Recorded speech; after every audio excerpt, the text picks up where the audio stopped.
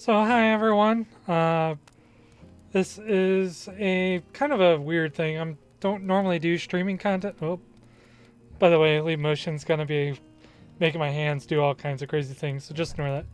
But anyway, as I was saying, I don't normally do streaming content. I don't really like doing streaming all that much because I do much better with scripted stuff. But uh, this is something I couldn't really script actually. Come on.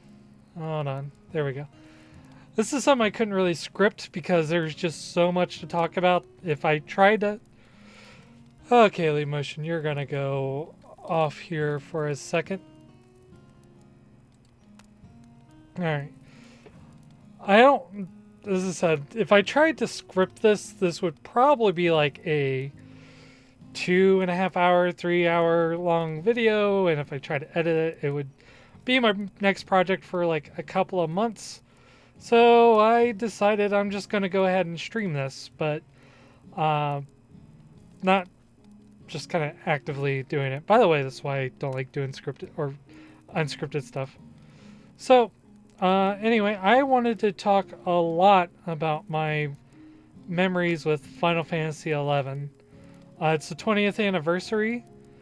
Uh, it's probably one of my favorite games. I haven't played it for all 20 years because I started with the PS2 launch, and that was in 2004.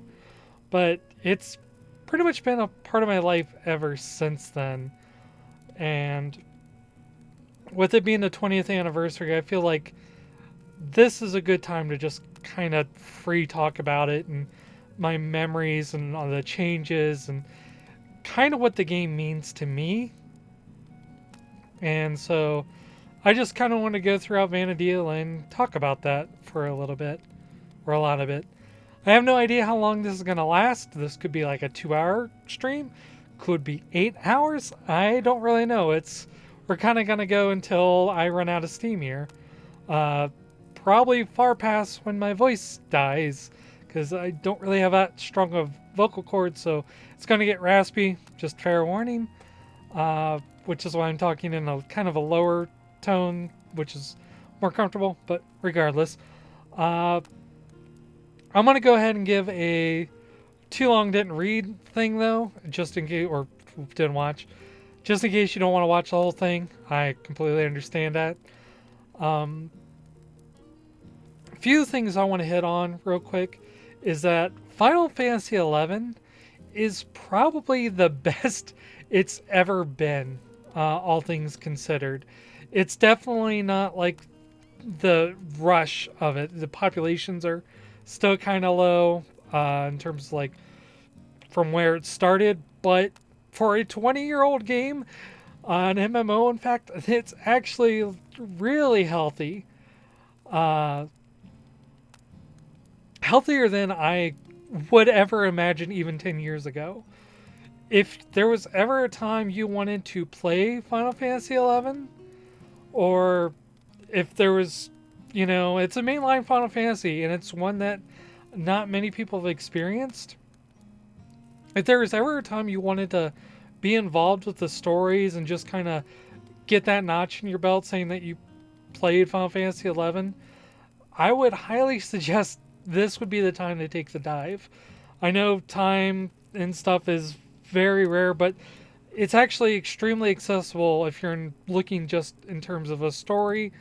The population is really good, and there have been a lot more helpful people. And if you're wanting to get into the like end game or the gameplay side of things, it's actually really healthy too. They recently added what was called master levels, which is even above like the mastery, because they added that a couple of years ago where you could like level your character up past level 99, just wouldn't go above 99. But now they added mastery levels, which is effectively like leveling your sub job, but it's very much like the old Final Fantasy XI kind of leveling. It's slow, there's no rush, so you can't like speed it up. You just kind of sit there and grind, and you play for like 4 hours getting the level. So if you're really wanting that like old Final Fantasy experience, like you don't like how it change where you just kind of blast through everything. It's really good too, and it's also entirely optional. So I've had a lot of fun with it. I've had my subscription active for a couple of months now, but this has been the first time since then I've been able to actually like sit down and level and get in depth with all the stuff I missed with like the end game and such. Uh, and I've tried that a few times before, but I've always kind of like bounced off of it. I never really got past the walls until I made like a decided effort. And there's been times where I haven't really enjoyed it, just because it feels like you just kind of get stuck. But this is the first time I've like really gotten into it and really enjoyed it, and it does feel a lot like the old Final Fantasy XI. So old and new alike, I would highly suggest that if there was a time you were thinking about joining, now would be the time. And they're also adding more content too. They recently did a stream where they announced like they're adding they're continuing to work on a whole new like story section, which for again a 20-year-old game is pretty astounding.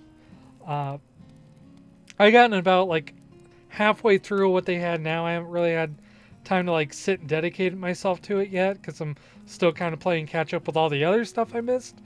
But that's really exciting. They have a bunch of new areas, and honestly, the end game stuff hasn't really been that hard to get into lately. They've done a lot to really make that accessible as well. What else? Yeah, if you haven't checked it out yet, it should be within the next week or two that I will be releasing the second part of my Final Fantasy guide. Right now, it's a free play period, which allows me to use like all my alts and stuff to help get footage, because it's hard to me to talk about mid-game stuff considering, yeah, I'm kind of like level 99 on everything there. So it's been hard for me to get footage unless I specifically have a lower level character to go through all the old areas again and kind of show that off. So right now I'm been in the process of getting footage, I'm editing, and I'm hoping to have part 2 of the guide come out here soon, as well as a few other sections of that coming out over the course of the next month. And Final Fantasy XI stuff will probably be interspersed throughout the whole year. I don't want it to make it the channel's focus, primarily because I want to focus on my other project, Project Boken, which I'm developing my own game. But Final Fantasy XI, with its 20-year anniversary, is kind of more of a personal, important thing to me. So you can probably expect throughout the year there's going to be stuff regarding that coming out on the channel. So including this stream / long play video experience. I also might do streaming more often with Final Fantasy XI stuff. I don't know how long. It would be more interactive stream, rather than me having it on like follower only chat, like emote only mode as I got it now, because I don't necessarily want to get distracted as I talk through everything, because I got like a whole list here to talk about. But I do plan on doing more casual like Final Fantasy XI streams where I just kind of play through the game. Maybe when I'm doing more interesting stuff other than my dailies, or doing it with all my alts and such, just to kind of go through content more interesting than just repeating the same thing I've been doing.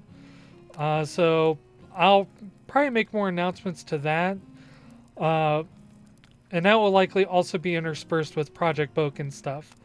So if you're not going to sit around for the stream, that's kind of mainly the big points I want to drive home at this point. But otherwise, just sit back, grab a food effect. I'm going to talk a lot about Final Fantasy XI and what it means to me. So, as I mentioned earlier, I started Final Fantasy XI during the PlayStation 2 launch. and that would have been, if I want to say March 2004. I was my junior year, and I had been excited for Final Fantasy XI for like a whole year prior. The PC launch came out before the PS2 launch, and I was in love with Final Fantasy XI. Even before I played it, I got a strategy guide, which, by all standards, the community had it as like it was kind of a bad strategy guide. Like it had a lot of bad advice, but I mean, the people had it for like 3 months before the guide came out. You can't expect them to be experts. Whether or not they should have released a strategy guide, that's a different argument to make entirely. But I spent like months just kind of looking through that, determining, like looking at all the jobs, the quests, the maps, and that alone kind of sold it, because it was such a huge game and it seemed different, because I never played an MMO before. I played PSO, but I didn't have a computer that could run, EverQuest at the time. I'll get into how I paid for the subscription maybe later, but I was not in a position I didn't have a credit card, and I couldn't really think of how to pay for a subscription, but I was just so obsessed with this strategy guide and Final Fantasy XI that I just made it like a life goal to play it. So because the PS2, you couldn't just buy the game, you had to buy the hard drive, you had to buy the game itself, and that was like $150. I didn't even have a keyboard when I started out, and I quickly realized that was a necessity. But then I finally got it, and I couldn't play it because you needed to spend like a full day installing the updates on a 56K dial-up modem back then. It was such a slow and like painful process to have it, try to install it, then someone would call and interrupt the download. But eventually I finally got to play it, and I started off right in this area, Bastock. This area right here is where I got my first cutscene of joining in, and just standing right here and seeing this on a PS2, because outside of the fog and obviously like lower textures, this was kind of crazy. And it looks pretty desolate now, but you would just see these people kind of run by, like in and out of this tunnel that led to North Gustaberg, and kind of realizing that there were like actual people on the other end, and it wasn't just a lobby where like PSO where it would just freeze and say someone's connecting. Like it felt very gamified. Just kind of realizing that some of these people were like real people just walking by was in itself a surreal experience. And at the time, I didn't really have any means of communicating with them. You had to use an on-screen keyboard if you didn't have an actual keyboard to communicate with people. And the on-screen keyboard, I have it disabled here, but it would take forever to like actually type in chat. And I was told I was pretty good at typing on it. But it was kind of this experience where you kind of felt like an outsider just stepping into a different culture at the time. And you couldn't necessarily speak the language. And I came in here and I was completely lost. I didn't know what led where. I think the first thing I did. Oh, see, there's a person right there. Uh, I remember like stepping outside of town right here, and I'll do that real quick. Stepping just right outside of town, and let it load up.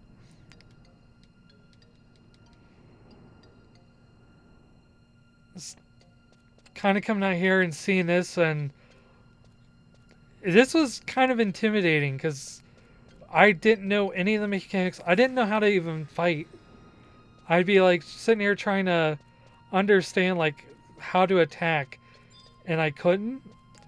And then I actually saw an enemy, and then I was so anxious that I ran back into town because I didn't necessarily want to fight, and because I didn't know how. I didn't know any of the mechanics. I didn't know anything, and in hindsight, I probably should have read the instruction manual. But when you're a kid, you're kind of excited, and I'd never been one to read instruction manuals anyway. So I ran back into town, not even really sure what to do because Final Fantasy XI didn't have like a tutorial. I think at most, it told you to talk to this person and give them a coupon, which gave you 50 gold or gil. And that was it. That was all the tutorial got.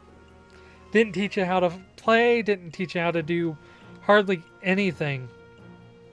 I didn't know any of the commands. I wasn't even sure at the time. Like, I think I could have pulled up my menu like this, but I didn't know what any of these meant. I didn't really have equipment at the time. So I remember kind of just wandering around for like a good 30 minutes, just this area right here. I remember going in, talking to all these NPCs, not really knowing what's going on. And as I head that way, I finally remember, or I finally got the courage to like pull up my on-screen keyboard, and I met someone down at this little inn over here, or like this little tavern. Oh yeah, and I would see the airship, and I'd be like, "Oh, airship! I want to fly in that." And it would be months later before I would even have a chance to fly in an airship. We'll get into that later, but I remember coming up here, and there was this person. I don't remember their name. I wish I did. That I met like right in this section, and I used the on-screen keyboard, and I asked, hey, could you help me? Could you teach me how to play? And the person, did. Like, he took the time out to be like, oh yeah, sure. He told me to follow him, and I'm gonna go ahead and quickly get over that way.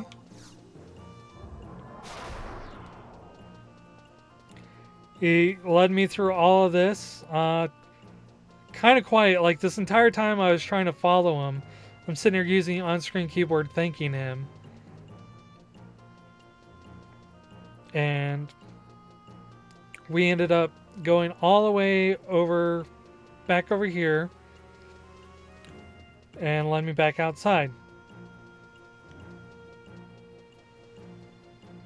And the first thing he taught me before we head out was to talk to this guy right here, Scalca, and he told me to grab Signet. He didn't tell me why to grab Signet. He just instilled it on me. This was the first thing you should do. And we led outside. And this is going to be very anticlimactic because I'm obviously going to like kill a bee in one shot. But as he led me out, He instructed me, he told me all the buttons I needed to push, even though he was on PC, I believe, because at the time there was a big influx of PS2 players, but he was well in his high levels, so he must have either looked it up or just knew, but told me, go up to the B, just run up to it, don't be afraid, and hit it. Obviously, it was a little bit more difficult than that.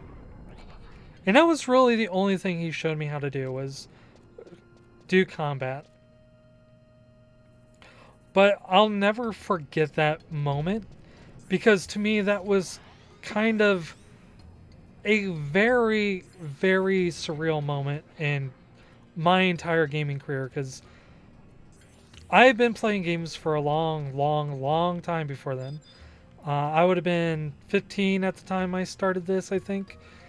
And I've been playing video games since I was 2. And I've always kind of had to figure it out myself. And eventually I think if I didn't have help, I would have. But seeing this game come out where the game didn't tell you how to play, and really for the most part it was kind of insurmountable, because you had all this stuff, you had all the jobs, you had all these underlying mechanics,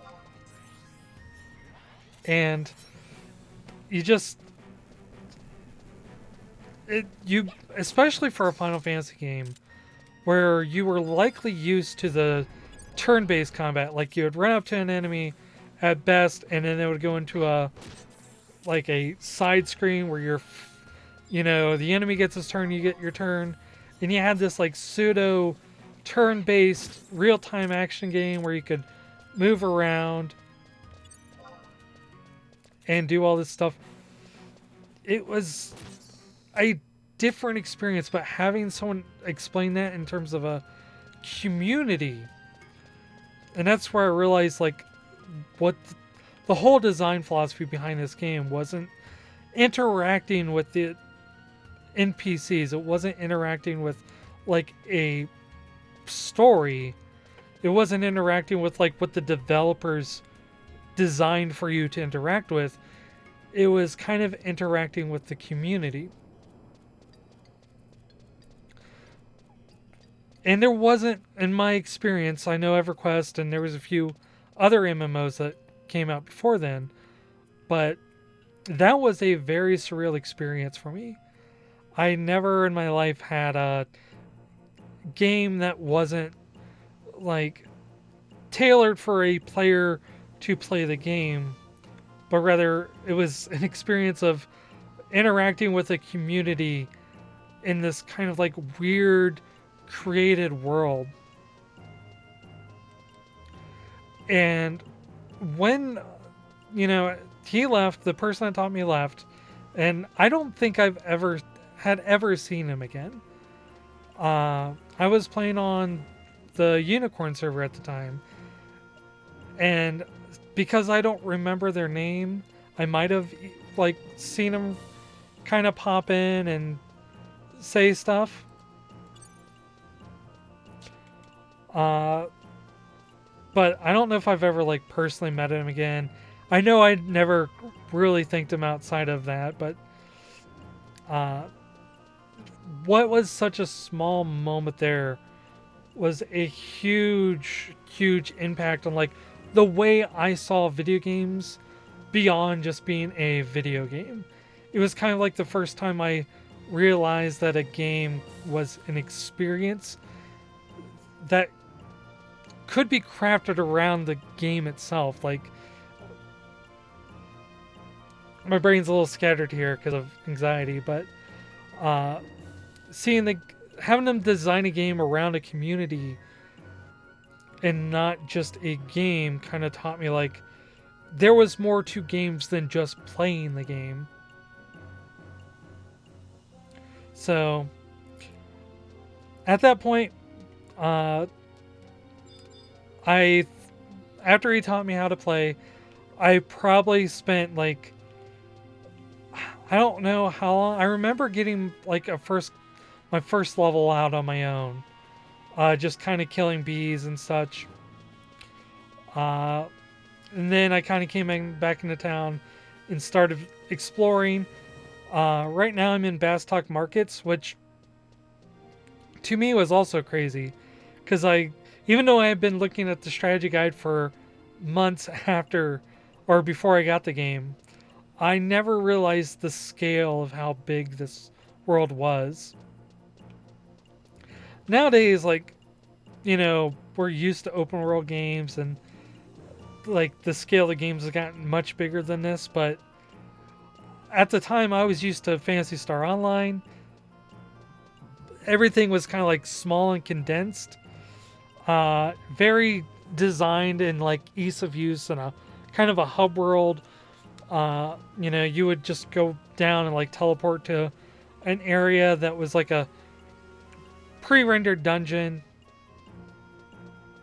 and then you would come back to like a lobby server, and it very much felt like a game. And this was kind of like so big that you were kind of like exploring the world a little bit.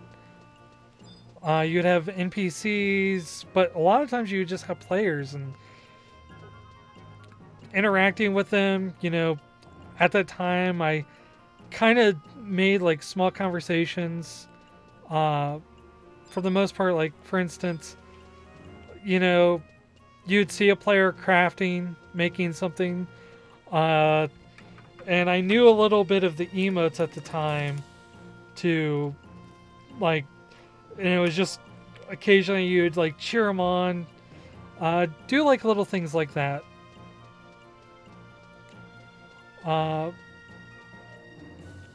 So there was just a lot there, in terms of like seeing like this weird community that at the time I still didn't really kind of understand just how big that would be into this game.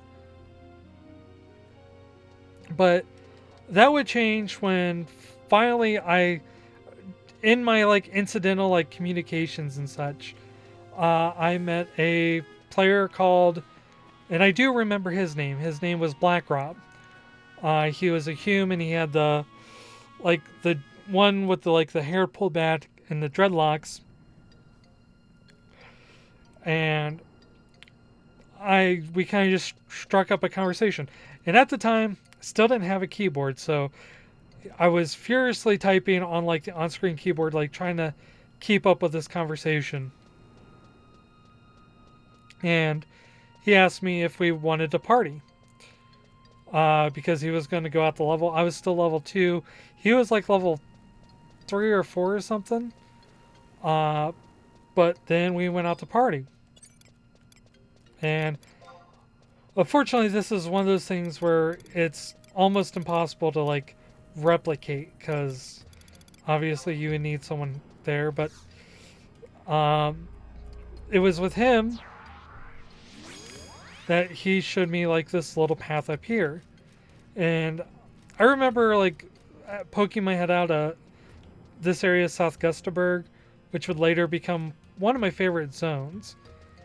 But I didn't know like, oh, you could climb this mountain up here. And then compared to like the worms and bees that were down there, they were like tougher enemies. Like, wow, they're sheep. And of course, this isn't going to really be accurate because, yeah. But I remember spending like the whole portion of a day just kind of like going around, leveling with him, exploring. He was a new player. I think he said he had someone show him up there. Then he was like the first real friend that I had on this game. I don't know if I think I've seen him a few other times, like play for a little bit. We caught up like once or twice, like 12, 13, 14 years ago. But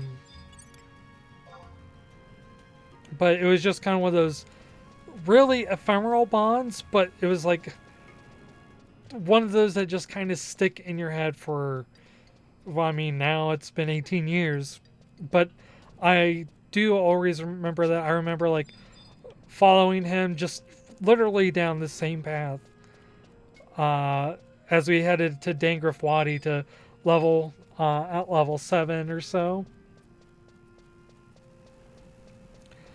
And yeah, it's, to me, that was just kind of like an ephemeral first day. Like, it was such a unique experience that I don't think I could ever really fully describe just how impactful that was to me. Just kind of going through a whole day of exploring this world that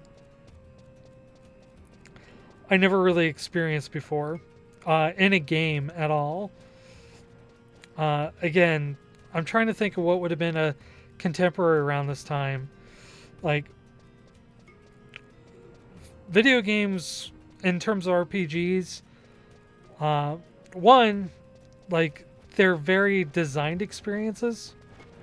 They're very much like designed to lead you in one direction. They're designed to give you like certain experiences at a certain point, because I mean, that's part of their design. Their whole design is to kind of get you moving forward. Whereas here, it was like an open world, and of course there was like goals. Like the main goal was like to get more powerful, so you could like earn more stuff. But there wasn't like any driving force of nature to keep you moving. Like, you could always take it at your own pace. Like, every experience of someone playing this game would have been an entirely different experience. And the one thing I distinctly remember about like coming down this way was maybe a few dozen people hunting these very same lizards for some reason. At the time, I didn't know it. Like, I didn't really understand the concepts. Like, why are all these people like just coming after these lizards? Do they like drop something that's important? Are they doing something? And it wasn't until later that someone explained to me that they were hunting a creature called Leaping Lizzie, which was known as a Notorious monster. Notorious monsters in this game are very much they're like a random enemy that pops up that is stronger than all the other enemies around there. It's like a special version of the same creature. And when they would pop up, you would have like dozens of people going after it at once, because it dropped a special item. And in this case, Leaping Lizzie dropped what was called Leaping Boots, which would now it's kind of laughable because I believe it's only 2 decks, or no, it's 3 decks and 3 agility. Which, if I just go into my equipment here, just looking at my hat, like, this gives me 21 decks and 19 agility. But at the time, like, 3 decks and 3 agility was like a pretty significant boost. And so you would have entire like groups of people hunting this one creature and trying to like kill all these lizards. And then there would be like communities that developed like bots that would just kind of like stand around and kill these creatures. You'd have like players like take literal time out of their day, like hours, just kind of sitting here going throughout these areas, trying to hunt for these boots. And that would be like like a foreshadowing of kind of other things that would come like the hyper notorious monsters that would be important, that would drop like very special, powerful in-game items. Um, but yeah, there was just like this weird cultural world that would like be people's lives where they would have to like sit here and like hunt stuff. And again, like I never really had that experience before. Uh, that was not something I recall. Like the earliest idea I could think is when I was playing Final Fantasy IV, and I heard about the Pinktails, where a 1 in 64 chance there would be this enemy called a Pinktail that would sit in this one room, and if you killed it, you got like a very special kind of drop. And but the fact that you could just like spend your day just like hunting these creatures. I know this sounds like really silly, just in terms of like talking, because it's like game design has evolved, especially like multiplayer games and such. Like, oh yeah, no doubt. Like, of course this stuff exists. This is very basic design. It wasn't back then though. Especially for like console games. I'm just gonna check to see if Leaping Lizzie came up. Probably not, and then I could talk about it for a long time, but I don't really want to spend too much time focusing on on killing lizards because there's so much I want to talk about. But yeah, you would have these instances where you would like come across these special creatures and you didn't know what they dropped. Really, the only thing you could be certain of is that they would be much more powerful. I remember the first time I ran into Leaping Lizzie, just out in the wild, and I claimed it, not knowing if I could even beat it because I think at the time I first saw it, I was like level 6, which is really a low level to fight it. And I remember fighting it, and I remember losing to it. And I was like legit upset because you had that like one chance of actually getting it, and I ended up not getting it. I would eventually get it like years later, well beyond the time I actually needed the leaping boots, because by then I think my thief was like level 30 or something, and the boots were like level 7, and by the time you got it, there was like better equipment to get. But I remember like it was like a tradition, like it was like a coming of age where you just had to like sit there and spend a day hunting it, just to do it. And it would eventually become useful. I kept the boots for a long time. And it actually turned out pretty well because by the time, a little bit after the time I got it, that's when Dancer came in, and the boots were really useful for Dancer. Which, by the way, speaking of, this would be a good time to kind of like talk about the job system. So, Final Fantasy XI had what was they always the Final Fantasy series always had jobs, which are your jobs are essentially like your classes. You had your fighters, your monks, your black mages, white mages, red mages, thieves, and many others. And that's been kind of a thing since the very first Final Fantasy. And the main conceit of this game was like everyone could, you could switch your jobs freely, but you had a job and each job had its own abilities. And they were all designed in a way to talk about, or all designed in a way to like kind of serve their own role in terms of the game. For instance, warriors in this game,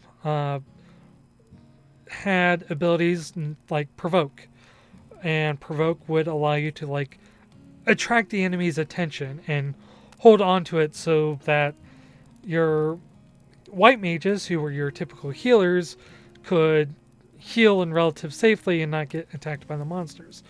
While your black mages could cast spells, your red mages could do a little bit of both. Your monks would be like your damage dealer. And you only had those starting 6 to choose from. I don't know if you can. Let me see. Can you see it? You can just barely make it out over the little block things I got there. But yeah, you had your warrior, your monk, white mage, black mage, red mage, and thief. And I always liked the thief class. And it's more kind of a personal like preference in terms of like gameplay style. I always liked the idea of like not being a tank. I wanted something where you could like move around and like be sneaky and all that stuff. And granted, that wouldn't be what thieves ended up doing. They did have stuff that made them thief-like in terms of abilities. Like if we go to abilities, you had your steal, you had your hide, your sneak attack, and stuff like that. When I first started, I didn't know, like, I didn't understand the concept of what any of these meant. Like, I just thought steal was like, oh, hey, I could steal stuff and be rich. So I first started off as thief. And in fact, that is the job I'm currently right now. As you can see right up there, like thief level 99, and that means it's mastered to the 3 stars. I just recently mastered thief, just because I kind of wanted to. But thief was never like an in-demand class. And that's going to like taint my whole experience in terms of like jobs and parties and such. But I was dead set on leveling thief, mainly because I wasn't a big fan of magic users. I liked monk, but I didn't really feel compelled to like play it all that much, and I didn't like the tank. So thief was my job of choice. And in terms of how Final Fantasy did it, it wasn't really an in-demand job. So I'm going to be talking about like it took me months or even years to do certain kinds of content, mainly because thief wasn't in demand. The experiences on that could have varied depending on what job you chose. And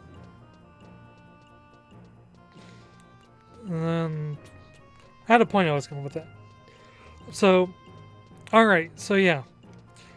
By the time I was like level 11, I had outgrown Gustaberg, and Black Rob was going to tell me, like, hey, I'm going to go level in Valkyrie Dunes. And I'm like, Valkyrie Dunes? Where's that? What is that? Because by this time I've been playing for like, I think about a week.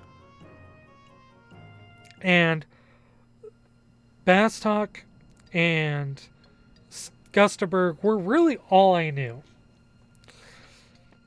And I had never leveled with a party before, but I couldn't get any experience through this area because the way it works is after you get so much experience, after you get so high level, when the enemies are, quote, too weak to be worthwhile, they don't give you any experience. And I never really, like, I was still trying to get an idea of how things worked.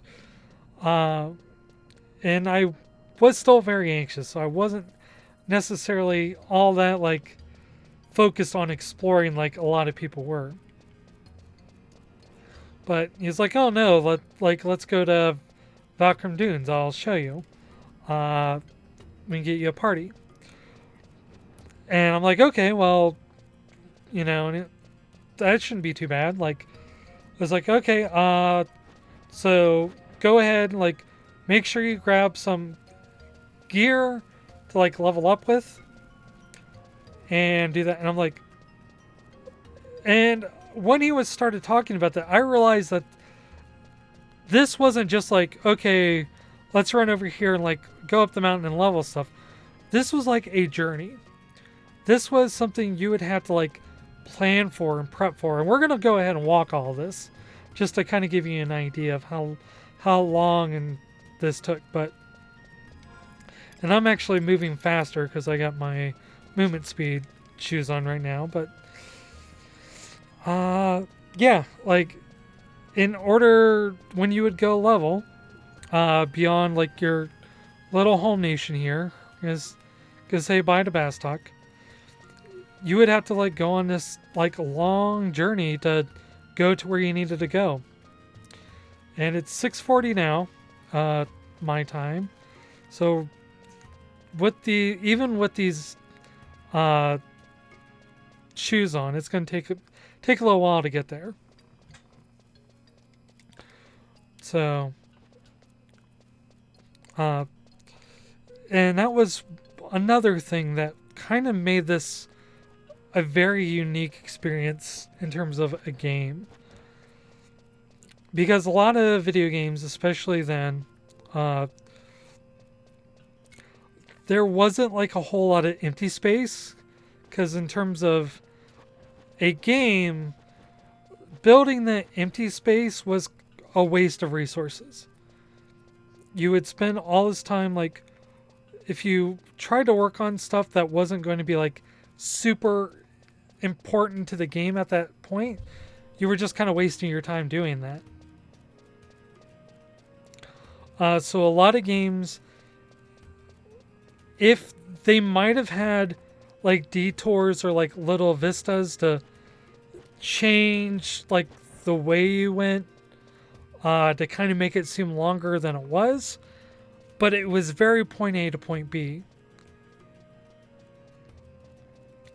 Like for instance, what would be a good example? Like Final Fantasy VII was a huge game, but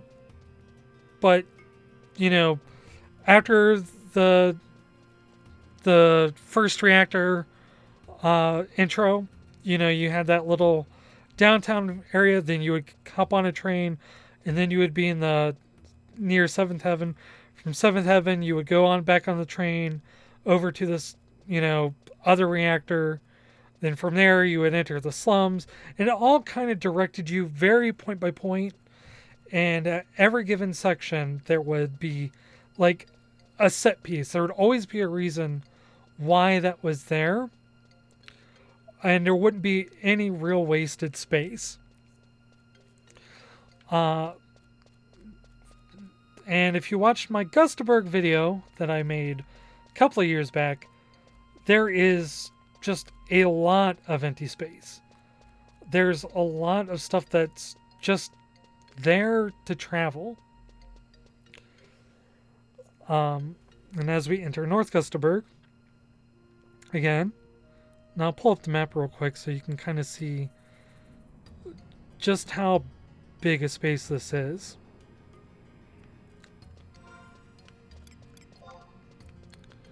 So if you kind of look on the map and see how slow I'm traveling, even though I'm traveling at a pretty decent rate, all things considered, because let me take off my shoes for a second. So this is your current normal movement speed, and back in the day the movement speed was even slower than this. I think at some point in 2013, could have been earlier, but they increased the movement speed by like 25%. So you would actually be moving slower than this. So you'd have this wide, huge empty space to just kind of travel. And the point I'm kind of getting at with that is that you could argue that, okay, is that bad game design because you're kind of just making the player waste time to travel from point A to point B? And by all measures, that would be a yes. Because obviously, like, if you're designing a game for like the experience of fun, having points that are not fun is counterintuitive to the design itself. But that wasn't necessarily what the point that Final Fantasy XI was going for. Because these big empty areas do have somewhat of a purpose, because obviously if you have a lot of players all fighting over the same resources, like for instance enemies that get experience, you want to make sure that all the players have a reasonable access to what they're fighting for. Okay, Rosalind's a little cockeyed. There we go. So it wasn't kind of important to have these big spaces. Now, I don't know how much of this big space was necessary, but it was there. It's like you couldn't really change that, but I don't think, but that's just kind of part of the thing. The other part of it was to create a world. And when you're out walking in the world, like I just went on a walk earlier today, and granted, there's a lot there, but you don't necessarily interact with it. You just kind of have to travel. Like, you don't commute to your job and it ends up being conveniently right over the next corridor. But as I said in my Gustaberg video, this also allowed for really nice scenic views. Like, I mean, I know I'm probably not like alone. I'm probably in a minority of this opinion. But this right here, like in this big desolate landscape and just this kind of like dead world, and it's all brown, and you would have instances like this that are just incredible set pieces. And they actually did a really good job with this, because you can actually go down there. There's no easily accessible way to get down here from here, because you have to go through another area and navigate like a special hidden area to go from down there to get under there. But you can definitely, there's something hidden under that waterfall, and you can just barely make out the cave underneath it. And on the PS2 you couldn't, but it just made it feel like so real. Like it was a physical living world, and that having to travel, like having to prep and grab things from the auction house and prepare for this long journey that you might not necessarily like make it back, and, like obviously you would survive. It's like there's no permanent death in this game. Wouldn't that be something where if you had a permadeath in an MMO, like you spend all your life, like 40 hours leveling up your character just to lose it and have to create a new account? But you didn't know when you were going to be back this way.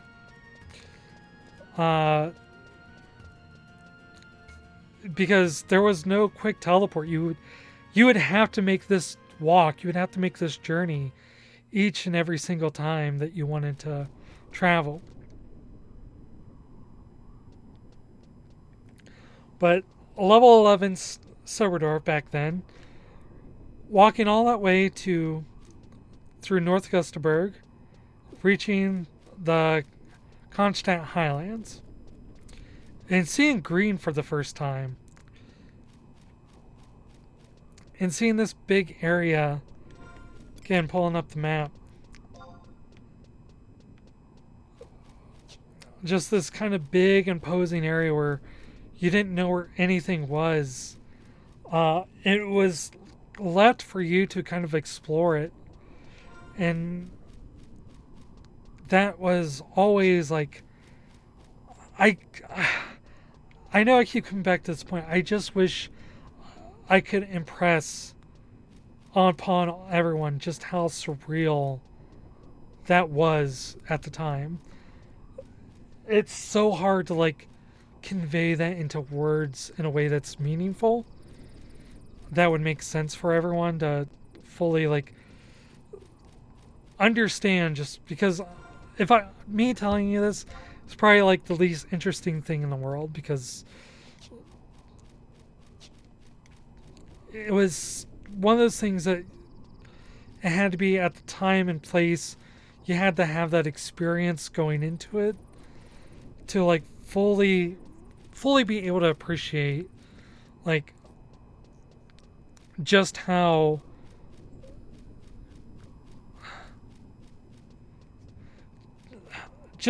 unique and individual and how great that experience was.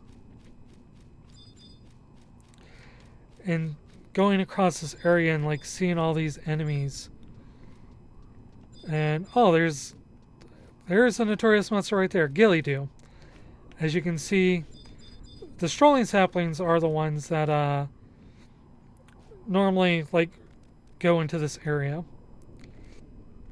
Then the Notorious monsters usually have certain names, like this one has Gilly-Doo. I believe there's another one that's on the other side of the map,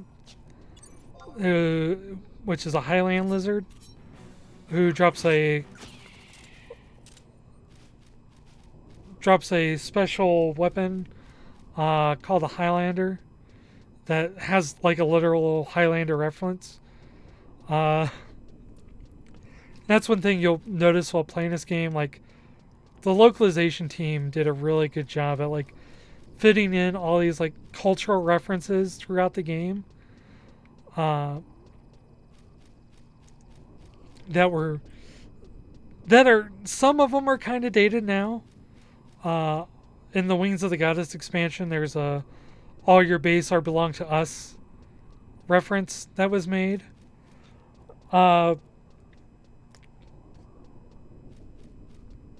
But yeah, sorry, I got distracted because of the Gilly-Doo. This is why I have chat disabled, by the way, because if I was trying to like focus on chat and interacting, I would be like in a far more scatterbrained position. This is what it's like when you have ADHD and no medication for it. You just cut your brain just has like 100 thoughts, and you just kind of got to pick one and go with it. So, anyway.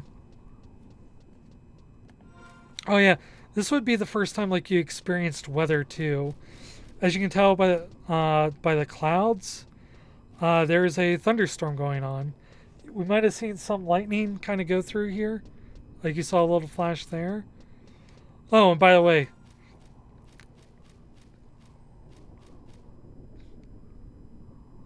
going up and like coming out here, I love how they designed this, where you don't really see this tower until you like pull your way out through here, and then you kind of come across it like this. And as a player, you don't know what this place is. There's lore behind this entire area. But you don't really like understand the lore behind it, like coming into it. Like, you don't find out what this is used for until way later. But you would just see this big, giant, imposing tower. And as a new player, like, trying to maneuver around all these enemies, because you don't know which one's going to attack you or not, and you would kind of come up to it and be like, what is this? Like, is this like a place I can go into? Like, and then you would see these like giant floating powerful looking like crystals, and we'll have to move around to where we can get to one. But you would see like these giant crystals on the platform and not know what they're used for. Uh, and like curiosity would kind of like get to you, and you would like go up to one, and like for instance you would see something like this there, which is different from the home points. And I don't know if like you see one as I was passing by it, but this one's like big and spiky and like 3 times as large as the other one, and you'd click it and you say you got a gate crystal, and you're like, what I get? What does that do? And you didn't know. You just know you got it.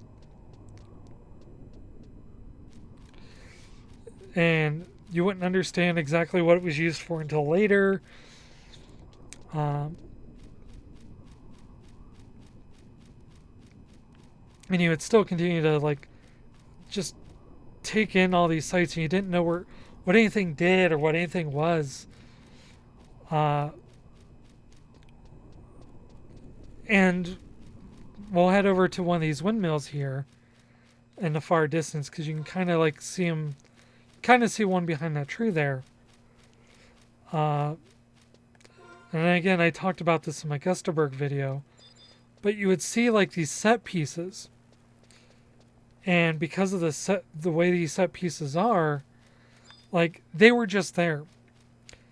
They had lore behind them, like I believe in for these windmills here.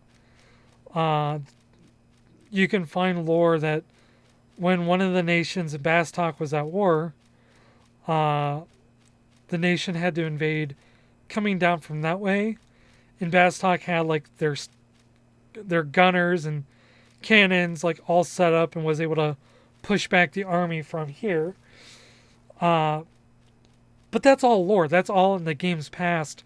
Like you don't necessarily see that at all in game. All you really see is like these windmills that don't really have like a purpose. They don't really have a function. You can't really do anything with them. They're literally just set dressing that you would see as you're like walking by and walking through all these areas. But that, like stuff like that is what made the world seem like more real. It seemed more tangible.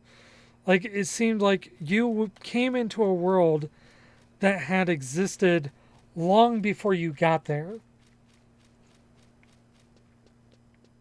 And because it doesn't serve a narrative purpose outside of like lore and such, like it didn't serve like, oh, you got to go to the windmill, and then you'll see this NPC at the windmill. Then he'll talk about the windmills, and he'll tell you all this stuff, and you got a quest to deal with you got to get the grain from the windmill, and very much gamify like the windmill, because obviously if you put it there, you're going to want players to like have reasons to interact with it, and otherwise you're just kind of like wasting effort that could have been put into something that you could have made. And from what I gathered, part of that design is because they created the world first, and then they started building around the world. Like they built their quest around the way the world was. And that kind of like outward in design is what led it to kind of coming that way. And as I said, I talked all about that in the video, but it's such a prominent feature of like everything that we see in the world design here. As we get later into in the later section of the game, you do see more of the like Final Fantasy 14 kind of style influence, where all the set pieces are there for one reason or another. Like they don't waste space at all. But it's such a different experience, like kind of coming into a world. All right, so with my little bit of meandering talk, it took us 20 minutes to kind of walk from Bastock to Valkyrie Dunes. Now, 20 minutes doesn't seem like it's that long. Or depending on your schedule, 20 minutes just traveling. Not really doing anything besides traveling. Kind of seems like a waste. And by the way, like, the way it was and the way you'll... Oh, vanquish birds. The way it was back then, if you were to, like, fall at any point in your journey, like, you angered the wrong monster and they beat you up, you fall, you're usually back to your home point, which means you're having to travel all the way back again. Because you can only set your home points. There's these people here that allow you to set it. And this guy wants you to pay like 5,600 gil to set it here, which back then was a crazy amount to set.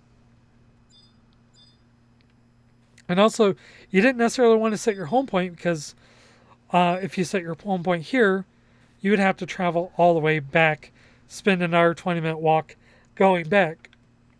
Which is why one of the reasons Black Rob was like, grab your stuff. Because once you come here, you're here for a while. You're going to be here for like the next couple of days of your real life. Just like how I was in Gustafsburg.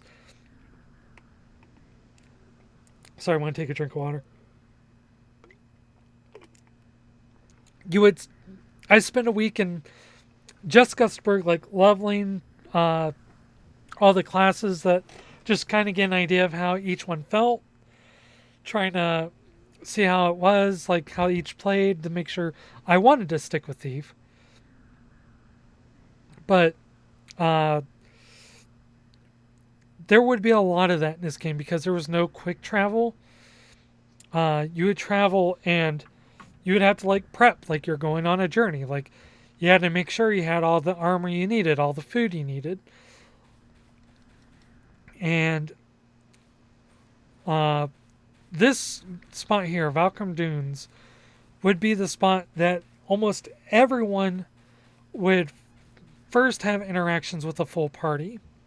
Because this was a very good spot for leveling, because it was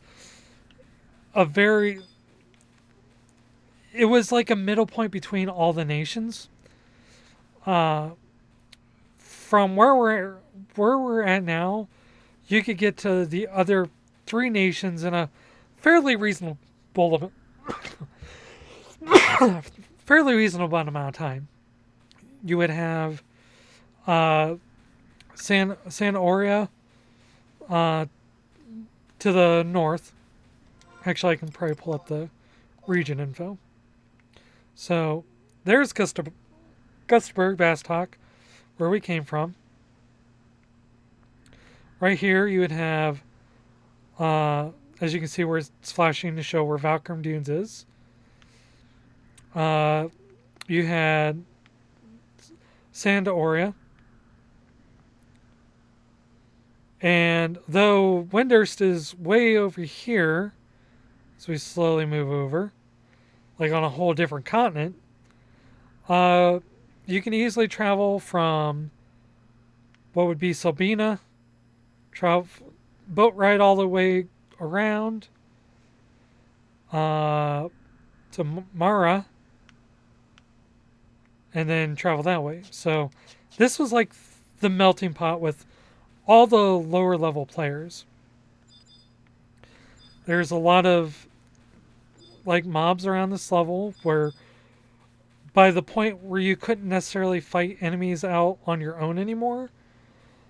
Again, it's hard to replicate because I'm level 99 with everything.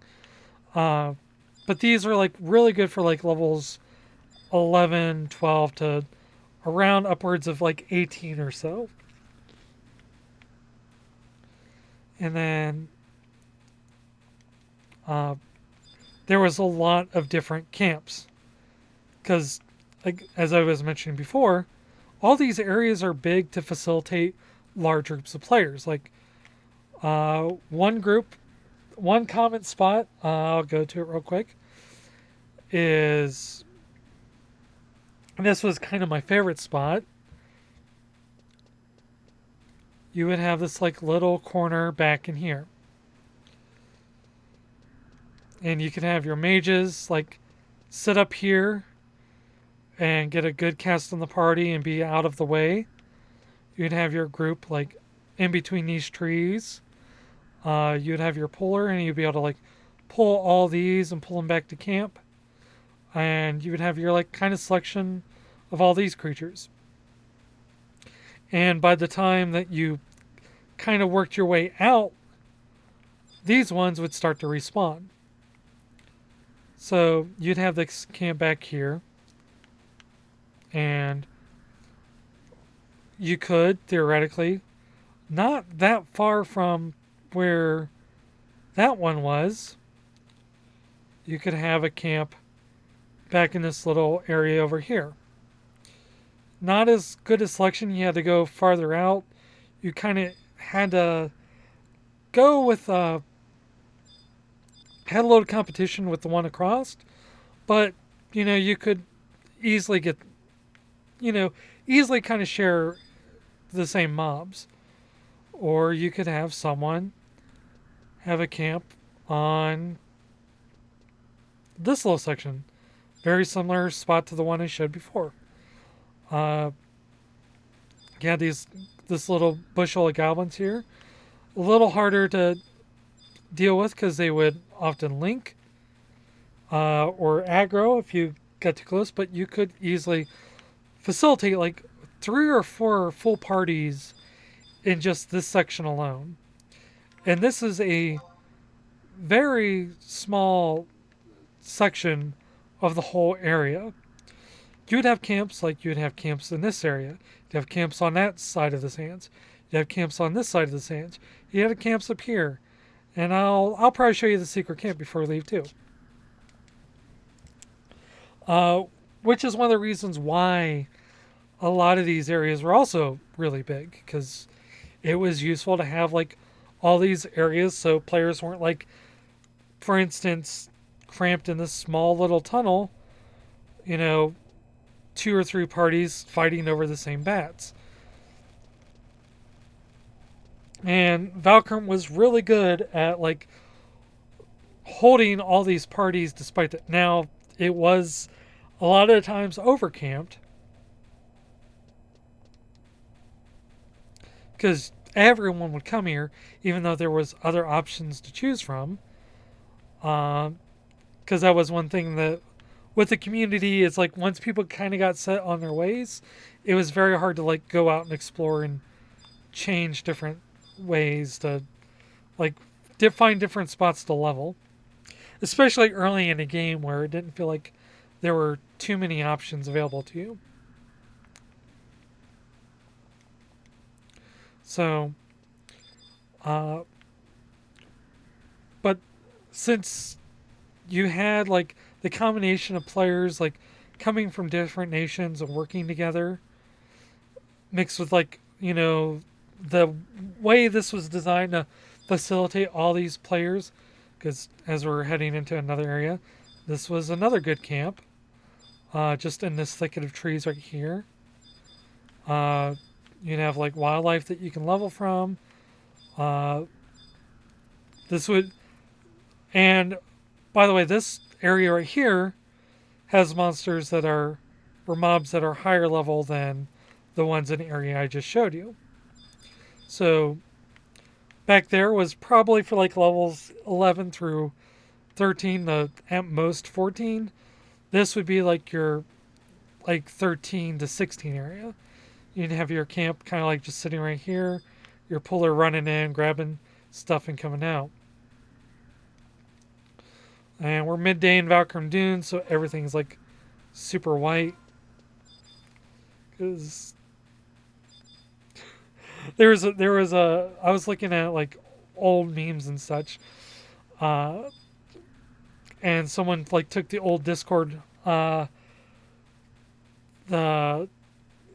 Discord light theme where like someone has their eyes are like bleeding when they come to this is like first time in Valkyrie Dunes. Uh, this area was always like extremely bright for some reason. But anyway, this would be another camping area. This oasis here. You just had a bunch of mobs coming here. And sometimes you'd have 2 or even 3 parties, like when it was overcamped, just like competing for this area. You'd have a camp over there by the outpost. And because of how slow you leveled back in the day, uh, you would be here for, as I said, 2 or 3 days at the quickest. And that was assuming that you got invited every time. So experience you got was pretty slow. I think at the time, like a really good enemy, like a really good fight could get you like 200 experience. Like if you're fighting the hardest enemies that you could in experience chaining, you could get like 200, 250, 300. Fights would take anywhere from a minute at the quickest to upwards of. I've had fights go for like 5 minutes when they go bad. Like you're fighting a crab, and it knocks out your black mage, so you can't deal damage. You don't have a way to resurrect him at this level, and there's just you don't have damage dealers, so you would have to like try to hold it off and deal little damage as it's increasing its defense. There was a lot of fights that kind of went pear-shaped here. Not to mention, for instance, say you were hunting damselflies, and you would be your puller. Your puller would pull them back, and you would have to go all the way over to that camp. And oops, you ran in front of this enemy. And in fact, I can't aggro. Or can I? Well, like the leecher should have attacked me when I'm healing. Am I just too high a level? But anyway, goblins aggro you, meaning that if they see you and they think they got a good chance of fighting you, yep, there we go. They'll aggro you and attack you. And if you, for instance, pulled a damselfly back into the party and you brought a goblin, all of a sudden you're fighting 2 creatures at the same time in the group. And yeah, your party had to deal with that. And at the time you were leveling, these players, like you would be fighting stuff. I think these are like level 20 to 25, and your party would be like 15 or so. You could handle like one of these fights, but if you had 2 of these creatures or worse beating on you at the same time, it could go bad. In fact, since I was a thief, you'd be pulling, and if you accidentally pulled a goblin, typically you wouldn't be running towards the party. You would be running over to Salbina, because the only way you could really stop a monster from aggroing you or like killing you is to go back and zone to the area. So you would have to, maneuver your way throughout there. And by the way, because of genius, cruel trolley placement, there's a lot more goblins here. And goblins not only aggro, but they also link, meaning if they see one of their friends attacking you, they're gonna go ahead and join in. So, like for instance, I got this one angry at me, and if he runs in front of that one, yep, See, they're both after you. Uh, and things could go really bad, really quick. Uh, but it was just one of those things you had to kind of plan around and deal with. Um, and even then, like after a certain level, these became kind of not too bad because Final Fantasy XI really each level, even though you don't gain a whole lot of stats per level, your level kind of multiplies. There's like a level check. So if you're too low above your enemy, it doesn't matter what stats you are. Uh, you could just not deal anything to the enemy because they're just too high a level for you. Likewise, if you're too high of level for them, it doesn't really matter what they do. Like, they're just not going to deal any damage to you. I could unequip all my stuff, and it's not going to do a whole lot to me. Levels were really important in Final Fantasy XI, which is why it took forever to level. As I said, you get 200 experience for each one, and you would need like 5,000. And assuming the best result, you could get like a level, maybe a level per hour, but really between the overcamping and having to pull and having to like maneuver, because say instance you were hunting sheep and you had to level, like you'd be like, okay, well I gotta go behind this one, there's one over here, so I gotta quickly pull it, and I gotta, the party's over here, but I gotta run around and move. Like, all that took time. Uh, and that's assuming you got a party at all. And this is kind of what I made mention before when I was talking about leveling Thief, is that thieves have the ability to, for instance, they can steal, which, okay, that's pretty cool. That doesn't really do anything, though, to help the party. Like, you're kind of helping yourself there. Um, in terms of the best ability that they had was what's called sneak attack, which if you're, for instance, if you're behind a creature, we'll go over to this goblin here. If you attacked from behind a creature,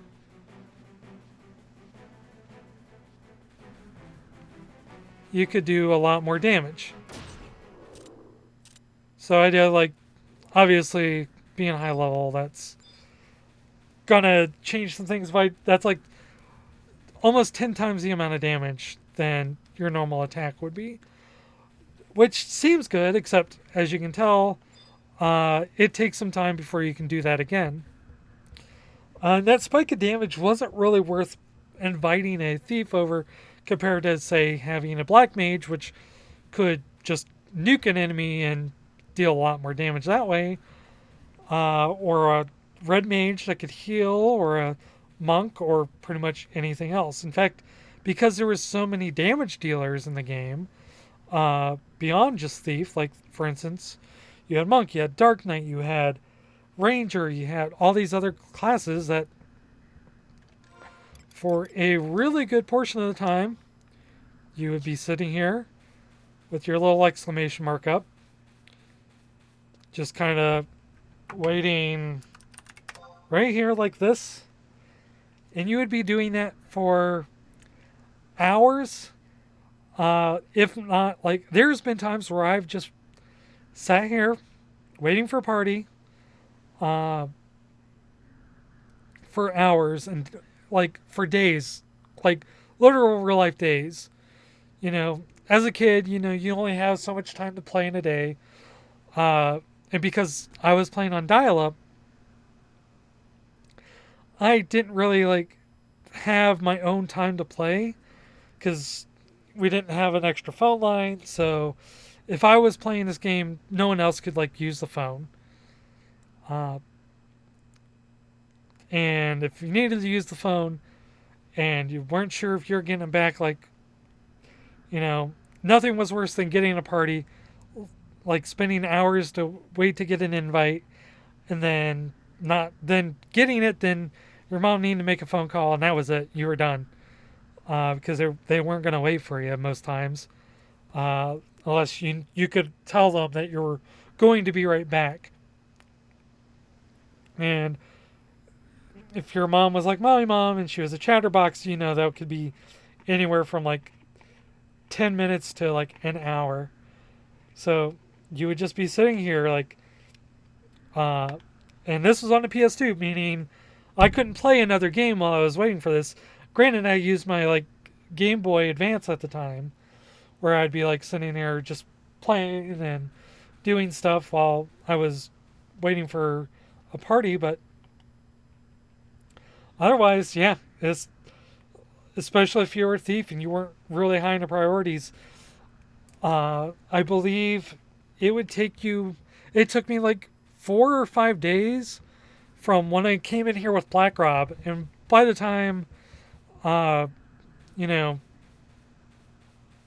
I think the Valkyrie Dunes party was the last time I actually leveled with him.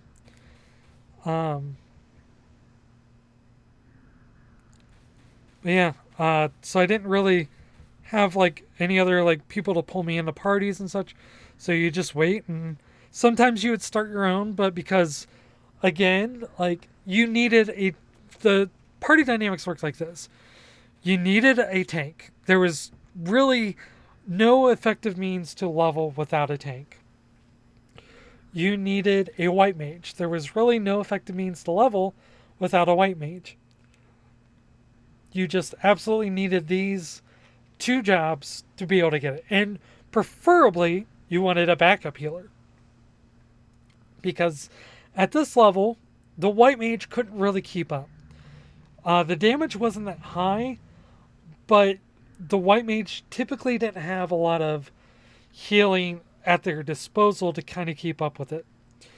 Goblins especially have a move called Bomb Toss, which hit everyone in the party. And depending on when they used it, it could deal a lot of damage. So you would have a lot of downtime, and having an extra healer would reduce that downtime because while one healer is resting, another healer could be healing. Damage dealers were very much in abundant supply, but they were typically squishy.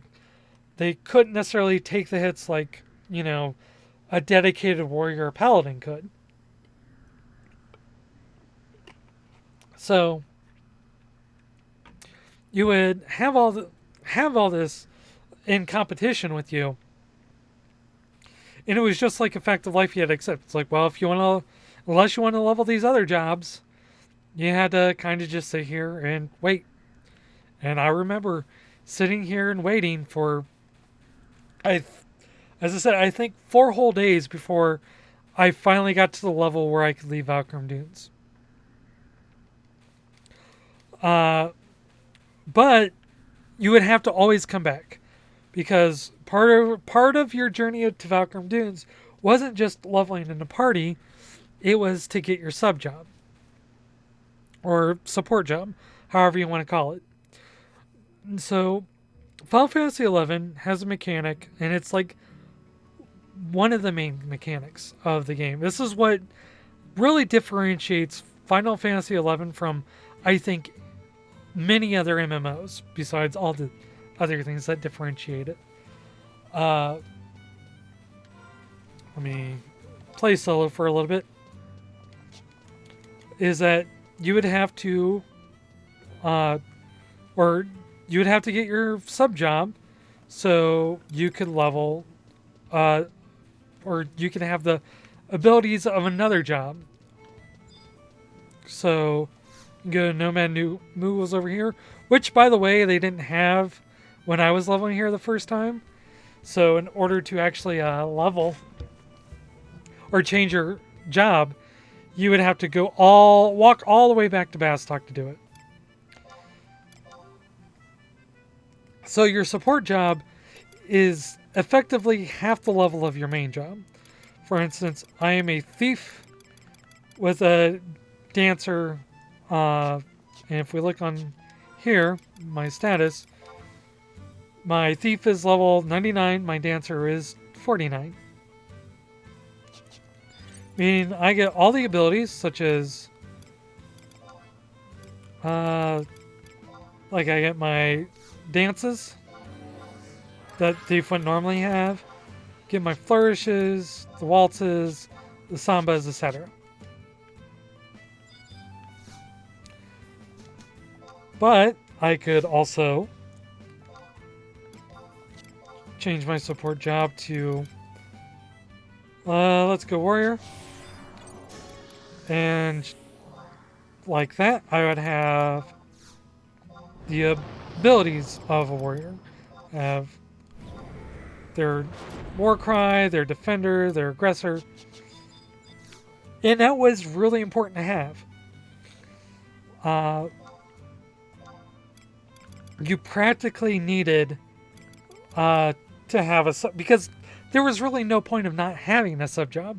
Like once you unlocked it, and it was expected you have it unlocked, you just kind of needed it to do that. But it was like one of the most customizable things about you, because for instance, a thief warrior played a lot different than a thief dancer because of the abilities and the stat bonuses. Like a thief dancer would be like your tip, you would have a little bit of healing abilities. You would have like your dances. You would have a lot of support. Warrior, you would be provoking. You would possibly be tanking as a thief, trying to do like an evasion tank, which was kind of viable a little bit as long as you had the gear for it. But in order to do that, you had to talk to this guy. Then you had to go out and hunt 3 different items from creatures outside of Valkyrie Dunes. You had to get a crab apron, you had to get a damsel flyworm, and you had to get a magic skull. And all of these were not something that you could really get on your own. Now, because of how things were, it wasn't necessarily like hard to get. At least 2 of them. Because for the most part, when you would level, crab aprons dropped off of the snippers you would fight. The damsel flyworms would drop off of the damselflies, obviously. And throughout your leveling, you would most likely get those, because damselflies and crabs would be things you fought. Like, let's see if we get lucky here. I got my treasure hunter, so. Nope. But the drop rate on these were still fairly notorious. I think crab aprons have like a 1.5% chance of dropping. Damsel flyworms have like a 1%. But the worst was the magic skulls.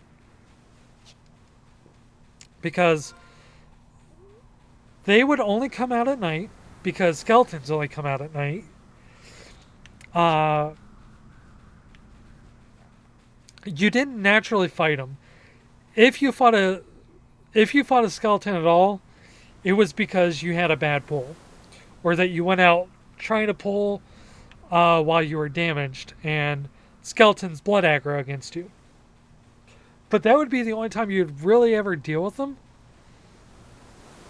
Otherwise, like, they were hard, especially against a party, because they have the ability to like drain health from the entire party and heal themselves.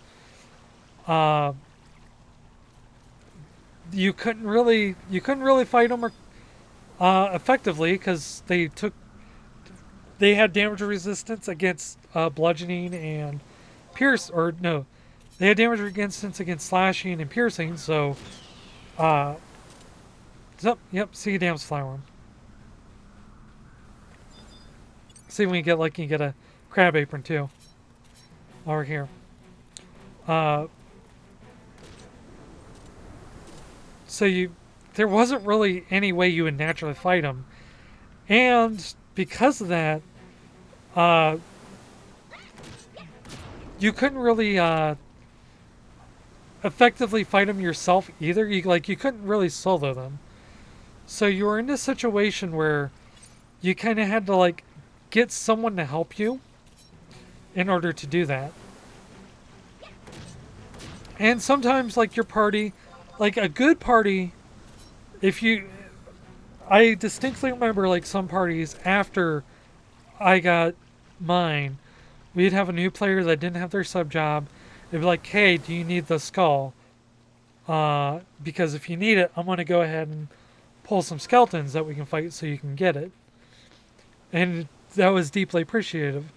Otherwise, you would have to, go out of your way to be like, "Oh, hey, can someone help me get the skull?" And then once you got all three of those items, you could unlock your sub job. And once you unlocked your sub job, you would usually go back all the way home. You would take that 20 to 30-minute walk, walking all the way back, and then you would essentially have to start the process over again. You would go to Bastock mine or back to Bastock, and sometimes you didn't go back to Bastock. Sometimes you would go all the way to you would go to another nation. You would travel to Sandoria, or you would travel to Windurst. You would choose one of those and make that journey all the way back, or you make there and like get a different experience of like a different nation and see their culture and stuff like that. We'll probably do a walk to. We'll probably go to Sandy after this. I want to show you the secret beach, but and then you would have to pick your sub job. And your sub job really depended on what you kind of did as your main job, or if you're wanting to do your main job as a certain thing, or if you're like me and you had the strategy guide and you looked at all the jobs and you wanted to see what you were going to play. And like, I really wanted to play a samurai, or I wanted to play thief samurai. Thief as my main class, samurai as my subclass, because I like the idea of being like an honorable thief. That would like samurai's whole thing is that they build TP up really quick so they can do their weapon skills a lot more often. So I like the idea of like doing that and like combining my weapon skills with my sneak attack, so I do a lot more damage, which was kind of like a very that would be actually how thief would play. And I not paying attention, I got myself way turned around. We're going to go ahead and flee. Just to speed up this process. But yeah, but you would have to figure out which one would work best. Like, you didn't have advanced jobs unlocked yet. So it's like, well, okay, let me play a monk thief, because I like monk. I like playing monk, and plus being able to punch things and hit him in the back of the head and get like a little bit of accuracy. That was like kind of appealing to me, even if it wasn't necessarily optimal, which led to obviously it being harder to get parties. So you would travel back into a different area. And this is another cool thing. So I'm showing you the secret beach. As you can look on the map here, there's supposedly nothing on this end. You're like, this, if you were just to look on this map, you'd have no idea that this place exists. But there's this tunnel here. You're like, okay, well, where does this tunnel lead to? Because really this is out of the way. This is out of the way from what would have been any conventional camps. Like, you don't necessarily want to go out this far because there's like no safety zone. There's like, if you make a wrong enemy mad, like there's no way to get back. And that times that was risky because you would have players like with their home point in Juno. And Juno's like its whole other thing. We'll talk about this. But if they died and you didn't have a raise, that was it. Like, Juno's a lot farther to Valkyrie Dunes than even Bastock was. So they went out. They weren't coming back. That was the end of their. That was like a 40-minute walk for them. So you would have these. You would have to really make sure, like, if you were coming to this place, you were prepared for it. But this was like a really good, like, secret spot. Like, as you can see, you got these beach pugils here, which are not necessarily like a fun fight. And in fact, them being this close together is kind of dangerous. You saw them huddled around a little bit earlier. But this would be like where you would go if you just wanted to do a little bit of like extra grinding before you headed out to Juno yourself. So, and it turns out there was a zone that you could get to. However, it wasn't necessarily a really convenient one because usually if you leveled in the secret, you would stay around like this area right here.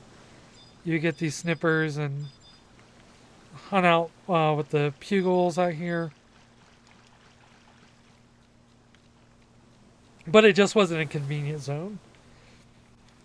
But the thing that always struck me is, like, was the fact that it wasn't on a map. Like, as again, you're effectively off the map entirely. And compared to the rest of the dunes, like, this area is actually, like, really nice and dense. You had, like, this, weird monument here that had, like, these song runes. You had these, like, flowers that you didn't necessarily see anywhere else.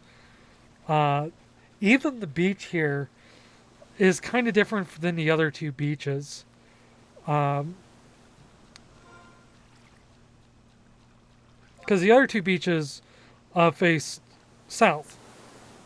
This is on the east. So you would actually, like, if we were to sit here, like, this is actually a really nice spot for, like, watching a sunrise. And they had to, like, design it that way because said you're, like, looking, or I'm sorry, I meant west. So that would have been sunset. So you would just, like, sit here and just, like, get this, like, really nice view that, they intentionally designed, like, this area being open like that. And hit it, and in a way that's kind of nice because it's like this personal thing that you personally have, like it's like knowing a spot essentially. It's like, oh yeah, I know a spot like of a just really great view.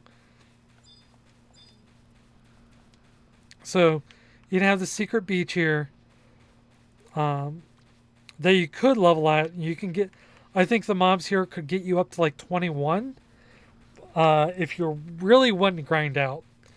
But typically, like, experience points kind of fell off, and because of how hard it was to get experience points and how hard it was to, like, fully, like, the best practice was to just fight the hardest enemies you could to get the most experience points, because when you're in a party of 6 and you're fighting all these enemies, experience points really dropped off. So you didn't really stick around in an area after you outgrown it. But, so, anyway, yeah.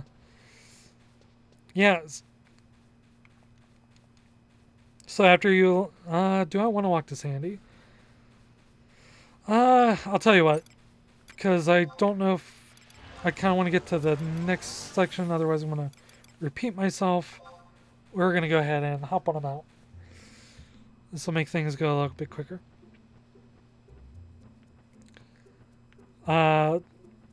You typically did not have a mount at this level. You actually couldn't get a mount until you went to Juno and started, like, you did your license quest and all that. And you couldn't do that until you're level 20, and you made that trip. And yeah, it was kind of a big hassle to do all that. Like, I don't think. Trying to think here. I think it was probably a month in of fully dedicated playing before you really got to the point where you could, like, get a chocobo, or not even get your own chocobo. That wasn't added until way later. And I say way later, it was like 2007. But back then, 4 years seemed like forever. But yeah, so you could only rent chocobos, and there was not really any easy access to them. So, let's see. You know what? Rather than walking Sandy, there is something that we can do here. So, I believe this. Yeah, he would allow. So these outposts back in the day were really important because this was the only way you could do outpost warps. To do outpost warps, you had to go on a supply quest. And you can only do that while your nation is controlling. Right now, Sandy is controlling this place, so in order to do it, you would have to have Bastock be controlling it to be able to do the delivery quest to unlock your outpost warp. Now, I know I said you could, it was difficult to travel. You could technically, if you had the outpost warp, travel here via the outpost warp to get this spot exactly pretty quickly. Which you think that would make travel a lot easier, but by the time you could do the outpost warp, you really didn't need to come to this area at all because you'd be out leveled. I think you needed to be level 20 to be able to teleport here, meaning you couldn't have a level 11 job and teleport. Making it effectively useless. But it was very important to be able to do. Because, as you can see, rather than having to walk all the way back once you have access to it, we are back in Bastock, just like that. Back in the day, we didn't have, survival guides or home point warps or anything like that. This was the quickest way you could move around the world. I forget. Do I have...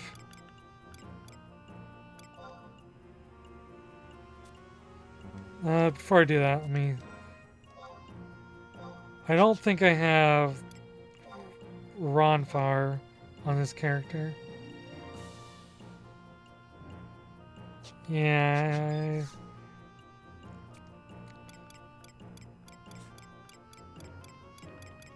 Nope, I do not, so I should have walked.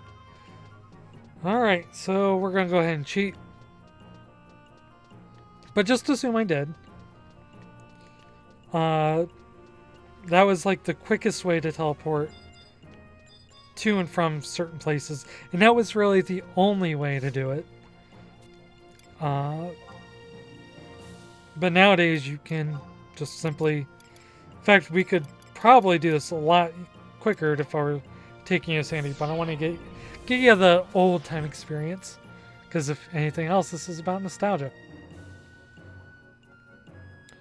So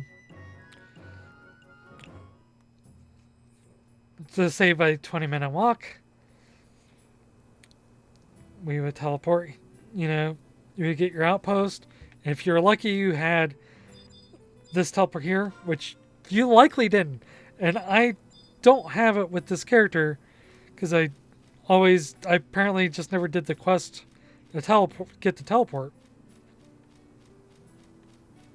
But you would walk from Sabina to all the way over here, and this is Sandy's version of North Gustavberg. Or South Gustavberg, one of the two. I think this would have been, this would have been more their North Gustavberg. And I say their version of North Gustavberg because despite like obviously, look, it's green. It is not, oh, hey Skeleton. Like, it's a completely different, look to the desolate lands that we started out in. The music's different. There's this whole thematic kind of this, rather than the desolate, dry, industrious, more growth-orientated version of North Gustavberg. I talked about in the song in my one video. This would give you a completely different experience. This is regal. This is calm. This is trotting. It's like a march almost.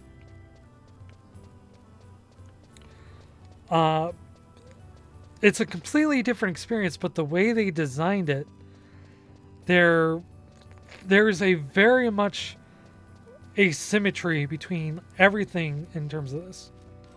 So you have these areas. You have East Ronfar and West Ronfar, just like you have North and South Gustavberg.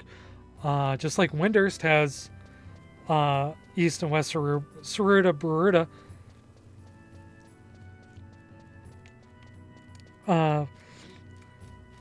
Bastock and Gustavberg have a mine that you can enter from. The Powborough Mines, which is a small beastman stronghold. Beastmen are the quada of the goblins, stuff like that. Whereas Vana'diel has the orcs. That if we were to head over to this direction, not marked, you can enter their area. Just like how Windurst has their ones with the Yaguado.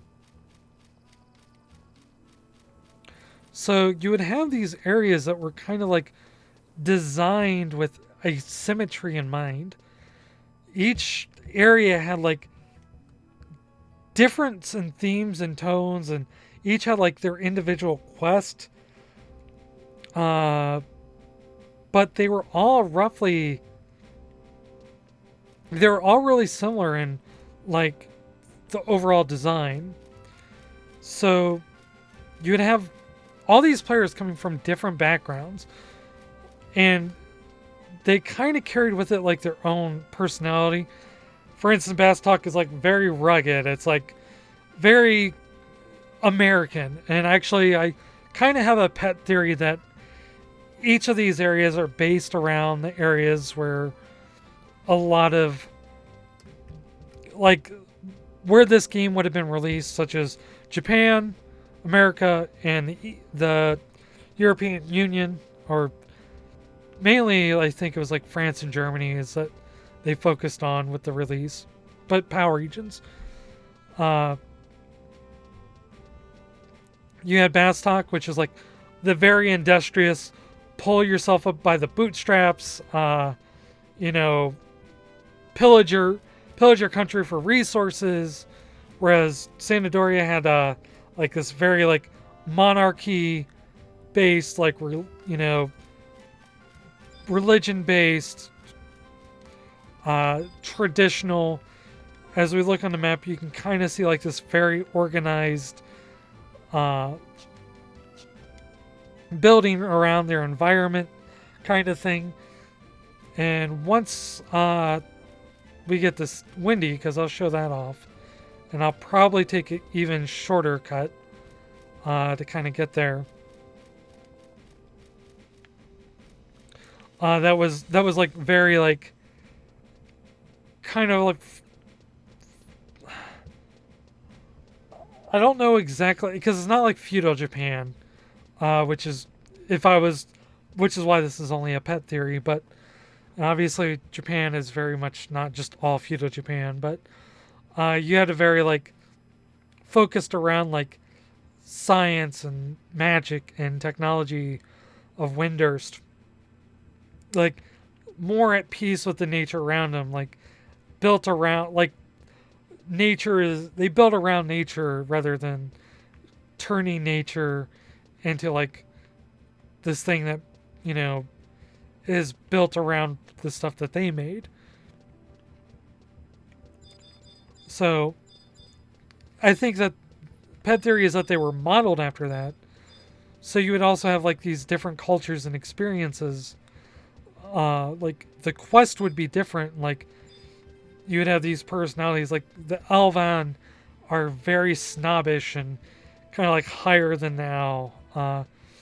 Bastock is like very pull you up by your bootstraps, and Windurst is like very like focused on their hobbies and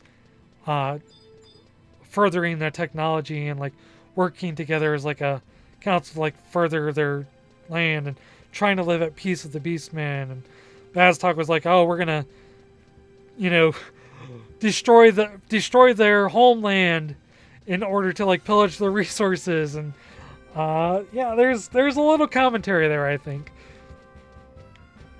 But that would shape how like, you know, how each player kind of like had their own nationality behind it.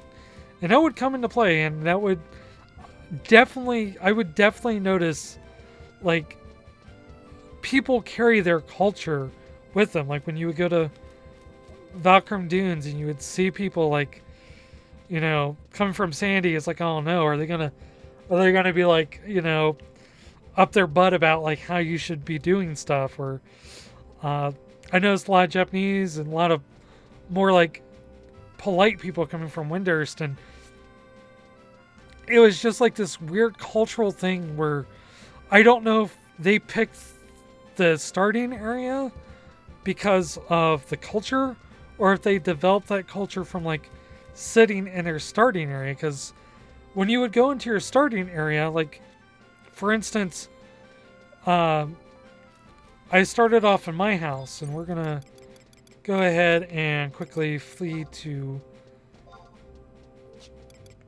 the Mog House here before we head off to Windy. But when you started off in your area, you had access to your house. You had access to your furniture, and you had access to your storage. Whereas if you come over here, you're basically renting a room. And back in the day, you didn't have access to your storage. Like that was in your house. That was in your furniture. Like you could change your jobs here. You can do a few things here, but for the most part, like, you know, you were renting a room. You could not really do a whole lot. So you would spend a lot of time back at your own place. And you would interact a lot with like people in your own area, because like everyone always went home unless they were mostly in Juno half the time. Once they were higher level. So like there was just like this weird cultural thing that kind of developed. And as you can see, like this isn't my room. This isn't like, this is obviously like something that's set up for guests. And as I said, back in the day, you didn't have access to your storage. I think you did have the option for your locker. You might have had. Actually, now that I think about it, I don't know if you even had access to your safe when you rented a room. It's been a while ago. They thankfully, for convenience, changed that. But otherwise, like, yeah, there wasn't a whole lot like you could do here. So if you came here, you almost always did it because you had business here. Like this was a business trip. This was, you know, you coming here to do advanced jobs or doing quests, like, but this wasn't your home, and you could change it. Like you could, you know, immigrate to one place and it wouldn't be an issue. But for the most part, like, yeah, home is where you stayed. So you always kind of felt like a traveler and a visitor. And while you were here, you know, sometimes you would need help for quests. Like, they had a very different, every job, or not every job, every place had their own different kind of quest. And in order to do that, a lot of them required you to like get help. And unless you had someone that was also needing to do it, or you had someone in your link shell like asking for help, a lot of times you would have to like, you would be talking to people like, hey, where is this thing at? Because another thing about playing on the PS2, like, while I was online with the PS2, I didn't have access to the internet on my computer. I didn't have a computer in my room, first of all. But if my PS2 was dialed into the internet, my computer couldn't dial into the internet. And the internet was really the only way to actually interact, like, and get information outside of other people. So, for instance, if I had a mission here, one of the missions where you have to go to a certain area and to like find it, sometimes you would just have to ask for directions if you didn't have, like, I use the strategy guide a lot, but that strategy guide wasn't fully complete, and I never got an updated version of it. So you'd be like asking people, hey, how do I get to this area? And you know, some people were you kind of had like a lot of people that were willing to help you, and sometimes you'd have people who'd be like, oh, foreigners, like, and you just get like frustrated with you because of course you were an out-of-towner and you didn't know, like, and sometimes you were back in Bastock and you would have someone who was very obviously not knowing where the magic shop was there, and they would have to ask for directions, and it was just such a like cultural experience. But because of that and the way it was all designed, like symmetrical, it wasn't like so different that you couldn't like, you didn't necessarily feel like an entire fish out of water. But because you had like all these similar experiences, like, again, I would have to ask for directions, and players would have to ask for other directions from me. And you kind of like knew it, like no one knew everything, and no one could do everything. So you were kind of like all working together, and because you had the experience of like, oh man, it was so embarrassing when I had to ask for directions, and I didn't know how to do this, and you would have you would know what the other player was going through, or like, oh, you have to do this really hard quest at this level, and they didn't know how to do it. And you knew that because you had to go and do that yourself. It was such a great design concept to make everything like so culturally different, but also so similar in experience that it really did a good job at like bringing people together. So we're not going to go ahead and take the boat to Windurst because I do want to get there in quite a short time. But so we're just going to go ahead and use this home point teleport, which was added way later.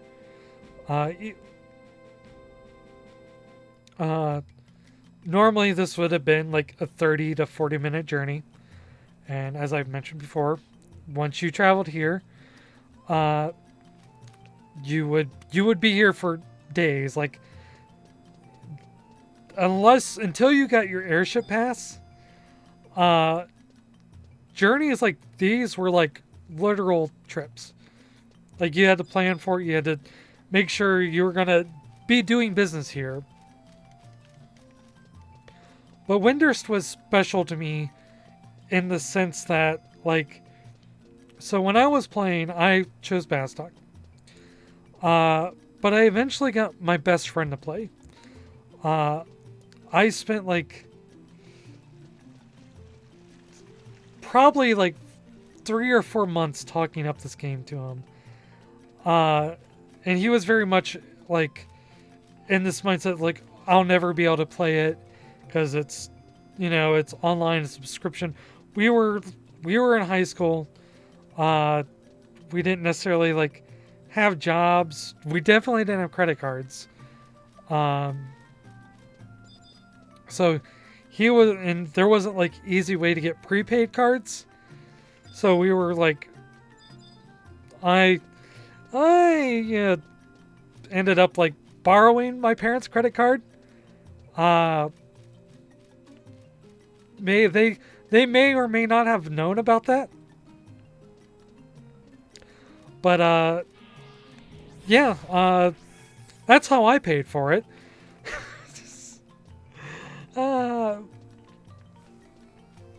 But let's. Yeah, it's been.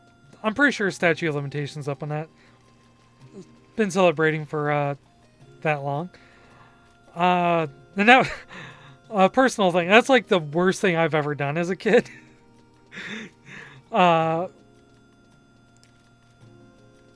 And it wasn't a good thing, but honestly, like in the grand scheme of things, it wasn't like, it's not like I crashed my parents like, fancy car while going out drinking or anything. Pretty sure like every kid does that like at least once. But anyway, sidetrack there. Thank you, ADHD. So my friend, when he finally got to play, he didn't necessarily want to play Bastock. He much preferred, like, he looked at the same strategy guide as I did, and he wanted to play Windurst. So this was kind of his home. So I'm like almost as familiar with this as I am with Bastock, because I would spend a lot of time here on Windurst. In fact, this little person right here, because I was leveling Thief, and a lot of the Thief stuff relates to Nana. I would be here on business quite often. But it was kind of like this weird experience where my best friend was playing it, and we would have different homes. And in like order to organize things, like when I first started leveling, when he first started playing, I made sure I went out of my way to like come here and have a job that I could level. I think that's when I first started leveling, like Warrior. I might have had my advanced jobs by then though. But like starting out, it wasn't that bad. And plus, when you're like teaming up and stuff, and you're like helping him do his quest and doing them for yourself as well, you kind of got the experience. But once we kind of got out of that, it's like, it was almost like having friends that lived in a different state as you. Like a best friend that you see often and you hang out often.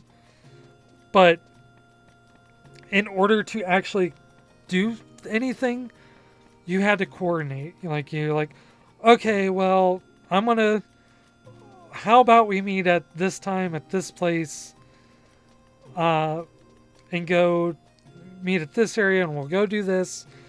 Oh, you're going to be busy doing, your missions. Well, I'll come over there, and I'll stay the weekend over there, so we could do it together. And it was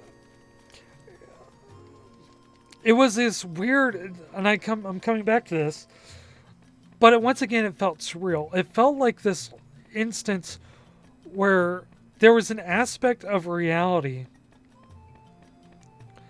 that was being mimicked in a game world. And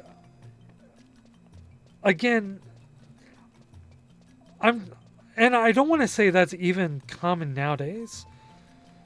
In fact, I know it's not, because I have tried plenty of other MMOs. Everything from WoW to Final Fantasy 14 to more obscure stuff. And I never really had that same experience. In any other game I've played. And it's weird that nowadays, like, even Final Fantasy 11 doesn't have that anymore. As you've seen, like, I use the teleport to just get here. What would have taken me probably a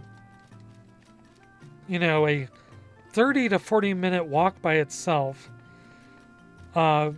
especially if you include like the airship travel, or not the airship travel, the boat travel, because you had to like wait on a boat. You had to wait till a boat was coming into the port, and you had to like wait till that boat to travel halfway around the world to drop you off, and then you had to go to Mura, and then you had to walk all the way here.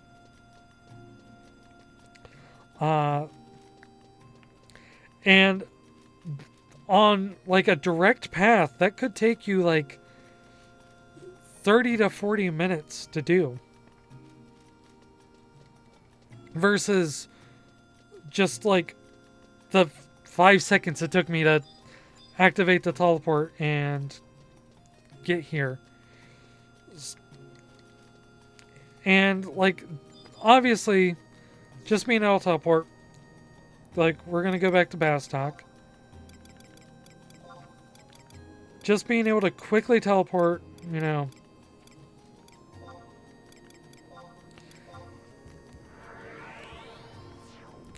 And it took me longer because I was fumbling around the buttons, but we're already back here in what took 40 minutes. And undoubtedly, this is better designed for like a game, so to speak. Like a video game, it would have been perfect for, hey, I got 2 hours after work. Let me, hey, my friend's on. Oh, we want to go do something. Well, I'm just going to teleport to you. We're doing it. Versus like this whole elaborate plan of trying to organize things. Okay, I want to be on at 4 o'clock. What are you going to be doing? How long are you going to be doing it? Okay, do you need help with this? Okay, I'm going to be on at 5. I am currently in Juno. If you want to meet me at Crawler's Caves at 5:30, we'll go ahead and get right on it. Versus popping on, hey, you need this thing done? Okay, me and Crawler's Nest in 5 seconds. Undoubtedly, 100%. And in fact, I'm going to go ahead and turn on my hands, because I'm going to gesture wildly here, because that's going to elaborate my point. But undoubtedly,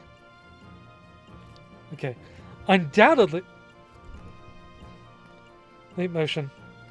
Undoubtedly, okay, whatever. Leap motion was a mistake. Okay. Undoubtedly, that would have been a much better design. However, in doing so, we actually lost like something in that process. We lost in a way that kind of makes it feel like not just a game, but a world. And it's really hard to say whether, like, I don't think I would go back to it. Like, if Square Enix said tomorrow we're taking away the home points, you're gonna have to walk everywhere again. That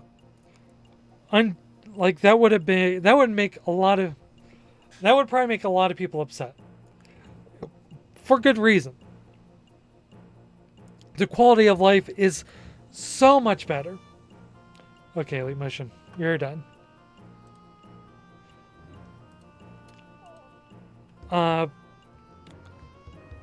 But it's also kind of important to like have this really be a world, like something that you kind of had to invest into. And with that, I think that's a good time to go start our journey to Juno. And we're going to walk to Juno. Yeah, I think we're going to go ahead and walk. Do I want to change my job? Nah, we'll just walk. Because I got a lot to talk about, and we'll see if we'll see Lizzie on the way there. But yeah, like, I don't know if it's good design or it would if it's considered good design now, but it's an experience that you can't necessarily get in any game. Of a world, like, legit being a world. Of, like, a experience of something that's, all in all, like, legitimately player hostile. But by the same measure, like, it's player hostile in a way that isn't necessarily to make the player bad, or like, it's not meant to be like hostile in the sense of giving the player a legit like bad experience. It's not a design of, okay, well, we're going to go ahead we're going to go ahead and tell you to defeat this boss, and we're going to tell you, like, shoot the weak point, but every time you shoot the weak point, you're just increasing the enemy's damage. You're not supposed to actually shoot the weak point. Like, there are games that have done that, where it's kind of like the easy route is also the more, like, the obvious route is more painful to do, I guess, is what I'm trying to say. It's not like it's like that. Oh, what do you know? Leaping Lizzie. I was really hoping. So if you notice how big these lizards are, you see like how big Leaping Lizzie is in comparison. It's so subtle, but it's just one of those things. And this is going to be so anticlimactic.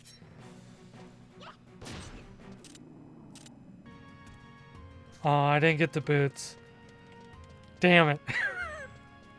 Oh, that would have been a perfect capstone. Even though I got like crap ton more to talk about. We've been going for 2 hours. I've not even made the Juno yet. So, but yeah. But like having to plan around stuff, having to like go out of your way to like play by the game's terms was like such a different experience that I don't think any game was ever replicated or will ever really want to replicate again. Because I think nowadays, and this isn't like a situation where like, oh, kids these days or anything, because it's legit, like, I fully understand, and I'm making my own game, and I have to make these own decisions of, like, what is fair in terms of hostility to build an experience versus what should I, like, make easy and add quality of life to make sure the players are enjoying themselves.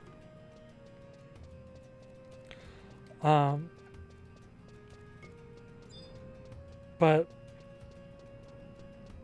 so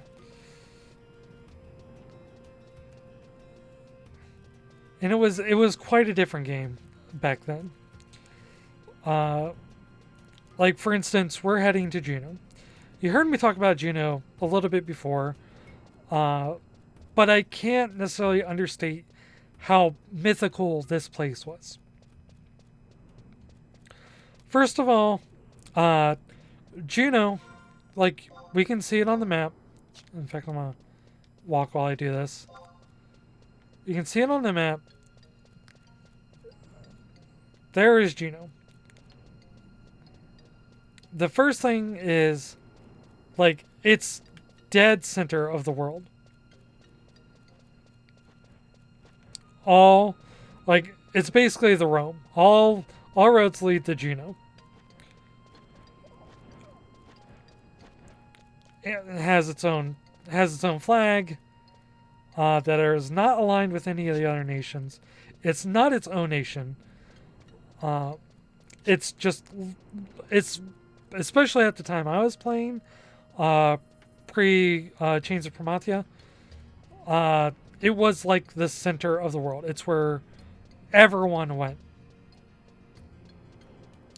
And you would have players talk about it all the time. Like, once you start getting a party, and as I said, you were leveling for 3 to 4 days, and during that time, you would just be chatting. You would just be talking about what was going on, either personal or in game or whatnot. And you would hear players talk about, you know, what happened to them in Wendurst, or what happened to them in Bastock, or the quest they did, or where they got a certain item, or what one of their favorite leveling spots were. You know, you would be leveling, but you would also be kind of like shooting the crap. And you would be doing this and just kind of like learning about them, but you would also be learning about the world. And the one thing that always came up, and it was, looking back, I almost think it was intentional. Like, it was this kind of sense of pride, was like players talking about Juno. Because that's where everything really started. That's where you got your Chocobo license. That's where a lot of you would start unlocking your advanced jobs.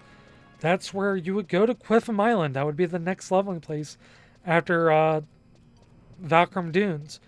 That would be where, like, the auction house was. That would be eventually where the limit breaks were. That would be essentially like everything was. And the issue with that was, like, it wasn't a place that you could easily get to. Like, I'm kind of, like, it seems like I'm just doing this walk again that we've already seen earlier on. But you would have to make this journey, and unlike going to Valkyrie Dunes, where you're pretty much equipped to the level, Juno was kind of designed for, like, level 20, like, the highest would be like level 30 to get there. And it took twice as long to get there. And you would be doing so much. One, it was a perilous journey, because at any point you could just get knocked out. And again, if you got knocked out, like, that was it. You're making that walk again. And depending on where you got knocked out, you know, you could be literally, like, I remember it taking like an hour for a full trip.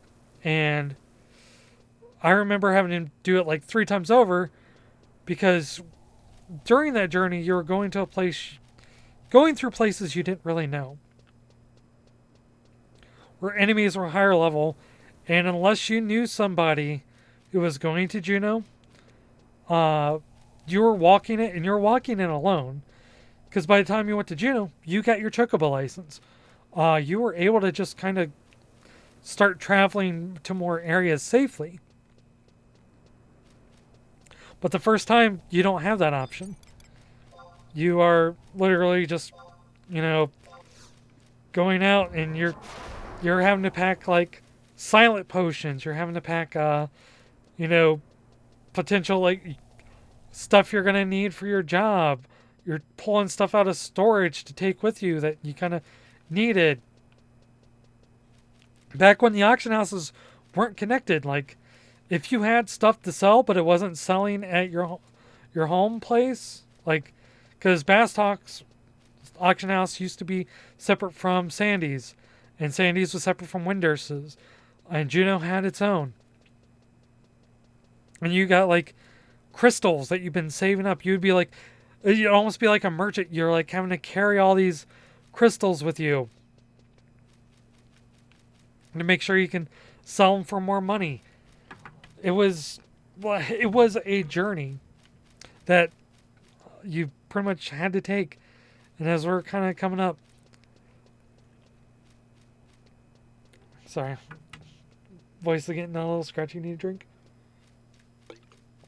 Honestly, genuinely surprised my voice held out for 2 hours. We got a lot more to go. My voice is going to be dead by the end of this. My voice normally doesn't last like more than 45 minutes when I talk, because atrophied vocal cords and such. Oh man, sorry. I just want to admire this real quick. Oh, not like that. Oh, I love that gradient. Oh. Fortunately, like pop-ins kind of breaking the immersion here, but you would just have like little pieces like that just little microcosms of like a whole world that's just like little snips of beauty that you can kind of see in the environment. Oh yeah, floating flowers. I always wondered about this. I remember seeing this a few times before. I don't know if this was on the PlayStation version. It might have been, but I definitely remember like seeing these in the Xbox version, and it just always like standing out. But anyway, so you would start this journey to Juno, and you would be hyped up for it, because this is where the game started. And again, no lie, you would be waiting, I think at this point, between leveling up Thief to like 20, and I think I got Warrior, or no, I got Monk to 19.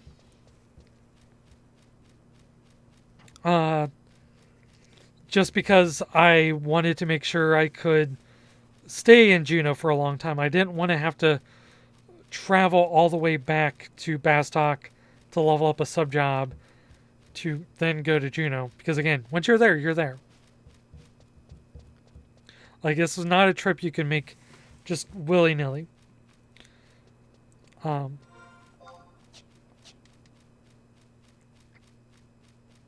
You would be hyped up for it because you only heard about it for 2 months, maybe a month if you were speeding through things. It took you time to get to that point. So you would like, I had seen like screenshots. This was the era before like video was common. I was still on a dial-up modem, so I had screenshots. Make sure I'm in the right way. Yep. Had screenshots, and I had like the strategy guide that would kind of had like maps of things of like where certain things were. But from this point, like, I had really no idea what to expect. I had no idea, like, even after spending months just reading that strategy guide front to back, like, I didn't understand the scale of this area. I didn't understand the scale of Constadt. I didn't understand, like, how Gustaberg really was. Like, I saw the screenshots of like a desolate landscape, but screenshots don't convey it. Like, even arguably even watching a video doesn't really convey it.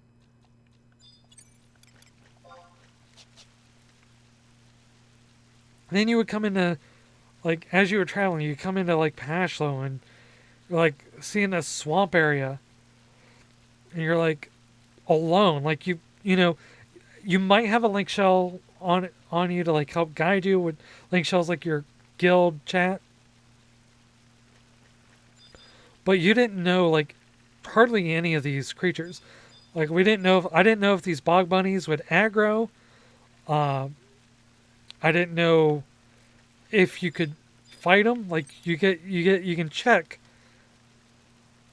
Then it's like, oh crap, that's a marble. And by the way, this thing killed me. Not well, probably not this one. I think I managed to get past this one. But one kind of caught my sound because I think these go by like a radius, and I was trying to sneak by quadivs, which also go by sound, and that killed me. So I had to make that walk again. But you were like traveling and like sneaking around, and you had no idea like how it, and also Gabus, or as you might know from Chrono Trigger News. This kind of blew my mind. I had not, I believe at the time, because again, internet wasn't really a thing with like streaming video. Back then, you had at best Real Player, and the resolution was like 160 by something, like a resolution of a Game Boy screen, trying to like look videos. So I didn't actually see like the release trailer or anything, because these were pretty predominant here. But actually, like seeing one of these and like in game and like, oh my god, this is the thing from Chrono Trigger, for a game that didn't actually have like a whole lot of references in it to like other Final Fantasies. They did mechanically, but not like Final Fantasy XI's very much its own kind of like isolated thing. It's not like 14 where they do a whole lot of like references. They don't have like, you know, you don't fight Kefka in Final Fantasy XI. There wasn't a whole lot of cross promotion at all. So seeing stuff like that, like your first time, and like just kind of being like amazed, and not knowing this existed before you like came in and started seeing it, only kind of like added to this weird like exploration that you were doing. Like you're unlocking parts of the world as you traveled. Not necessarily like a means to fast travel or anything, but like you would be like sitting here and like looking at this landscape and like, oh, what is this? And like, what is this used for? And you'd see like these areas where you like, I could have taken a shortcut over here, and you're just having to explore all this by yourself. And if you're a lot of these at level 20, I think certain job like Thief couldn't. Like Thief was not a good class to solo as. If you were a red mage, I'm sure that you could have easily handled it, because you had the means to heal, you had the means to deal damage, you had the means to like buff yourself. You even had the means to like cast invisible and sneak on yourself. So if you were well without of your league in terms of that, you could simply like, okay, well, like invisible and sneak and kind of go through this dangerous area. Thief didn't have that. I was playing on hard mode, having to like kind of navigate all these, not knowing whether things were going to beat me up or not. So, but that was kind of part of the excitement too, because like he had to be sneaky, he had to be a thief. One of the things I didn't really touch on yet, pardon me for like saying a mechanic and not really explaining it. I mentioned how some of these monsters aggro. Like, for instance, the Quadiv aggro, if you get too close to them. Certain monsters will aggro if, like, you run in front of their vision. Like, goblins are sight-based. Quadiv are, like, sound-based. Marbles are sound-based. Gaboos are... might be both. It might be sound-based. It's been a while.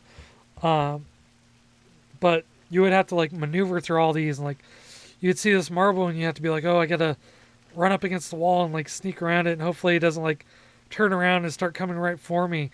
And a lot of times it would. I remember running my way through various zones, having to be very panicked, like running for that finish line, hoping it wouldn't kill me. And because of the delay and areas where, like, you zone out, because you don't automatically, like, cross the finish line. Sometimes you would cross it, it would fade out, but during that time you were, like, sitting still as you were loading in. It would kill you there. And again, kind of like a player hostile design, because, like, it's not respectful of your time at all. Especially in the old days, it was far from respectful of your time. Like, I know that's a complaint a lot of people have about the game today. I recently put out a tweet where I was, like, talking about how great it was that, I partied for 2 hours with someone, and only one of us got one level. And I was like, that's the old days. That's how it was in the old days. And someone's like, that's miserable. I couldn't imagine doing that. And yes, it absolutely is miserable. But in that gesture where it took so long to level and you had to fight for it, in a way that made levels... I am going the wrong way, I think. Yep, whoops. So why I don't chat and drive. Let's speed up the process here. But yeah, levels would be very important because they were so hard fought. And because of the way the scaling on levels worked. And monsters didn't really scale the experience with you. Like, level 1, you need 1,000 experience to level up. Meaning, if you fought monsters that gave you 200 experience each, 5 fights, you level up. That's really quick. That's like, on a good run, that's 5 minutes. Very easy to do. I don't remember the level, so I'm just going to say numbers here. By level, 20, you needed 10,000 experience to level up. So, you're looking at 50 minutes, killing one monster a minute, getting 200 experience each. I think my math's wrong there, but and obviously it wouldn't take that long, but that was the scale, like, and it would just increase. Like, eventually they did quality of life fairly early on, where, like, they lowered the experience needed to level, and then would later increase the experience chains that you would need to get. But overall, like, you were spending a lot of time trying to level up. And actually, yeah, I'm pretty sure that that's the marble this spawn right here is the one that got me. Because there was goblins, there was gaboos, and there was marbles. And I tried to, like, squeeze in between one and get to the zone. And these things hit really hard and knocked me out. So all that walking had to redo again. But so you would fight hard for these levels, and because levels were so important to the game, like, one level was a significant increase of power. Like, obviously you wanted the capstones for, like, abilities and such, because you got cool new toys to play with. But the level you were compared to the level of the monsters was a really significant factor in how that fight would turn out. So levels were very important. And also you would lose levels when you got KO'd, potentially, if your experience was too low. So another player hostile decision.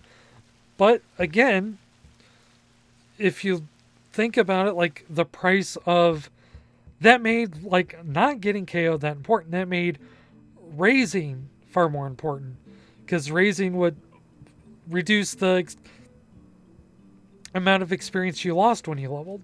Higher level raises would reduce it by more. So there was a very clear intention of like designing this in a way where that hostility wasn't it.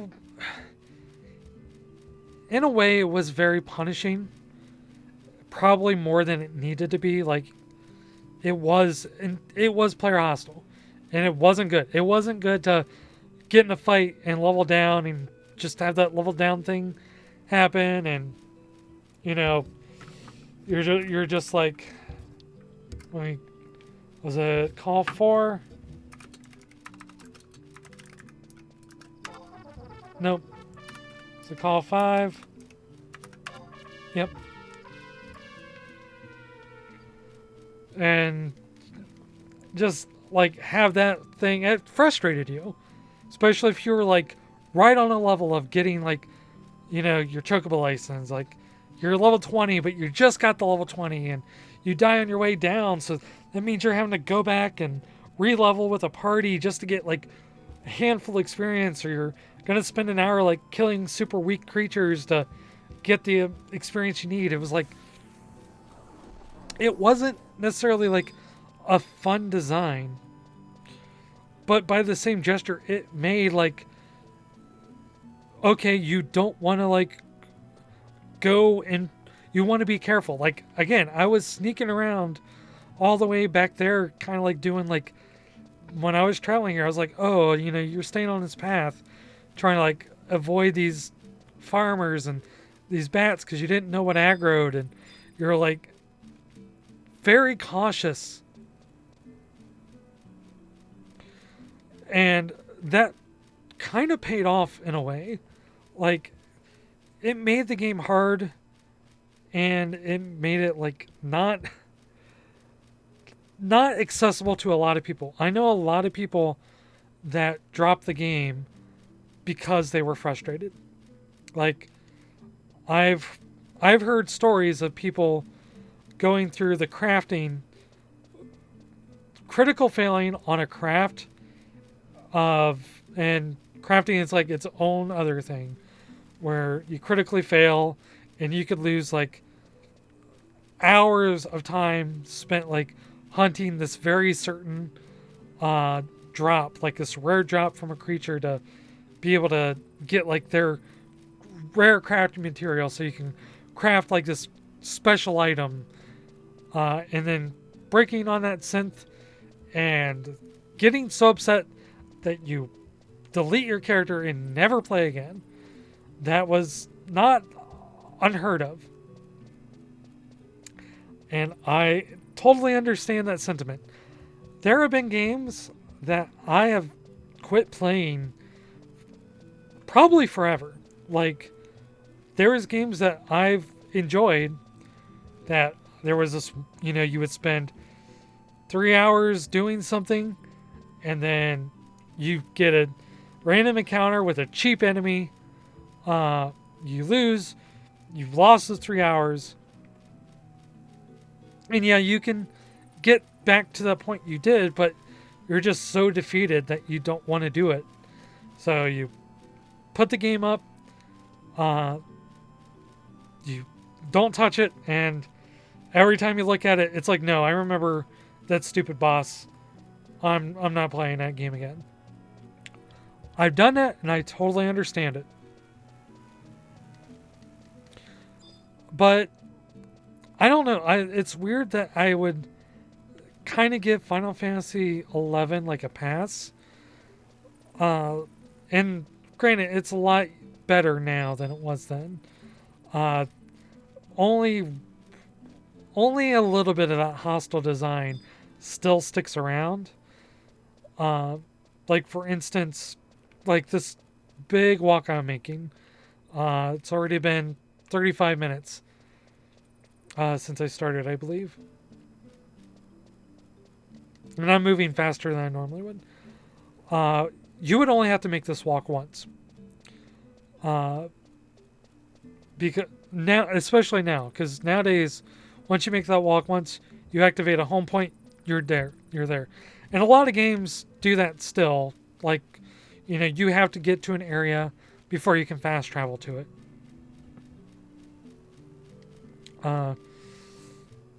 But I don't know. It's just one of those things that I'm completely entirely conflicted on it.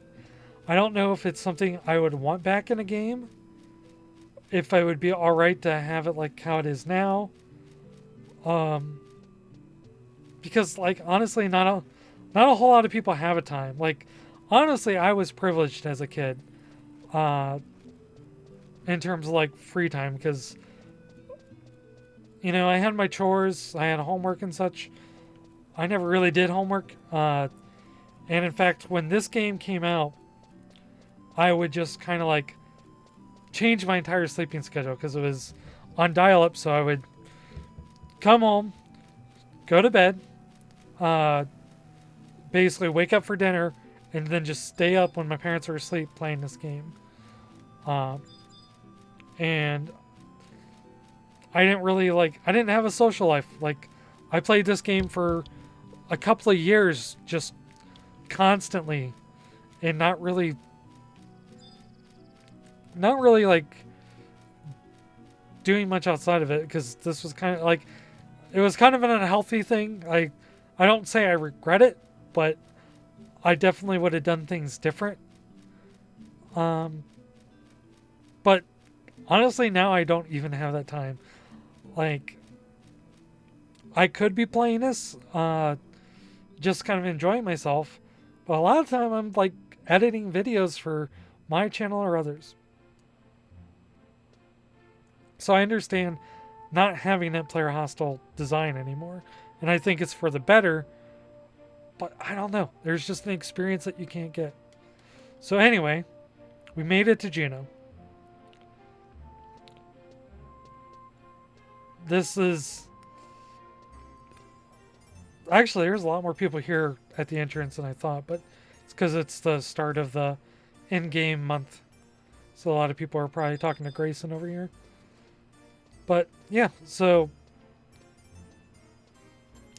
this was such like a crazy experience because you would spend months kind of talking about this, or you would hear players talk about it, and you were finally here. Like, it's not what I expected. Really, it's kind of quaint for like a big population area. It's not like, looking at it, it's kind of nothing special, except like just this weird design where you have like these long single roads. Like this is kind of almost like what I would imagine, a lobby area to be. Like you have your shops kind of lined down these roads. And in the middle, you have, like, your main area. But, just seeing, there would be, like, we're coming up on the auction house right here. And the amount of people, like, in this area alone would overwhelm the PS2. Like, you could literally not load in every model that would be sitting here at the auction house selling stuff. Some people would just be sitting here. Some people would just, would be like doing their business, dropping stuff to the auction house. You'd be running out. You would see people running to and from this road all the time. It was just such a crazy, weird, like, experience to see, like, people, like so many people. Like I was playing during the peak, and I think again you would see like hundreds of people just lined up and all cuddled around this area. And I was on a less populated server. I was on Unicorn, which was one of the more quiet servers. So I can only imagine how much it would have been on a server like, I believe like Bahamut was like the big one back in the day, because everyone wanted to be like on like the big badass one back then.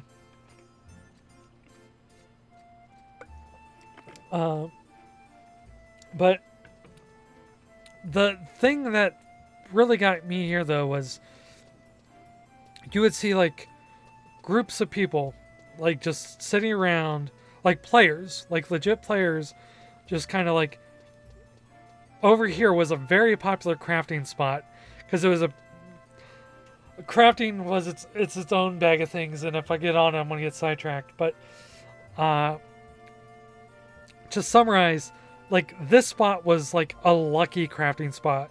Like if you crafted here, there was some people for some reason thought if you like crafted here and facing north, so like facing where that is, and you know, on a certain day of the week your crafting you would be more successful in your crafts. You would see like players, like, you know, dozens of players just kind of waiting here looking for party of all different kinds of levels. And this was before like there was a thing called level sync, which allowed you to level at any level below you. So if you're like level 50 and your friend was like level 20, you could level sync down to level 20 and just be able to level together. Before you didn't have that. If you were level 25, you had like a 3-level gap before you could really sit down and level with other people. And so you would be in Juno, just kind of waiting for people to level. And it didn't matter where the party was. You could be leveling in Quiffham Island, which we're going to go to here in a minute. You could be leveling in Crawler's Nest. You could be leveling like halfway across the world in the what's it called? Altepa Desert. And you would be just sitting here because this would be the spot. And a lot of times, like, you would just kind of like go do your own thing. Again, I couldn't get on the internet at the time, so there was no smartphone, so you couldn't just like travel on your smartphone. So I think around this time, I forget what I did. I do remember at one point I actually brought a second TV into my room, a smaller TV, and I would be playing like a different video game while I was just sitting here leveling, because again, Thief wasn't in popular demand back then. But because this was kind of the hub world, right now we're in Port Juno, which all these like areas here are airships, like airship ports. So once you had your airship pass, you could travel. For instance, we can go to Windurst from here. On this end, this is to Kazam, I believe. Back there would have been Bastock, and on that side, Sandy. So literally, like, you could quickly travel like to any point in this stuff. And in fact, there is a whole economy based off of that, because not only could you use the airships, but if you were here earlier or if you were watching earlier, you saw where I picked up the gate crystal. And that gate crystal, like, white mages have a spell that allow you to teleport to it. Like, they can teleport the whole party. So white mages would have like taxi services. Like, they, you would yell for like, can I get a teleport to teleport Mia or teleport Dem. And then you would have you could travel to Valkyrie Dunes that way. So you could say you're at level 20 if you wanted and you're willing to pay for a teleport. Juno was like the first point where you could like have a legit home outside of home, which is why there was like so many people like just kind of filling here. And in fact, a lot of people made their home points like right in this area. Now it still took people a long time to get there. But it was easily accessible to travel. And as all these kind of load in, you would have example, like all these are bazaars. Like we can go in and check their bazaar and they're selling various items. This person's selling, it looks like a lot of stuff for in-game items. Yep, a lot of in-game stuff. But yeah, so you would... Now, it wouldn't necessarily be located in here, because back in the day, Juno had what was a bazaar tax, meaning if you, like, stuck around here, not only did the person paying have to pay what your bazaar price was, but they also had to pay, like, a 10% surcharge on top of it to sell it while they were buying it from here. So what you would have instead of everyone being at that one spot I showed you, as we head out, this is kind of like a funny thing. I wish it still kind of existed, but obviously quality of life. You would have players just kind of sitting right out. I heard it was different on each server, but on Unicorn, it was Battaglia Downs. And you would just have people all lined up against the walls here. All the way, like, right in this area is like a save point. And they would just be sitting here to avoid the taxes. So, and back then it wasn't just a lot of in-game items, but you would have people leveling their craft. And this would be like where you would like, okay, I'm going to see if I can find my ninja tools here. Because, granted, you could buy it on the auction house, but a lot of people made more, like, auction house had a little surcharge you had to pay for it. So it's like, okay, well, if you wanted to avoid that here, you could just kind of sit here and do that. And there would be people like had whole dedicated shops. I remember a few that I would kind of constantly visit because for a hot minute I played Corsair. And bullets on the auction house were really expensive and kind of hard to find, but there was an alchemist that would sell bullets at a pretty reasonable rate. And I would always like stop out there and check to make sure he had them.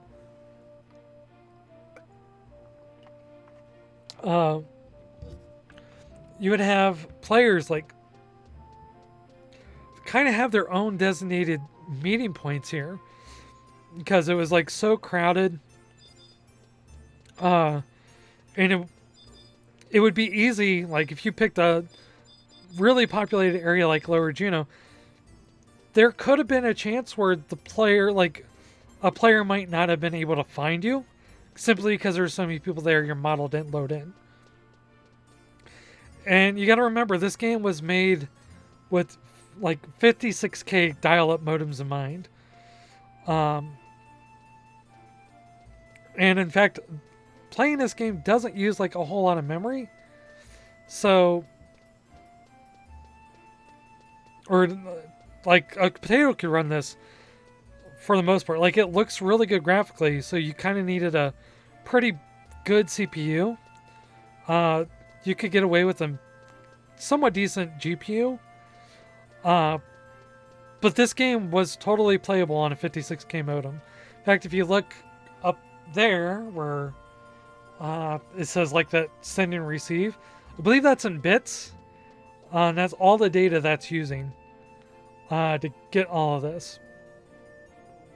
But you would have players like friends and like link shells. They would pick out like certain areas where they would meet up. Like one of my favorite spots for like meeting up with people and friends was, I'll show you,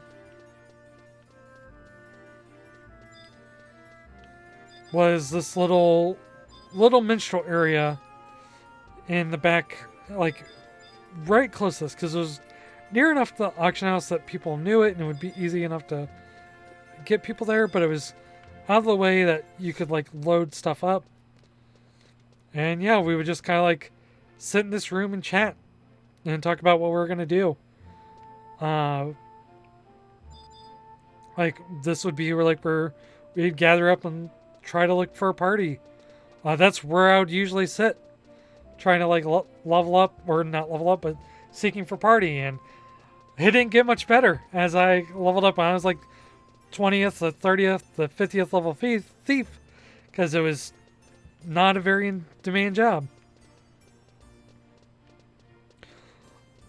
And it was kind of like all of this combined with the travel and the dedication, and in a way the lack of respect of time, but also like the realism behind it that really set Vana'diel as, in Final Fantasy XI, as a legit world to me. Like a legit experience. Like something that was far beyond the realm of an actual game. But because I'm going to get philosophical for a second here. In fact, let me put on my philosophical hat. So, what exactly like is a reality? What is a society? Like, obviously, reality is very much a, so we know it's real. Like, obviously, Rosalind doesn't exist. She's... Wait. I don't exist? Obviously, it's data. All this is just on virtual servers now. It's happening, but it's not, like, real. Like, all this could just one day cease to exist. But, like, what we measure as, like, society, what we measure as like real life experiences, like you could experience heartbreak in this game. There have been plenty of people like getting married in this game. In fact, that was like a big thing, is like in many MMOs, like people would meet in MMO and get married and like fall in love and then eventually meet in real life.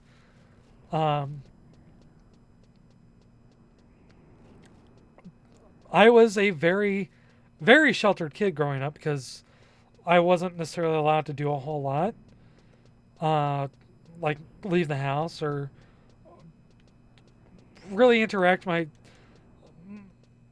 want to get like into like personal family stuff, but basically I was like perpetually like grounded. I could do stuff in my house, but very rarely I could like go out and actually do something, mainly because it was too much of a hassle for my parents to want to keep track of me. And I wasn't necessarily very popular in school anyway, obviously, because not having developed those experiences kind of make you very like anxious and hard. It makes it hard to communicate with people. So I didn't really have a lot of personal experiences growing up. Socially. And with this game being the way it was, where like you're having to work together, you have to, you're having to communicate. You're not just making friends, like you're not just like, my mine's getting scared. Hold on, let me calm down a bit. You're not just like making acquaintances or leveling buddies or stuff like that. You would legit get to know people because you would be leveling, and granted, leveling took some time, and you had to develop real skills regarding around your job because you very rarely you could just kind of coast through it. You had like focus, you had to develop abilities, and because the way roles were so important, like people counted on you, even as a thief. Like later thieves became very important because not only were they like sneaky, but like for instance at level 30, you got trick attack, which allows you to deal extra damage when striking an enemy from behind a party member. Okay, fair enough. That's not a big deal. But what that allowed you to do was like make the enemy think that the person you went behind hit them. So like if you did it behind a tank and you did this big damage, the enemy would like be like, "Oh, that tank just hit me," and focusing on more, which helped protect the mages. Especially if you did it like in combination with a weapon skill, and you had to learn all these. You had to communicate these with your party. Be like, "Hey, white mage, don't sit behind the enemy. Like, stay off in the distance, so that way I don't like accidentally get you killed." Weapon skills were a very important thing to like communicate because you couldn't do it alone. At a certain point, you couldn't just sit here and be like, "Okay, well, I'll automatically know what this person's going to do and react in such a time and have such an in-depth knowledge about the game that I don't need to communicate." And then the mage is going to automatically know how to magic what skill chain is and automatically know how to magic burst it. No, you had to really sit here and sit down and communicate and talk with people and work together. And every now and then, like very, very rarely would it be in a situation where like someone screwed it up and they got kicked out of the party. Like most of the time, if people got kicked out of the party, it was simply because they were just outright being toxic or malicious and otherwise just simply like not wanting to work together. That's the only time I've ever seen anyone legit kicked out of the party. Other times, like if you didn't know, you kind of learned. Like you'd be leveling so much and working with your job so much, you would eventually like learn your job no matter what. And you would have people depending on you. And you would have, as I said, that sort of camaraderie made friends that you work together, from just being like, "Okay, well, hey, you're a really good puller. You know what you're doing." Like, not only is it beneficial for me to be your friend because that means I'm likely to get in good parties, but also you are pleasant to talk to. Let's hang out. Hey, do you need a link shell? Let's chat. And me and my very, very, very introverted ass, I was a super shy kid. Even now I don't really talk. Like, I maybe say like 300 to 400 words a day, believe it or not.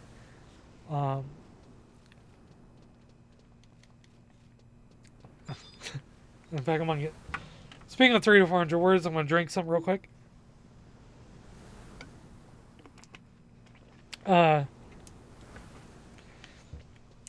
So my introverted ass would legit be able to make friends far easier than like any kind of like real life situation, because there was like this equilibrium that everyone had. Like no one was inherently like better than the other.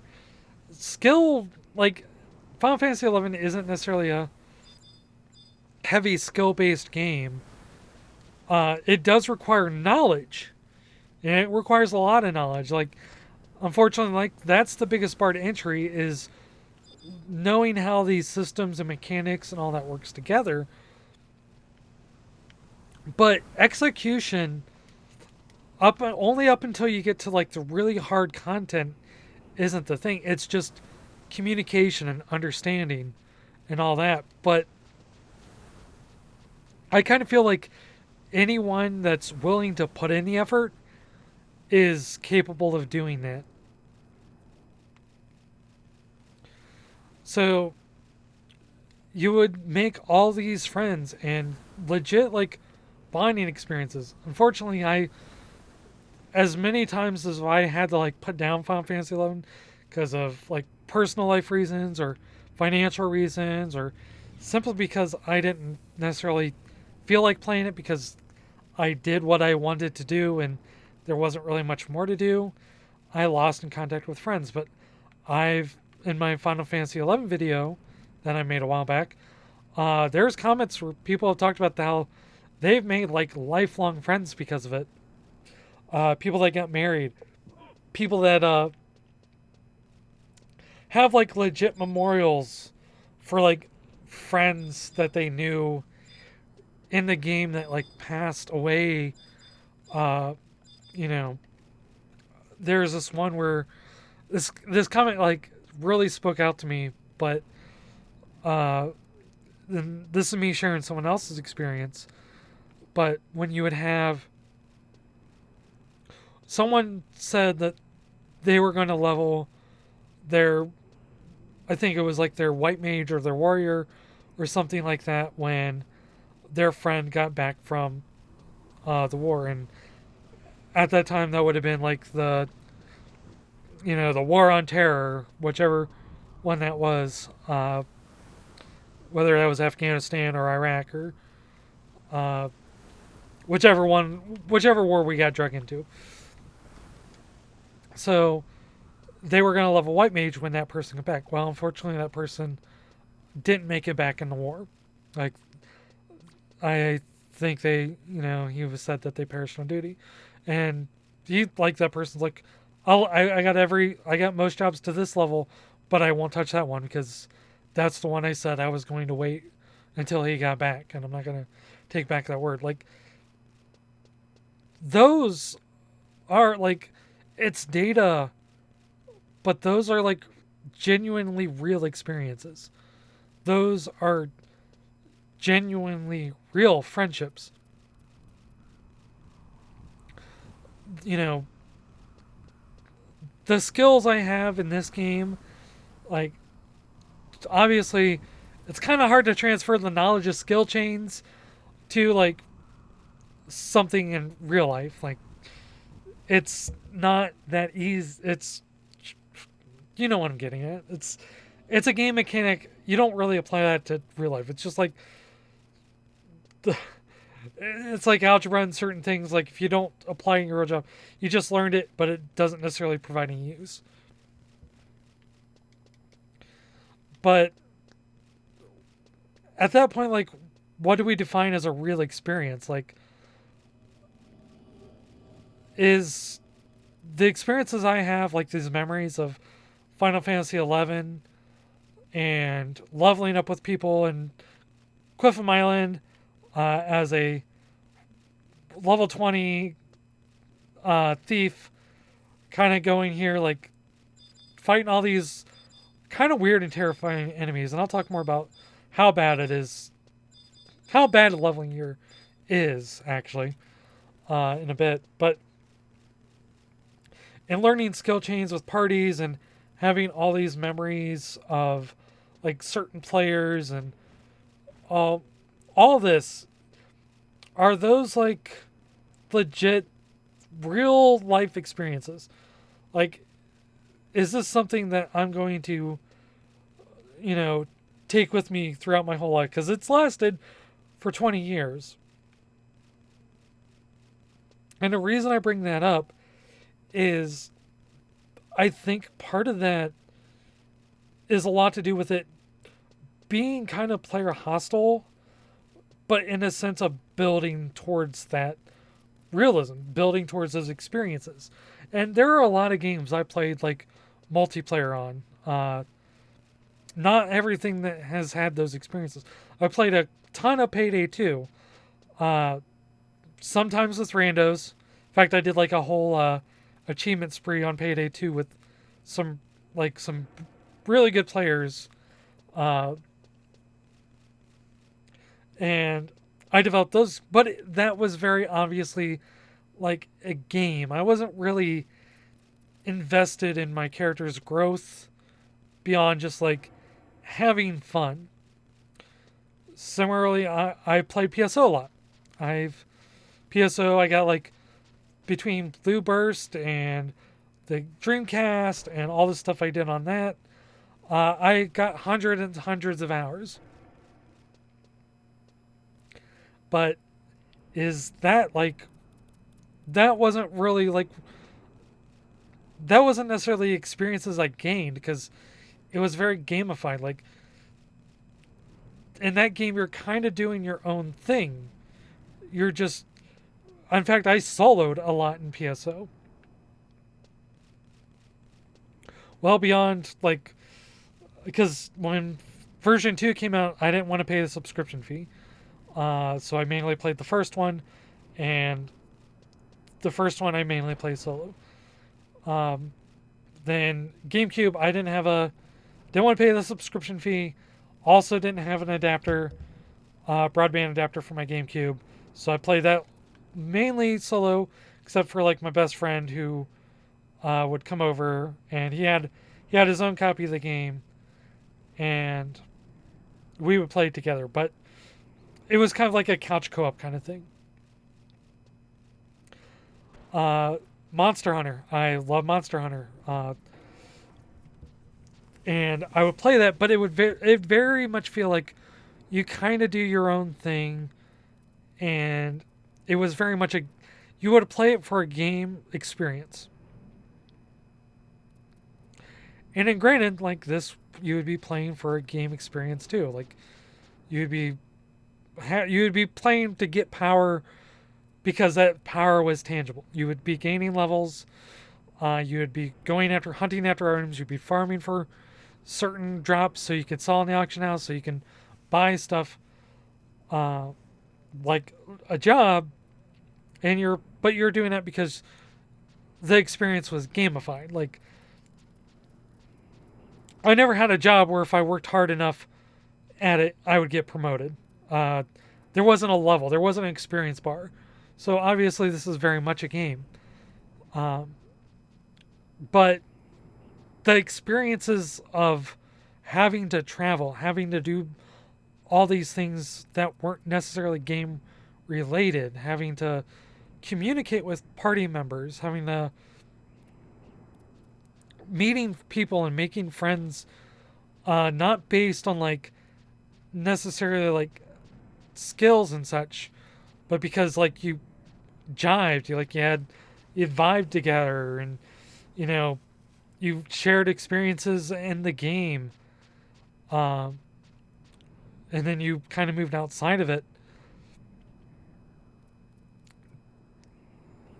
and you would like communicate again. You would communicate like these times and meetings, and kind of go out of your way to do the non-game stuff in order to facilitate like meeting with people and talking with people, just like how friends in real life, you go out to hang out, like you go out to kind of do something fun. You go out and help each other, you help each other move, you help, you would do all this stuff. And to me, I kind of wonder if taking all that like slow player hostile stuff kind of got rid of that. And I don't know. I don't know the answer to that. And I don't necessarily know which one's the better one. But this is one of those things that I really drove home in my video before, where it's like it's hard to convey that experience, because in order to like, it's one of those things that if you know, if you don't know, there's really no way I can kind of give it to you. Like, if you're watching this far and you're hearing me ramble, especially you're putting up with like this kind of meandering conversation that I often refer back to old points, chances are you know, or you're at least interested enough in knowing. But otherwise, yeah, it's just one of those things that I think with my difficulty builds community, there was a lot of that essence there. It's like, because you were spending, not just dealing with like difficult fights and couldn't be able to do anything by yourself, and having to like have players help you, even having to like go out of your way to make plans and make all that. I think that investment made these things like far more tangible, like far more important to you, because you invested so much time in doing it, and you just kind of got used to how it was, because you couldn't get that experience anywhere else. You couldn't get that experience nowadays, and that's the one thing I wish we had more patience for. That a game wasn't afraid to be able to do that. Not necessarily because it's good. And unfortunately, I think if a game did that, it would fail. Because, again, we have limited time. I don't have the time to play like I did back in the day. But also, like, that's a real experience to me. That is something, not just a game experience. It's like a legit, real experience that has stuck with me throughout 18 years of my life, and will probably stick with me for another, 20 years or so, or however long I live. And those experiences with like people, and like understanding, like, yeah, some people are just lazy, and complain about everything, and there's no satisfying them no matter what you do, versus like, some people do legit care and have a kind heart and will go out of your way, or out of their way, to like their precious time to just help you. Like someone who can't give anything, just because that's like the shared experience. And I think a lot of that's missing when stuff like this gets too gamified, when it gets too easy, when it gets like too broken down into like games as fun. Because when you do that as only to have fun, then you lose that experience of everyone just kind of being able to do their own thing, or everyone does their own thing, and if you're not part of their fun, then it's dismissed, or you're dismissed. And I don't know. Like, to me as a designer, that's always been one of the sticking points. And the reason I've gone on very long about all of this is because I got a lot more I want to talk about, and this point is going to be that reference to it. So kind of put that on the corkboard for now. But and the reason I'm here in this like little area right here, Quiffham Island, is because as bad as Valkyrie Dunes was in terms of like enemies being mean, this was probably the most player hostile area in a game for early leveling. Because as you can see, this area seems like it's extremely good. Like, you get all this very enemy condensed area, worms around here. Worms are like the tastiest EXP, because if you need to run away from them, they don't chase you. You can take the bite out of their worst abilities simply by silencing them. and they're pretty easy to take care of. Crabs don't link. Um, they're harder to defeat, but by the same gesture, they don't really have any abilities that are particularly dangerous. And in fact, if you got a black mage, they're actually really soft targets. This was like Quiffam Island, this camp here was like the best camp, which is why it was often overcrowded and like everyone went here. The problem is, and as we come to night, it's going to be it turns dangerous real quick. Not to me because I'm level 99, but imagine being like a level 22, sitting here like going with the party, like running around, killing the crabs, having a good old time, and then all of a sudden it's like, oh, it's almost night, we gotta leave. And you would have whole parties, like you would have like 7 or 8 parties trying to camp the spot at the worst time. And you would be sitting here like trying to get out as much experience as you can, and then your whole party would have to leave and run out, and you would have to make it to either this zone over here, or you'd have to make your way back here. And it's granted, this isn't like a big area, like you could easily do that,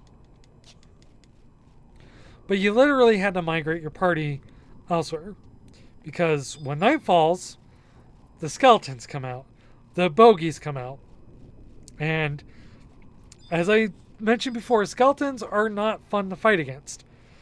They take less damage unless you got bludgeoning attacks, and really the only characters with decent bludgeoning attacks was Monk, obviously, because they're fest. Paladins could too, but most paladins sword and board it. Skeletons also blood aggroed, which means if your health ever got below 75%, your health turns yellow, which means you're bloodied. And when a creature blood aggroes you, that means if you're in any area where it would see you, I guess I can take off the philosophy hat now. If you're in an area where any creature could necessarily see you or sense you, they would come after you. And just outright keeping your health above 75% while you're fighting is practically impossible. Like, someone's going to get bloodied. Just because there are certain attacks that could.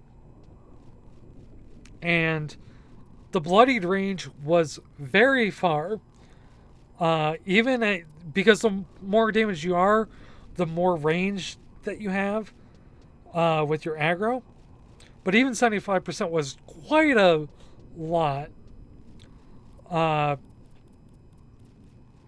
And it would often spiral, because if you attracted the essence of one skeleton, they would hurt you, and then you would become more damaged, and then soon you had, like, not leaving at sundown unless your party was planning and equipped to handle it. There was no way you could stay here. So it was like rules that you had to follow. It's like, you can't stay here after 2000 hours, because that's when night is technically starting.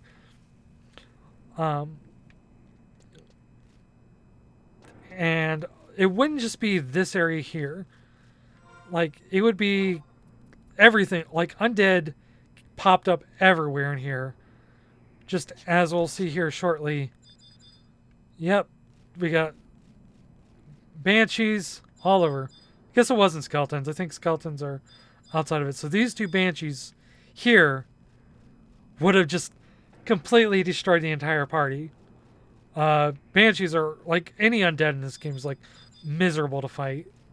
There's like no easy targets for undead unless you got like a party of white mages. So, oh, yep, there's a skeleton there.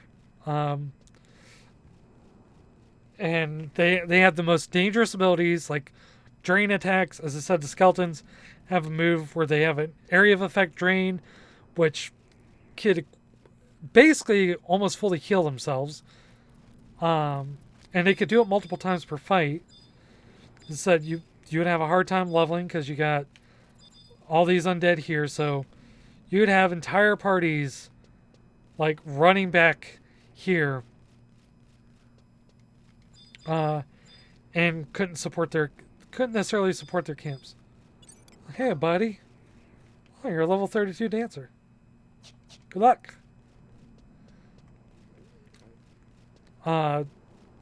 And a lot of times you would have players that would stick around a little too long and bring like the entire undead with you over here.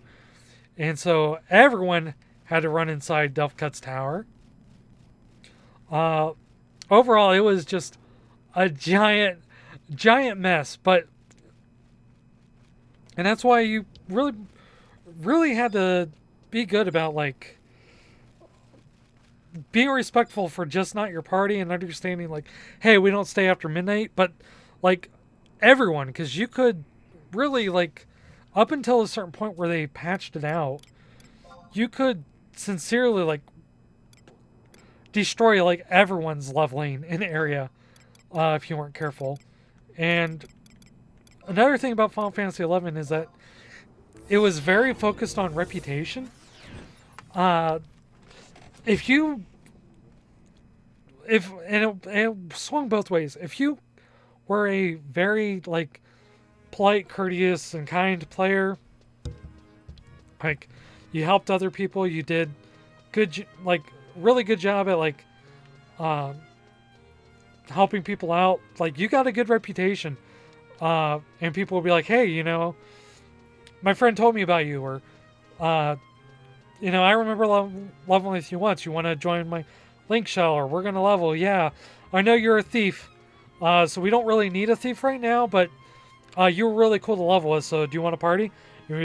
That would be like at a certain point the only way you could really go out there and like get parties if you were planning on playing a non-vital job, is that you kind of had to build up a reputation. But if you were a player that was very snobby, if you kind of like got angry at other players for doing mistakes, if you trolled, if you did all these things, like first of all, a lot of people would just kind of blacklist you. I got my fair share of blacklist people just because they were like very inconsiderate, like people that would basically try to overrun your camp. Like you would have a party sitting there and they would park like literally right next to you and just try to steal all your mobs, and you would be like, wow, this guy's a jerk, I don't want to party with him, and you would blacklist him. And being public enemy number one in a game where you depend on pretty much everyone for like leveling and doing quests and doing all this other stuff, and having a like being known as that guy or that girl, you would find your adventures cut pretty short, because like you couldn't do anything. You would just hit a wall, and then no one would really want to level with you. And that's just one of those things that I was always cognitively aware of. And honestly, I kind of wish reality, like, I really wish reality would actually have something like that. Imagine just being a shitty person at a job, and then suddenly no one wants to like work with you anymore. Like if we lived in a world where you have your boss just trying to like, okay, well, I'm gonna screw over these customers, and everyone's just like, well, we're not working there. I always really wish like there would be more consequences to people being assholes in real life. Because I legit think like circumstances would be so much better. But it did happen a lot in this game. You would have just people. I remember one person as we're sitting here waiting for the airship, and we're waiting in real time. By the way, I could just teleport there, but we're gonna go to Kazam the old way and take the airship, and you would have to like sit here and wait to take the airship. Back in my day, but yeah, I had a person that when we were leveling in Crawler's Nest, was just so bad at doing his job, and it was a legit thing to try to like give him advice, because by Crawler's Nest you're like level 35, 40. You should be able to learn how to do your job at that point. But I understand, like, especially if you're leveling a bunch of different jobs, or, you know, during a time where like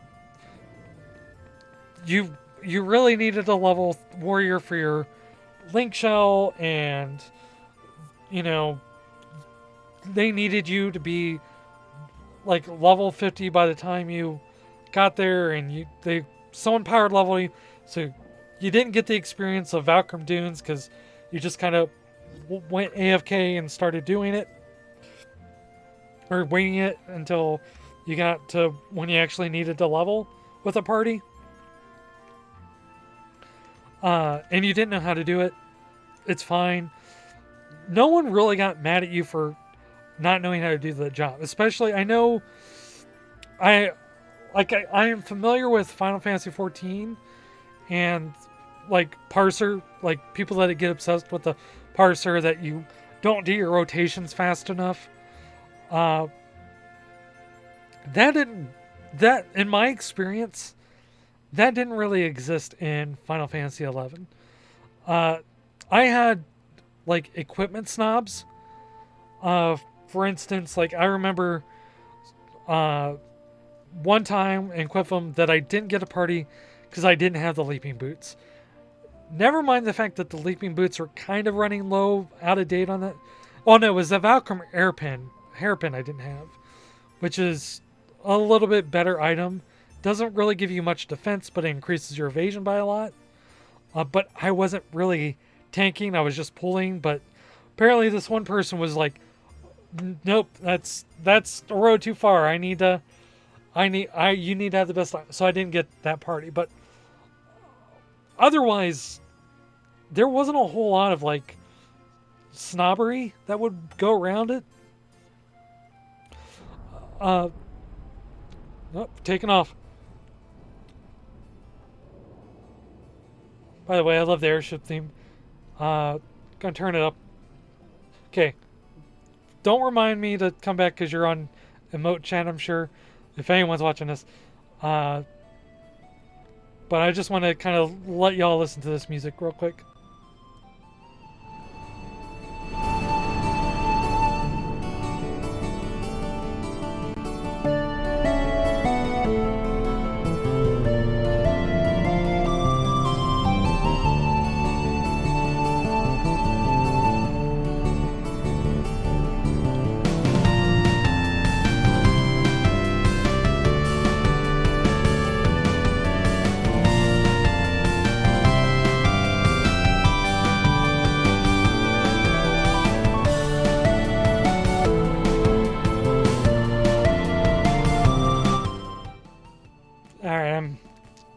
Sorry, the airship theme isn't my favorite song in the game, but I hear it so rarely anymore that not like every time I hear it, it's like a wave of nostalgia to me. So kind of had to get a little spotlight.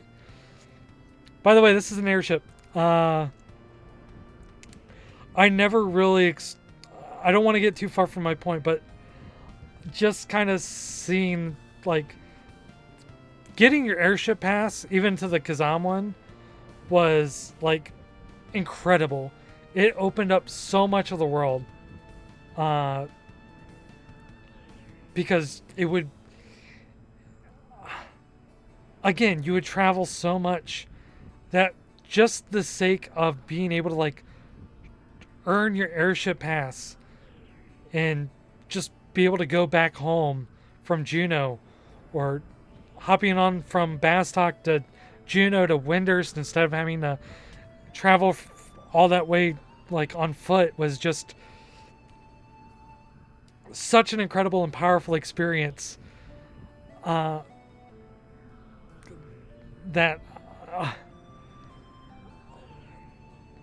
it's amazing, like even the quality of life that change was so incredible. But anyway, as I said, had someone in the party that was a warrior tanking, and they just did not care to learn their job. Like, you know, we had a white mage go down. Thankfully, by that level, they had re-raise, but that slowed the party down because you're having to wait for the heal. And we're like, you got to provoke. You gotta hold hate. And he was like, I don't want to hold hate. I don't want to die, and it's like, he would just kind of like, you would just have these people that refuse to do what they wanted to do, or what they were supposed to do. And I think that was the first time I literally, like, legitly blacklisted someone. By the way, you can see Windurst in there. I didn't really show you the giant tree, but you see this like small scale. I love how they did this, by the way. And then we're heading into Kazam. But so yeah,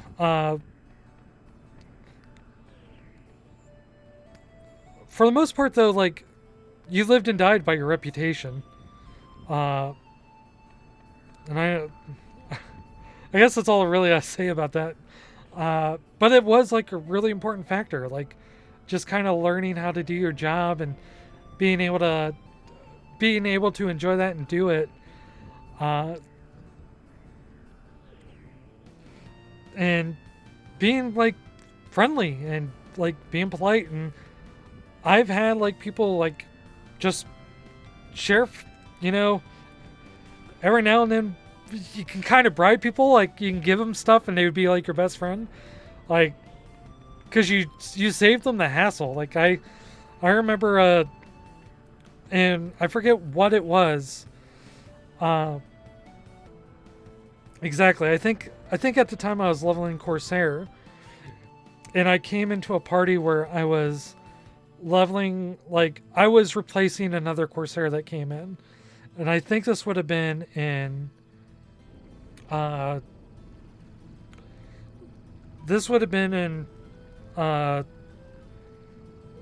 Woodlands in the Ottergan era. So I was replacing this one, and he's like, I don't need this stuff anymore. Do you want it before I leave?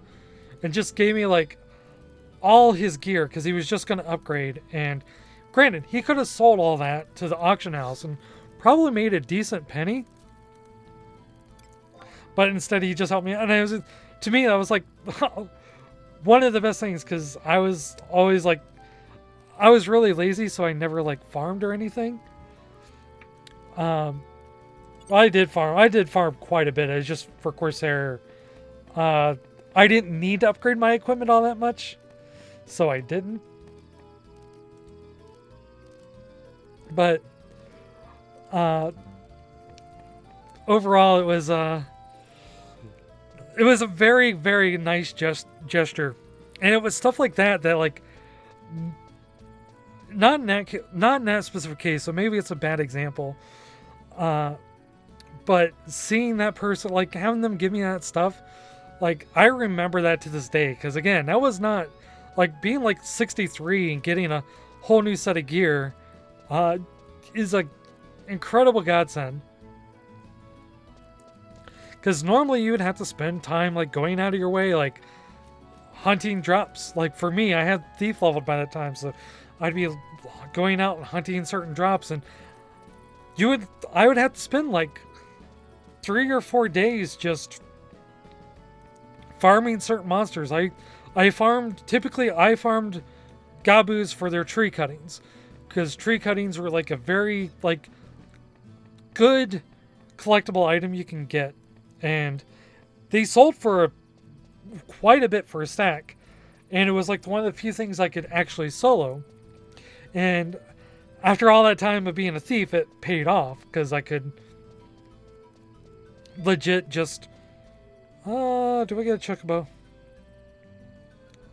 Nah. That's how I funded all my stuff, because I leveled thief first, thankfully, so I got the nice treasure hunter that gave me extra drops. But by then it was even then, like, just handing someone your old gear was like a super nice thing to do, and you kind of pass that on, because you realize like how much that meant to you to do it. And once you kind of like, you're leveling in Valkyrie for the like 8th time, and you just got like this gear clogging up your inventory, you're not going to need it. You could sell it, but it's going to mean more for you to like just kind of give it to a person and help them out. So this is the jungle. This is kind of like the last early stretch of the game, because by the time you hit level 30 or so, things kind of change in terms of how you level. The jungle is very much an early area, and it's not as hostile as Quiffam Island was at night. Like, you don't necessarily have to worry too much about getting in over your head or fighting with hostile enemies. This is an area that was really nice, because there is a lot of camp, or a lot of different camps you can choose. However, if you look at this map, welcome to the jungle. This map, if you're wondering how you navigate through all this, the fun part is you don't. You can, but this was another thing I wanted to kind of show off. Like, in the early days of Final Fantasy XI, you leveled in the jungle, but once you got here, first of all, it was a pain in the butt to get here. In order to like level here first, you had to go collect 3 separate keys from 3 different areas in different areas of the world. You had to collect a key from Palbar Mines, which drops off a higher level monster than you would be to be able to come here, meaning you have to have help. Then you'd have to do one in Windurst, and then you have to do one in Sandy. And by this time, you still probably don't have your airship pass, because by the time you would have to be like at the earliest level 50 before you could conceivably get an airship pass, because you have the option of either doing your mission quest and getting it that way, which effectively means you beat the game, at least in the early part, to get access to it. And by that point, you'd be able to do that. You had already been through to all the nations anyway. Like, you literally have to travel that way to be able to go through it. So you would have to like individually travel to Bastock, to Windurst, to Sandy, go through these areas, get help in each of these areas to like, and if you wanted to do that in like one day, that was like 4 to 6 hours. And again, you couldn't do it by yourself. You needed a friend who was going to be willing to send 4 to 6 hours to help you. So this area was already a pain to get to. But it was kind of necessary. You kind of eventually needed to do it. But also, like, traveling, Because this area right here, I believe you could get to like level at the latest 28, but then you had to explore the jungle. And it is a lot. We're going to go to the path to Yoder Jungle, and I'm going to try to do this by memory. It has been, not lying here, it has been probably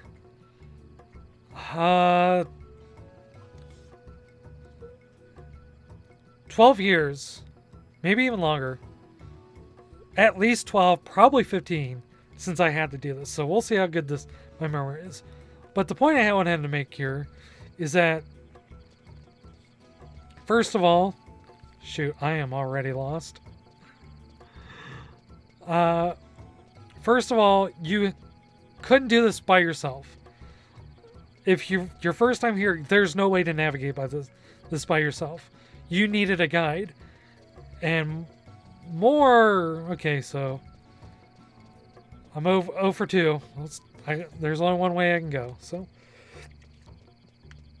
Furthermore, if you were a job, like Thief, you didn't necessarily have the ability to cast Sneak or Invisible.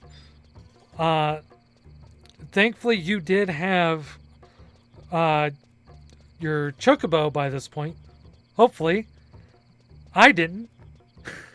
Because I was still trying to unlock that by the time I really got it, because I did not have Gosbit Grass, and I didn't have money to buy it on the auction house, because I left, and there was no real easy way to get money.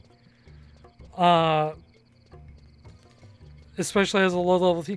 There wasn't really any good farming. And it was like so overinflated price-wise. I think I was like level 30 before I finally got my Chocobo. That's a voluptuous Vilma. That's other Notorious monster. You know what? Since we're here, let's fight it, and hopefully it doesn't... I mean, actually, hopefully it does kill me. That would be... It's probably not. I think this is... Some Notorious monsters are kind of equal to... Yeah, it's... They've added Notorious monsters over the time. I'm gonna get a drop. Got a Vilma's ring. What would a... I've been playing this game for so long. 1 intelligence, 1 mind, 1 charisma, converts 25 HP to MP. Actually, back in the day, that would have been not bad. That would not have been a bad ring to get. I'm not going to keep it.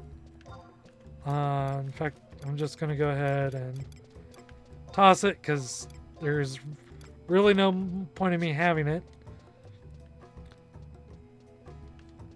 But, yeah.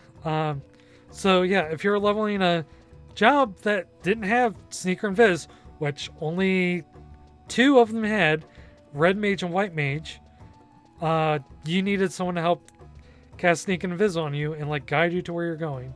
And am I heading the right way? Actually, no, I'm gonna trust my instinct on this. So we go down here. This should lead us to the Yoder Jungle Camp, which was, like, the big camp of this area. But yeah, there was just like so much you had to, and it was so easy to get lost here. And I did that plenty of times too, because, oh my god, I think I still got it first try. Wow. Holy crap. Is it? Yeah, that is. Wow, I did not think I would get that. Or is it? I don't know. It could have been that lower one. Oh well. Yeah, I think it is. Yeah, this is it.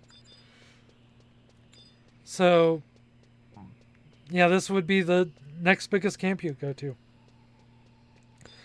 Because Mandies are pretty nice soft targets, overall things considered. And particularly this area here, this little cove here, was a pretty nice spot. because, and I remember pulling a bunch from that spot in particular, because you had this nice tasty area to just pull enemies from, and if you wanted, you could also move camps to this little area here. The white lizards you didn't really have to worry about. They weren't too bad. Lizards weren't exactly a tasty target. Goblins would be. But the funny thing about goblins, remember how I was talking about the enemies in Quiffham Island having to abandon whole camps to run away? Goblins would do that too. And because everything is as we look here, like how everything's kind of a path, before they modded it out where you would have to, or patched it out where enemies would like not despawn if they went to their camp, they instead had they had to walk back, meaning if you ran back and there was a party on your way back here, like there was a party camping right here, and you ran down here to escape, the mob would come back, it would aggro them, then they would have to run. It used to get to the point where like entire zones would just clear out. That was actually patched fairly early on, but I still remember leveling down here with it, and that being a thing. It was, and once again, like every party kind of had to like understand, like if things were going bad, sometimes like rather than having to have everyone in the zone, you would like call for help, and then like entire parties would just attack that one mob, so that way you wouldn't have to like have everyone go back. And that was like the polite thing to do. You had like these weird kind of like unwritten rules out of courtesy that you would just kind of do in order to be able to like level as a group and as a party.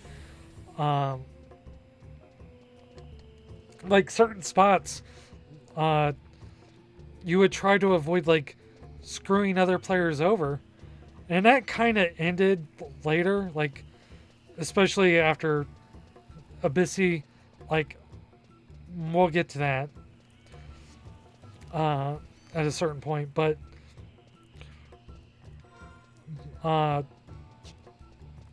you would just have like these, like, okay, don't steal from these, like if someone's at this camp, don't take those monsters, because that's, you could literally starve a camp out. So if you're like moving in, you didn't want to like be a jerk to someone else and take their mobs, because again, reputation was very important, and you didn't want to develop a reputation as a toxic player, because there was like societal estrangement. And I think that's another reason why like there wasn't a huge population of Final Fantasy 11 at a certain point, because when you give the players opportunities to be jerks and there wouldn't be like any punishment for it, because I played a lot of multiplayer games where there wasn't really any recourse or punishment. Well of Souls was a good thing. If you played Well of Souls and you picked PvP and there wasn't really,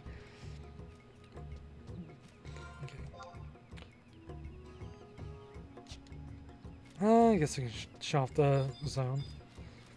In fact, I can pick a chocobo up from here. But yeah, like you pick PvP, there would just be some people that would just attack you, and Final Fantasy 11 never had that. And in fact, I think one of the reasons why they removed that whole like make the mobs despawn at zone wasn't because like you could pull a whole like train of mobs and like cause everyone to like have to evacuate the zone. It was because like at a certain point players realized you could do that and like kick people out of camps, and usually people that would just be leveling with their friends who didn't really care about like doing that would do that, because if you can get like a whole party to clear the zone, then you got a good camping spot. And the only reason now, like they did the despawn, was to get rid of MPK or mob player kill, which was a really good decision, and I'm glad they did it. It's not necessarily something I miss, as nostalgic and as like fond of a memory as it is to me. But yeah, it's just I hope I'm going the right way. Yeah, okay, I think I'm going the right way. I'm heading to Norg, by the way. And I think Norg will be the last kind of point of the trip where I kind of talk about the old day, like the old nostalgic days, and start getting into like the changes. Because I'm kind of going through this whole thing as I experienced it with you. Am I going to appear where I want to appear? Hopefully. So, a lot of the early quality of life changes was more to like to get rid of like that player hostility. Because there wasn't really as far as I'm concerned, there's still no PvP in Final Fantasy XI. They have modes where you could theoretically do like PvP, but it's so unpopular and so unnecessary, and the jobs are so unbalanced for it. There's literally no reason for it to exist. But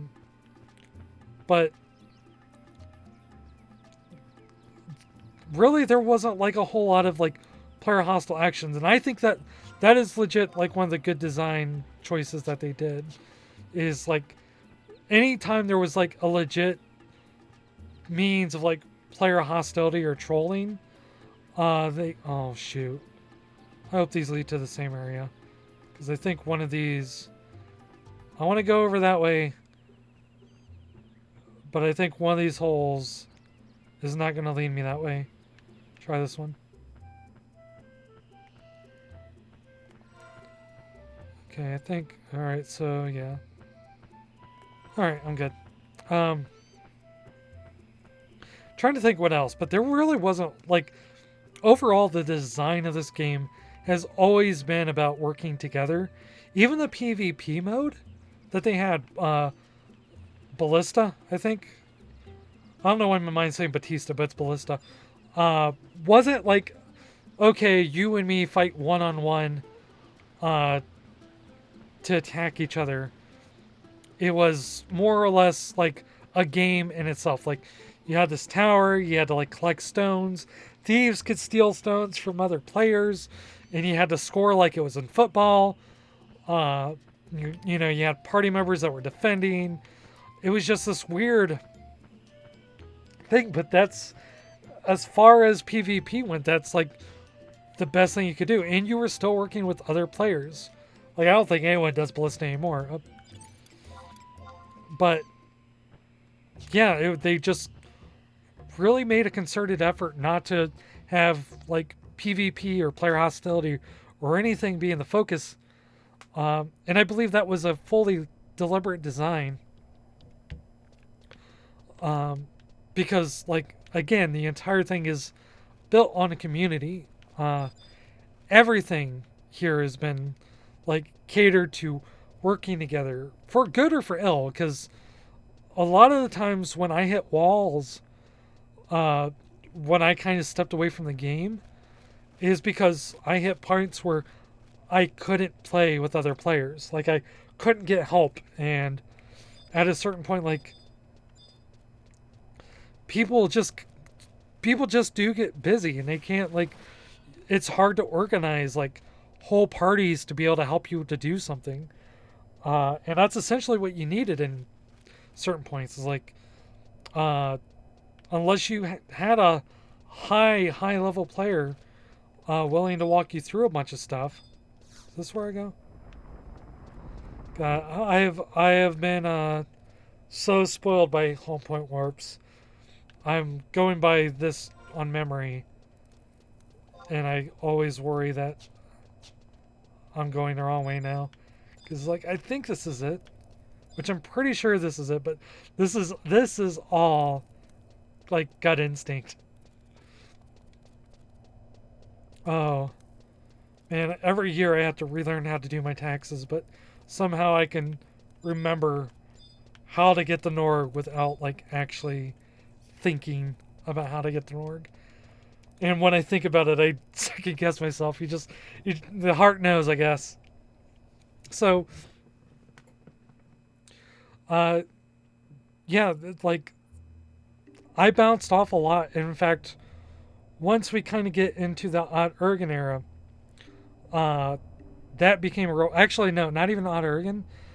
Chains of Promathia, the first expansion, was the first time I legit got frustrated uh, with the design of the game, and was unfortunately completely unable to play like an entire expansion. And this would be like a running theme of me being almost always an expansion behind,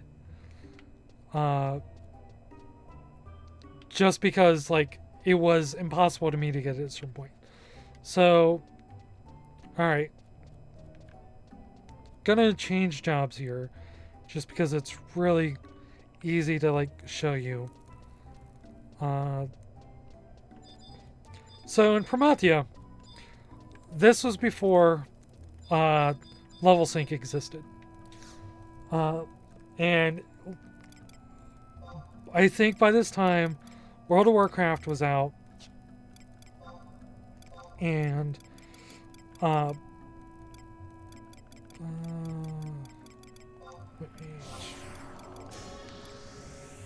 guess it doesn't matter what my sub is. So, World of Warcraft was out, and there was kind of like this mass exodus, because with Warcraft being out, it was just a really easy. Like, Warcraft was easy because you didn't depend on people. Oh my goodness, I cast so slow. Like, the design philosophy was entirely different. And I didn't play a whole bunch of World of Warcraft because I had a really crappy computer. I had a friend that played World of Warcraft, and most of my experience was watching him play it. Like, him showing me, because he didn't play Final Fantasy 11. But he played World of Warcraft a bit, and he was a big fighting. He was like really big into the competitive fighting scene. So World of Warcraft was kind of like his game. And so there was like this mass exodus of players because players had an option, and people that were very frustrated with the design of Final Fantasy 11 and having to need people. Like, I'm an introvert, but I would consider myself like a friendly introvert. Like, I can get along with a lot of people. There are introverts out there that don't necessarily have those social skills and don't want to interact with people, and very obviously don't want to be dependent on people. And trust me, I get that. I totally understand it. So there was this big frustration, so we had a lot of players leave and to go play World of Warcraft. So and at that point, like, jobs like White Mage and Warrior, the two jobs that you really, really need, became on short supply. There were some times where you would have 30 or 40 people not being able to level, simply because you couldn't. Like, you didn't have, you were lacking a White Mage. So no one could level until a White Mage came on. And 30 or 40 people being bloodthirsty for mages, where like you're just sitting there checking, see if a mage pops up. You like, sometimes you would have people like asking like trying to snipe mages out of other people's parties to be able to level. And by this point,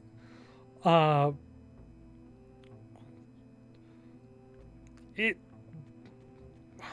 how do I want to word this? By this point, level sync didn't exist.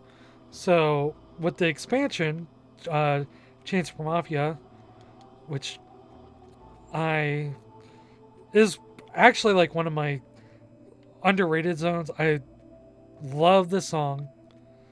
I'm not gonna turn it up, but it's such like Chains for Mafia was like such a very surreal like expansion. It kind of had like these weird, like somewhat body horror, somewhat like really surreal experiences.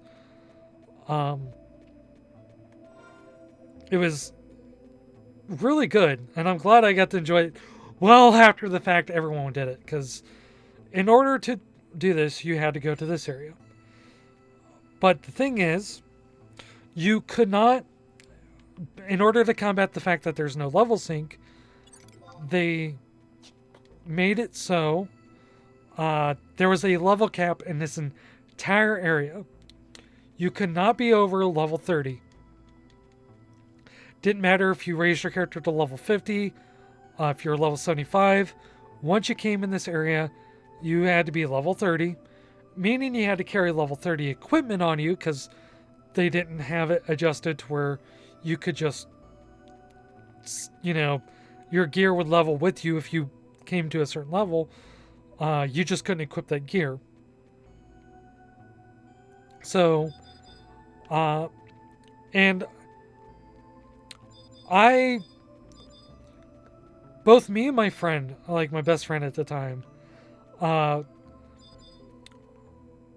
this was a legit, like, hard area to play around in. Like, even for a full party, sometimes you had alliances. Now I regret coming White Mage. Let me cast some Trust. I don't know why I picked Silver. You would have...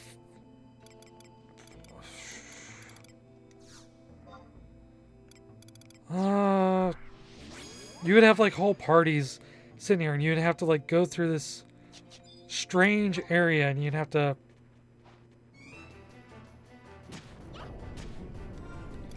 Oh, I got that. My White Mage is like not geared at all.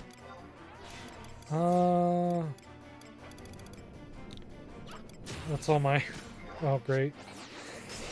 Do I not have gear for a White Mage?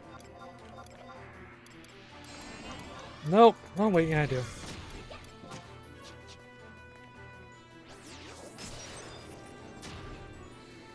So, I'm making this look easy, but as I said, everyone was capped out at effectively level 30, and these were tough fights. And at the end of these tough fights, you had to fight a really powerful boss. And in order to defeat that boss, you would have to have a full party of basically like really good players. Now, I understand the design concept for it.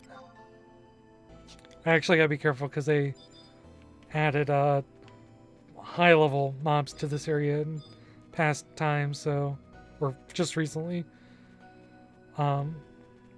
So I could like get in a fight I can't win. But the design concept was like you would have all these players like being able to level together. Like everyone's level 30, right? So like if everyone's level 30 here, you could have players conceivably come here if like their lowest level players level 30 and just kind of finally level together. And that was like not a bad way to like fix the problem. Plus, like, no one could just basically, like, rush through content. Because a lot of issues with MMOs is that people rush through content. And if you have someone who's already, by this point, level 75, just being able to, like, run through it, yeah, it's not going to be fun.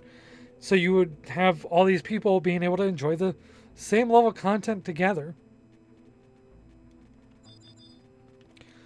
But that's not really what happened. Promathia, the COP was not a very well-liked expansion in terms of, like, gameplay mechanics. In fact, I struggle to really really think of a circumstance where, like, it was preferred to go versus all the old content. And I legit don't think it was. I think no one really played it, which is good because, unlike Kazam, like, I didn't get locked out of certain content. Because if I didn't get those keys, I just wouldn't be leveling. Because it was such an important zone for people to go to that everyone went to it, and you had to do it. You had to do it if you wanted to pass this level. So good on that. But because it was not a very popular expansion for, like, going places and doing stuff, I missed that initial wave of, like, everyone wanting to, like, run in and do it. So I didn't get to do it at all. And that was there was an item that you got at the end of the expansion that was, and I'm just kind of running around here. I can probably go back to a certain area while I talk about this.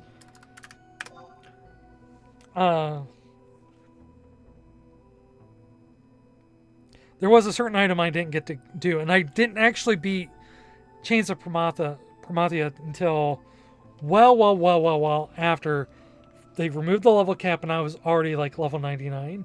It was like I beat most of the other expansions before COP. Not all of them, but most of them. Or at least got farther with most of them. I think there was a few I hit a wall on that I wasn't able to go to. So, but thankfully that wasn't the case. But so I was able to kind of get to level through Crawler's Nest and other areas without too much of an issue.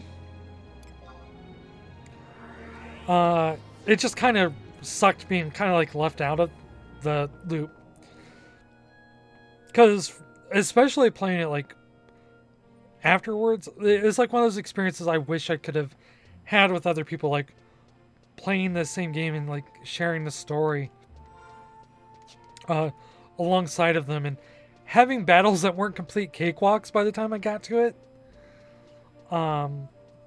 But it kind of is what it is. Like, I understand what the developer's doing, because, as I said, it was a good idea to have these areas where you could level a job with other people and not rush through content. It didn't work out for them. However, there wasn't really any content locked off. So I managed to get Thief to level 50.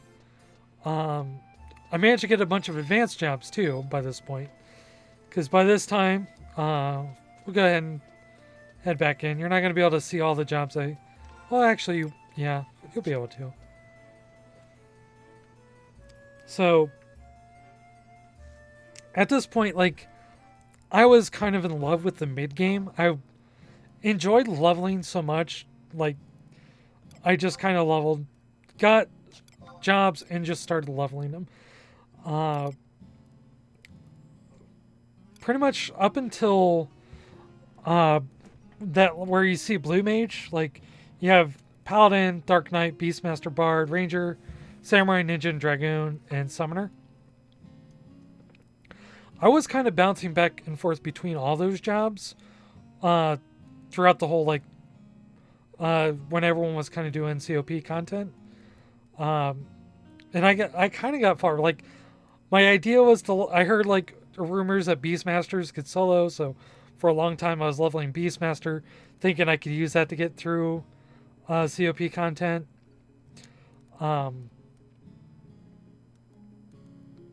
Then I liked playing Bard because Bard was kind of like an easy but much enjoyed job. But really I kind of stuck with Thief and Thief would be the first level 75 job I had. But unfortunately, as we kind of go on, and we'll see if I can take the boat. I should change. Oh, I can change it.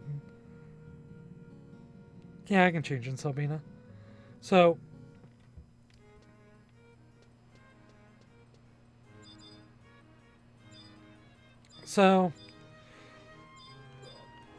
as I would be leveling, I kind of got like quite a bit there.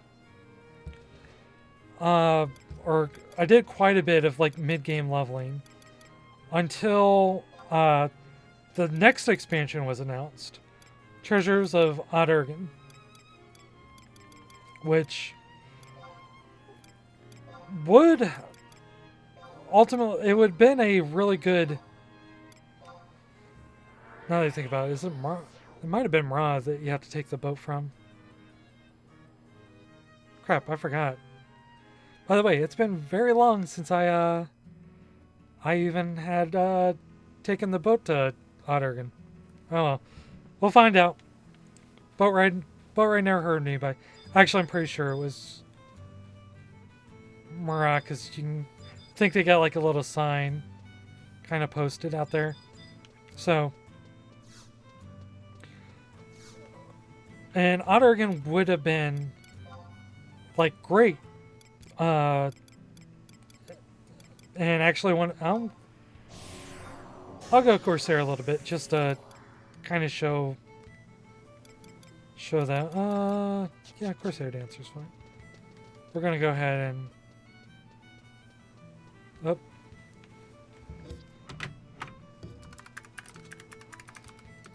auto.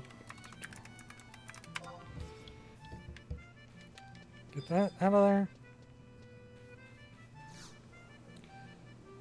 Let's see, travel. More. So, Chains of Promoth came out, and it didn't really affect the game all that much. However, the Treasures of Odd-Urgen, which was the third expansion of the game, but not really, because boat's here already. Am I gonna make it? I don't know if that's the right boat, but we'll see.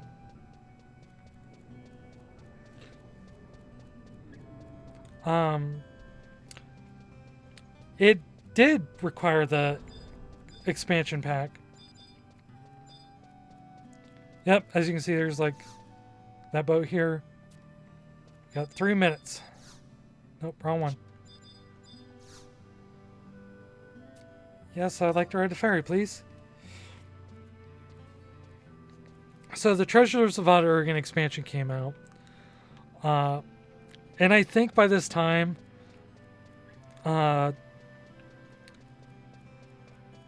I was level 50. I haven't talked about limit breaks yet. But with the limit breaks, you had to, at level 50 and beyond, every 5 levels you had to do like this quest to quote unquote break your limit. And back then it was actually kind of difficult. You couldn't do it solo, but you pretty much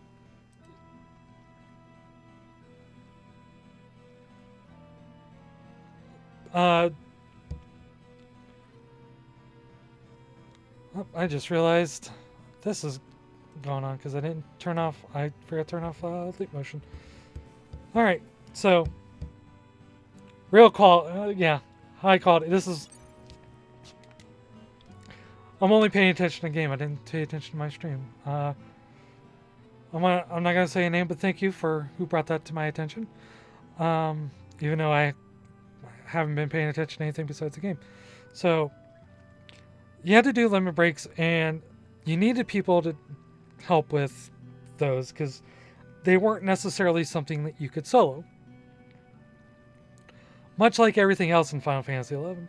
But as you leveled up, you kind of came across more and more of those walls. Like, for instance, the limit breaks, as you're having to do that every 5 levels.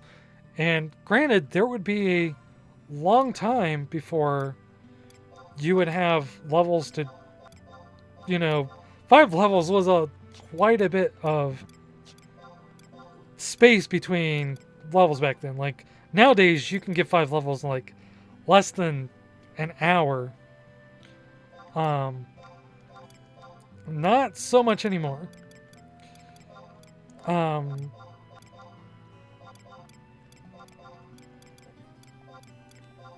But the big issue was when the expansion came out, everywhere I looked, because I live in kind of like a backwoods part of Ohio. None of the game stores I saw had the expansion on PS2. I imagine by that point it wasn't very popular. Like, I don't know how invested a lot of places, like a lot of people were in Final Fantasy VII by the time, because overall, like, the popularity really petered out. Like, we were far from the days of like having 2,000 to 3,000 people on Unicorn. It was still really healthy, but we were only getting like 1,500. But in my small little section of Ohio, outside of my friend who was playing the PC version, I didn't know anybody that played it. So it makes sense that. Oh yeah, I forgot this is a jam too. Oh. Oh, sorry. Sometimes you just hear these songs that you haven't heard in like years, and you're like, "Oh man, that's good."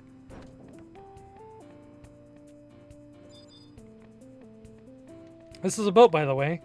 This is kind of similar than what you would have to take to from Sabina the Mura.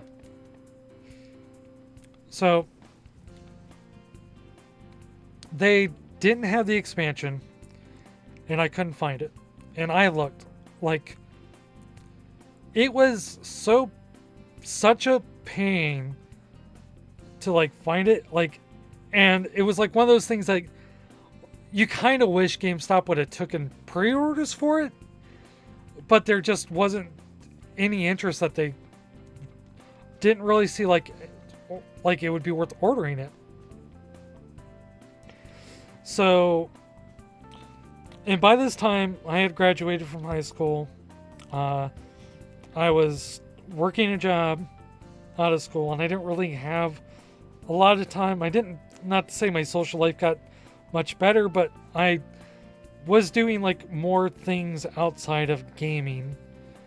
And I think by this time I was like kind of burnt out on Final Fantasy XI already, because I've been playing it for 2 or 3 years. It felt like just not consecutively. I didn't have a subscription going on for that time, but when I put it down, I'd only put it down for like a couple of months. But not being able to get the expansion, and because the expansion came out and that's all everyone wanted to do. Unlike Chains of Promathia, which didn't have areas that people really wanted to level out or content people didn't really want to do, Treasures of Ottergan did.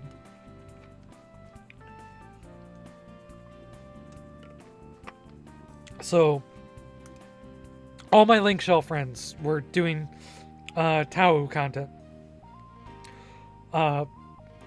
Stuff that I needed to get people to help for, I couldn't. And as we're seeing now, like, this is the way you had to travel. If you were lucky, there was an NPC that could teleport you, assuming he wasn't captured, and a lot of times he was. So there was no real easy way to teleport, and typically you had your home point where you were at the most. So it was hard to get, like, even people to get in contact. And I think at the time, like, unless you knew someone directly, like, I couldn't just shout in Juno because a lot of the high level characters were in Ottergan. So I just hit this giant wall of content, and I don't even think I was fully past my limit break. I think I was like level 65 by then, and everyone was leveling somewhere else. And without the expansion, you just couldn't play. And I remember being like so embittered by that personally I kind of quit playing for like a year. And I thought that was kind of like the end of Final Fantasy XI for me. Because, I mean, if I couldn't play the expansion, like, there was nothing I could do. Like, that was where the end game was now, for the most part. And I couldn't participate. And if I would have probably really went out of my way to, like, go online to try to find it, I didn't have a credit card of my own, and not really any means of, like, gaining one, because I never really, like, had credit back then. So couldn't get one on my own, and didn't want to deal with online ordering, so I just stopped. And I stopped for like a good 6, 7 months, 8 months, maybe even a whole year, until just randomly, by this point, the first time I was out on my own, I saw it at a Target, just one box of Ottergan as just right there. It was kind of like, at that point, like, I still thought about Final Fantasy XI a lot, but I just didn't have any drive to get back to it, but like, I couldn't play it. Like, I couldn't play the game, or I could, but like, I couldn't do anything. So, but when I saw it there, I was finally able to, like, grab it, come back into the game. However, a year after an expansion, I think it was a full year. A year after an expansion comes out, the people who wanted to do the content have well done the content and likely already moved on.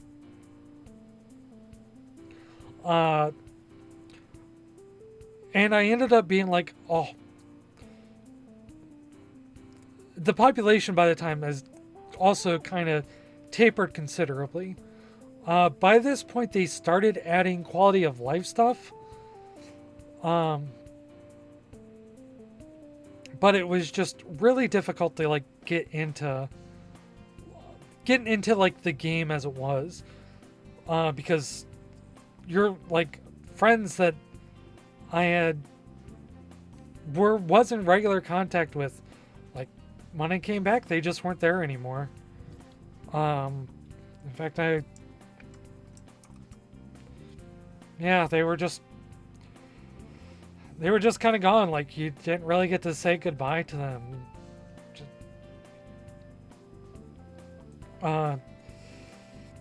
because when I left, it was kind of like, you know, it was one of those points where I was just like, I'm not going to renew my subscription. And I wasn't playing it all that much anyway. I just kind of let it taper out. So,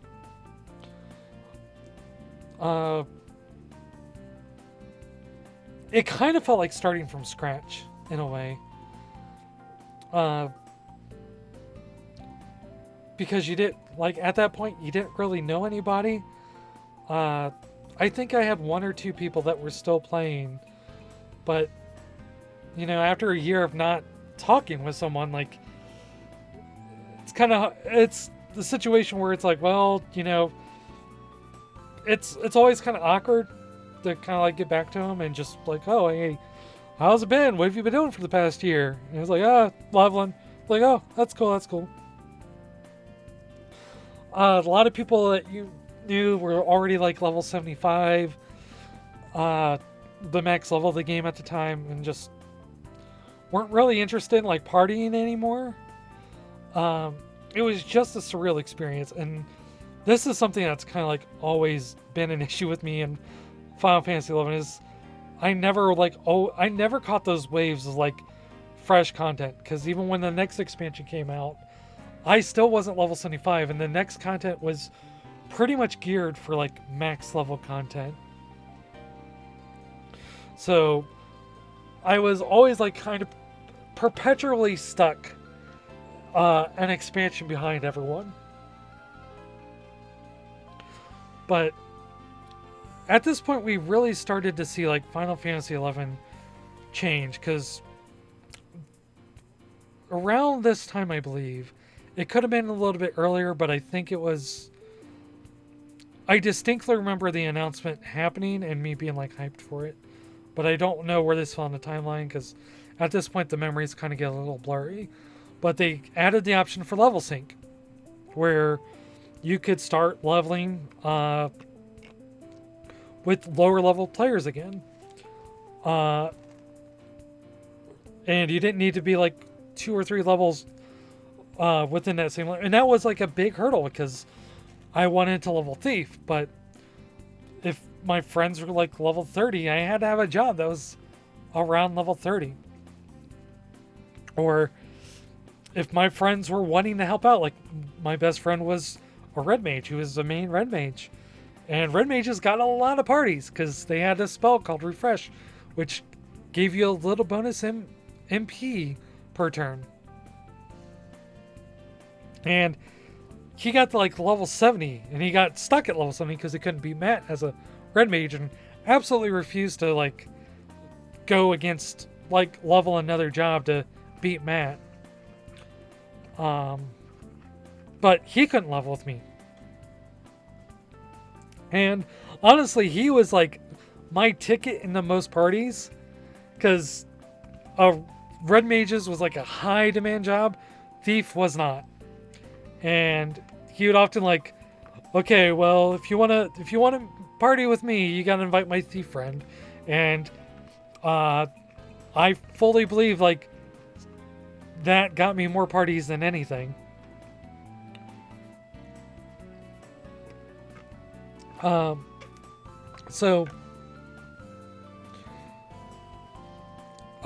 he ended up like kind of bowing out at a certain point too, because he hit that wall too, and well, those walls like are really deflating. Like, you build up so much to get like certain content, and or like to get to like a certain content level where you can actually do stuff, and like all of a sudden there's like this arbitrary wall that's like, no, you can't do it. And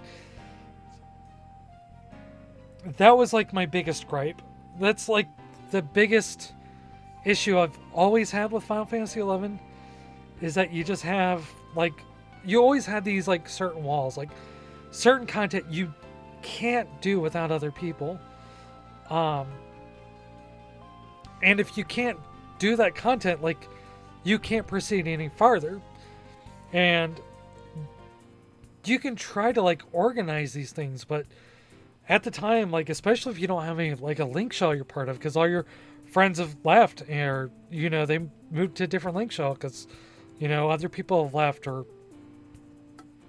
you simply don't know anyone. It's hard, and you're not loving with them. Like, you're not sitting there in a party with them anymore. So you don't get that natural bond. It's at a point, like, really awkward to just be like, hey, I don't know you. Can you help me do this thing? And also, we need 4 more people. At a certain point, that became pretty much unmanageable. Like, it literally became a sense of, like, content that you could not do. And at that time,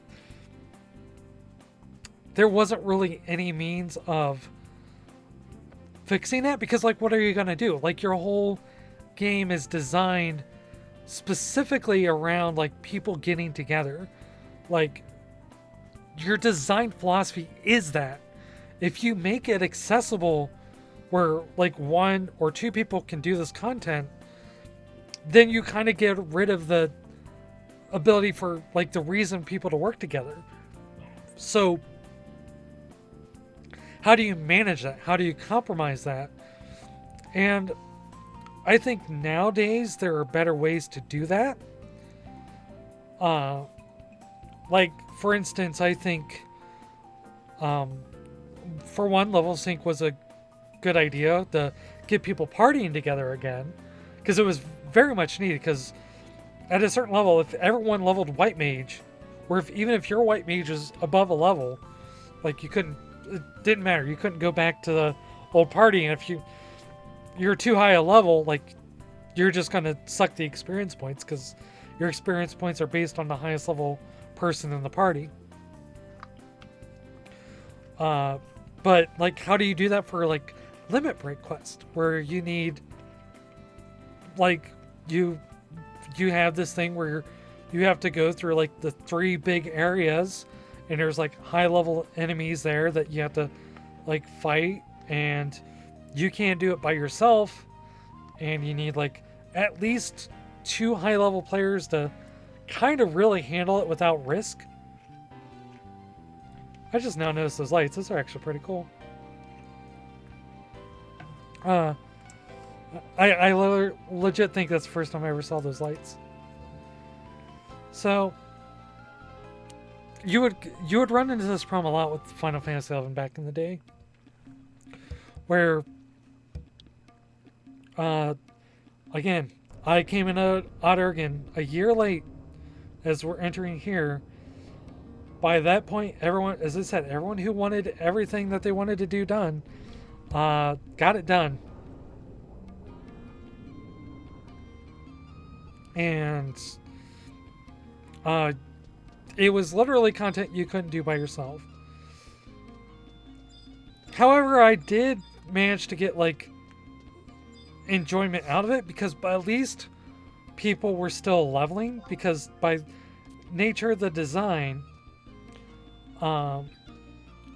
everyone who was, like, playing, like, you didn't just have one job. Like, you don't get, like, thief, and that's the only thing you can level. You have to make a new character.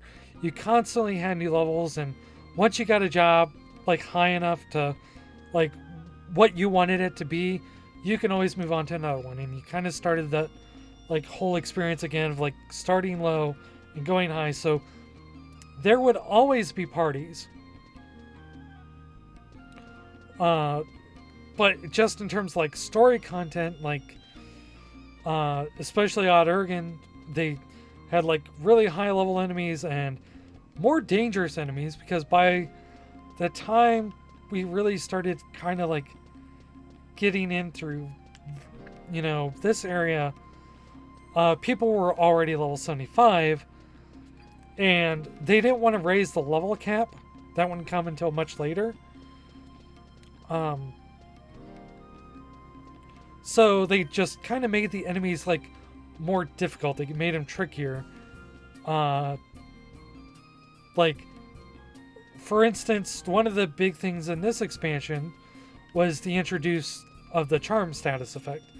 Now, Beastmasters could charm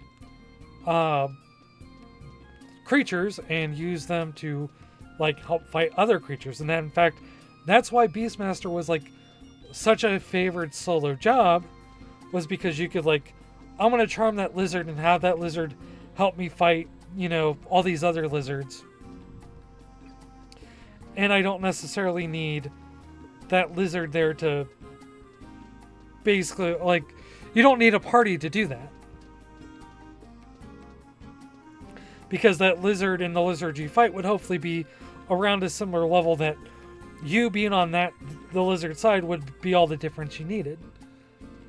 However, sorry, I'm waiting for the door open. However, like, the charm status effect, they introduced that into this game as something that the enemy mobs could do. And there was nothing worse than having your paladin or dark knight become the target of an enemy, being charmed, and all of a sudden, like, just going full force against the party. So there was, like, a lot of stuff like that happened, where it'd just be like these instances where enemies would be tougher, but they also made, like, I think this is where, like, because the enemies were tougher, they also gave more experience. And honestly, like, all the enemies that gave more experience weren't necessarily more difficult. For instance, here we have, well, not like right here. In fact, let's mount up. Sure. Just so we can go quicker. All the enemies in this, like, expansion kind of gave more experience, but the Colibri, they're not more difficult than your standard enemy in the old expansions. In fact, they're quite a bit easier. They don't have, like, super deadly attacks. So that combined with, like, the level sync, so even if you were fighting these at a high level, you were still kind of equal to the lowest level member of your party, and it didn't, like, it really didn't affect a whole lot. So this was a good leveling zone, so I still got to experience a little bit of it. I managed to do some of the main story with, like, a friend, but not a whole lot, because at a certain point, like, again, you're fighting, like, super hard boss fights that you need, like, parties for, possibly even alliances, and you just necessarily couldn't do it.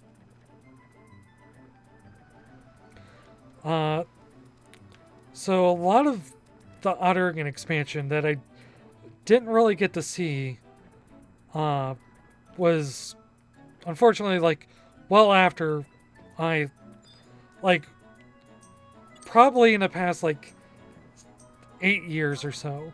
Like, once the level cap was raised and I could start doing the content myself. There's really not a whole lot to... There are some really cool places to show, but not anything that's necessarily easily accessible. And I don't want to, like... I don't want to just talk for the sake of talking. I know my communication's not necessarily, like, the most coherent, because I double back on a lot of points, but I do want to kind of stay on track. In fact, where am I in my notes? I did make a little guide notes.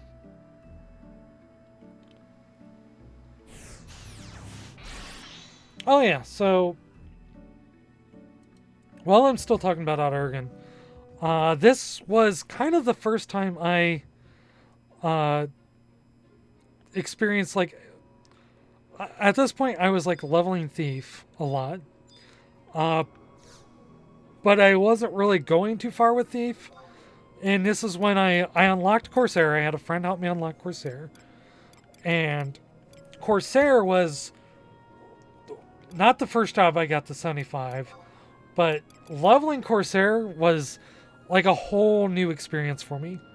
Because whereas it took me, I would say, the better part of 2 years to get to the level I was at Thief, which was like 65. It was either 65 or... Yeah, I think it was 65. I think 65 was the highest limit break I got with Thief. But Corsair was different because the way... Corsair is kind of like a job where you get to shoot... Mainly you shoot guns. Actually, not mainly. The guns is an added benefit. The main benefit of Corsair is having these rolls, which are kind of like bard spells in that they raise like certain things when you use them. Like, for instance, I can use Bolter's Roll, and my movement speed increases. In fact, can I make my movement speed? Yes, I can. So, this came after I've leveled Corsair. I didn't get Corsair, like, this roll didn't exist back then, but Corsair did have, like, the one way of... They had Corsair's roll, which increased the experience points you gained. When you're leveling in a party, and not everyone wants to, like, they just kind of want to get to a certain job as quick as possible, you make a lot of friends as Corsair. In fact, as I said, it took me about 2 years, 2 whole years, not like straight, because I was leveling other jobs around that time. But there was like 2 full years it took me to get Thief from my main job from like level 1 to level 65. And granted, I had like Samurai like level 40. I had other... It's not like the only thing I leveled was Thief. With Corsair, I believe I got from level 1 to 65 and was able to get to the level cap within like a couple of months. And not even like super dedicated playing. But just being able to like find parties like almost immediately. Like even before I started like seeking, I'd be like, you know, someone from Valkyrie Dunes would be like, hey, are you interested in a party? I wouldn't be seeking. They just really want a Corsair. So it was just so easy to get a party, and plus with level sync. It was really nice because I didn't have to buy like a whole lot of gear. And because I was Corsair, gear really didn't matter because people just wanted the experience roll. So I was like, wow, this is how white mages must have felt. So I managed to get up pretty quick, and I think with Corsair I was able to, once I got in a party at like a high level where I kind of hit the cap, I hit 65, and I couldn't get any more experience. A couple of people from that party like got under level 75s and helped me get what I needed to get to the limit break cap of 70. But by then, by that time, I think was all said and done. The newest expansion, Treasures of, after Treasures of Ottergan, was Wings of the Goddess. And Wings of the Goddess had 2 new jobs. They had Dancer and Scholar. And by this time, Square Enix had learned, uh, like, Chains of Promathia didn't necessarily work out for them in terms of like restricting levels. Um, but like the other way around, just expecting people to be level 75 didn't necessarily work out for players either. Because like the problem I had wasn't necessarily just my problem. Um, a lot of people were having the same issues. And when you had issues like this where people were hitting the walls, the community would drop off. Like, you would see like this influx of people coming in for the new expansion. Like, players that got to that level and wanted to play but couldn't, would come back, renew their subscriptions, get through the content and enjoy it. And some would stick around, or some would drop off until the next bit of content would appear. Um, but with the other two like the past two expansions, when you didn't have things for players to do, it just kind of became a point where, like, yeah, you know, I'm just gonna play something else because I can't do what I want. And there's when you can't do what you want, like, really, what's the point? So the big thing that they were including with this was called campaigns. Uh, Campaigns are like, because the main conceit of Wings of the Goddess is that you go back to the past, to the basically the Shadow Lord War, which is a big like a big historical event that you really only hear about well after the fact.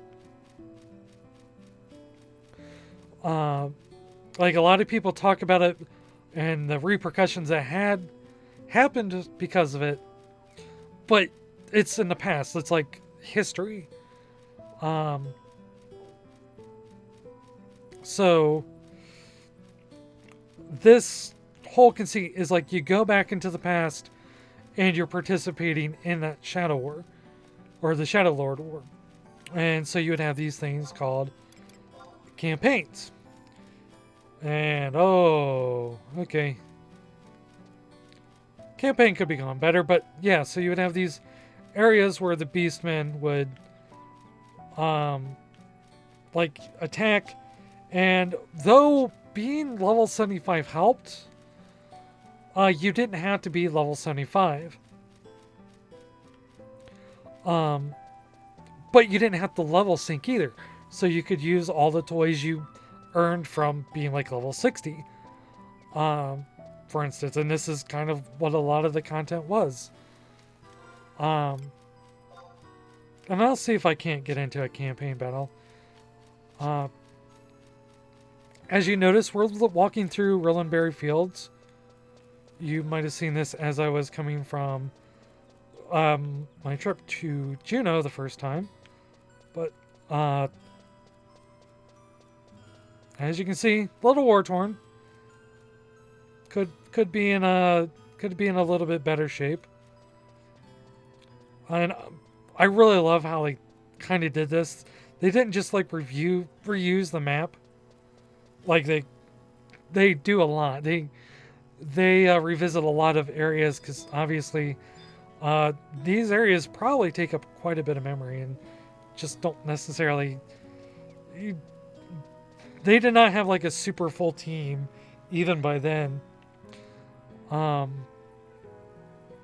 In fact, this would have been around 360 area. So Square Enix was working on other things. So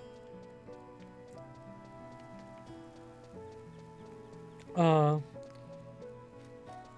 do like these little touches though. It's so minor, but it adds like so much flavor. And I remember like coming back here like, whoa, holy crap, this is like, you really get like in a war torn area where you see like these trees like just shattered.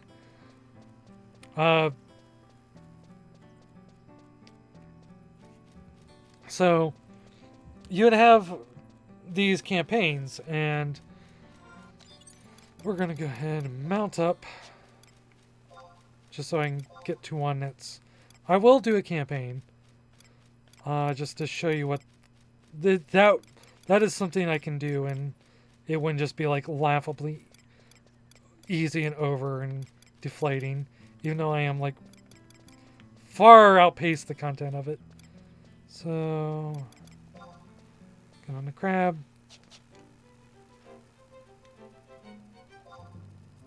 Alright, so for the first time in a long time, like, you could have players that weren't level 65, you know, working together. Even I think as low as like level 40, you didn't really want to be too much lower than that, because at a certain point, like, you could just get one shot. But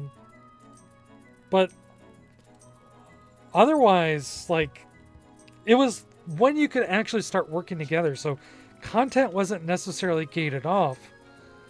And it was an expansion I was able to get a hold of. I don't remember when or how.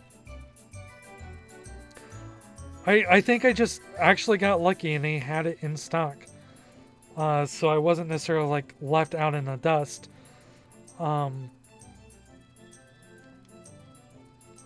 So there was... I was very much able to enjoy it.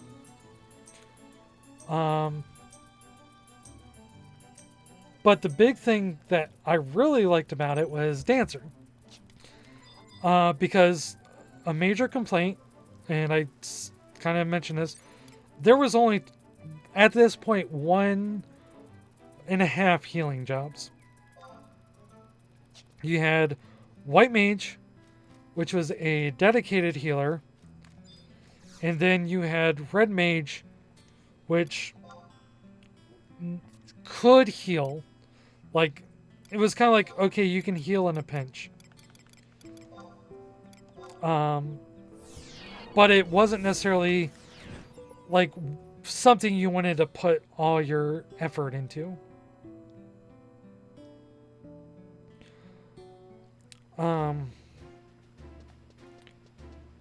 This is Bastock, by the way. Bastock in the military ages. So, with the expansion, they added 2 new jobs. By the way, Ottergan had 3 jobs. Puppet Master, Blue Mage, and Corsair. So, with those 2 jobs that Wings of the Goddess added, which would be Dancer and Scholar. Dancer was or Scholar I'll say first.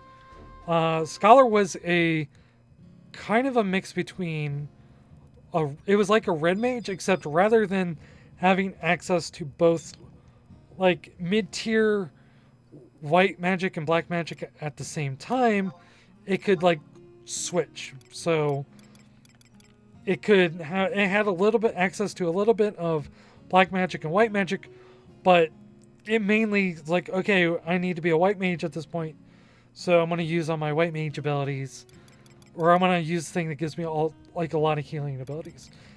Not only was it a like popular job, it is also a really popular sub job. So you had this whole new influx of healers coming in. On the other hand, you had Dancer, which I should probably play as Dancer, but I want to do a campaign real quick, so we're just going to go dark. So, Dancer, this is where Square Enix really got like interesting with their class designs, because, for instance, Scholar had stratagems, which they built up over time, which kind of gave them like a big momentary boost of something. Like, initially they would have to cast like regen on one person at a time, but they could use a stratagem and change it to like an area effect, or they might have want to be casting like a big spell, so they could use a strategic to like reduce the MP by half, which was really cool. But you couldn't do it all the time. And we're gonna just sit here until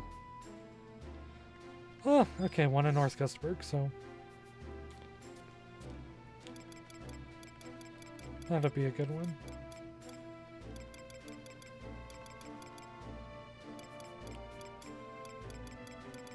There we go. So, and Dancer was interesting in the fact that it uses TP to augment its abilities. And now Dancer was a kind of like a support class. It basically did everything. It could hold hate. It could evasion tank. It could heal.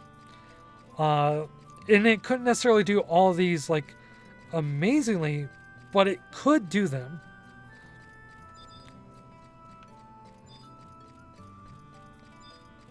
And a really nice thing was, not only was it fun to play, but it was also a really good sub-job class. And I forget, is the person actually... Yeah, here. Give me my tags.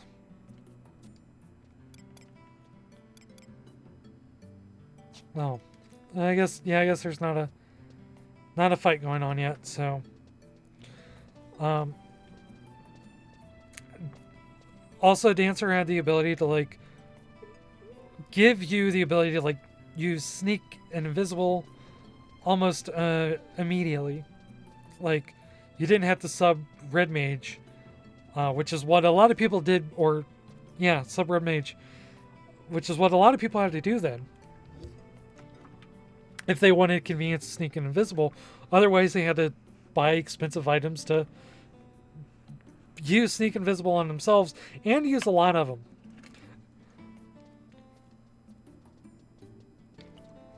So it was just this really amazing utility class, or job, that you could essentially, you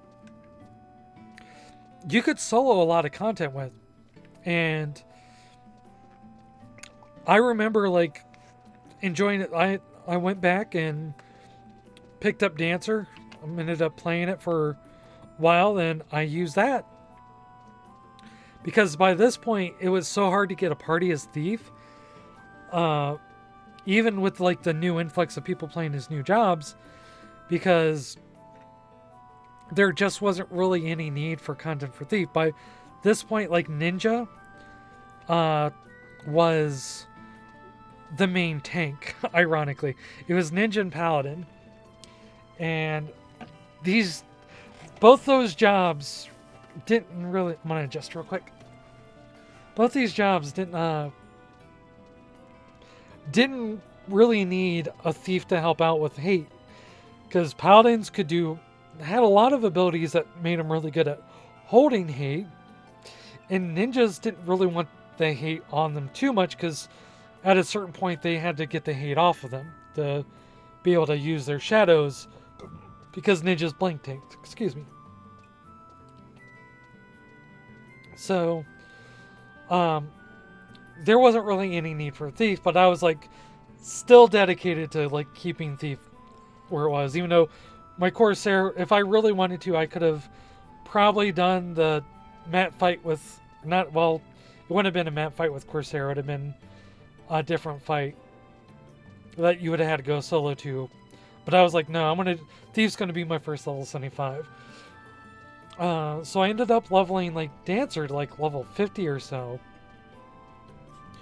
And then I used Dancer as a sub job to be able to level Thief on my own. And really, like, that's kind of where I started to do a lot of content I missed out on, because the ability to have like a sub job just kind of like guide yourself, like go through it, content you couldn't do before was like amazing. Like, because even there was stuff that I couldn't do, and in hindsight, I should have just went Corsair, got my level 75, and started doing like certain content myself. Maybe even like organizing like certain things to get people that were missing out on the content and not really doing it. I probably would have gotten a lot farther doing that, but I was stubborn in my age, so got Thief to level 70. Ended up like getting help doing my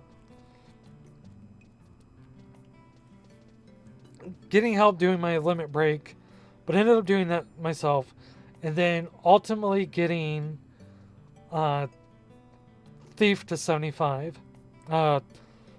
Mainly because of like soloing.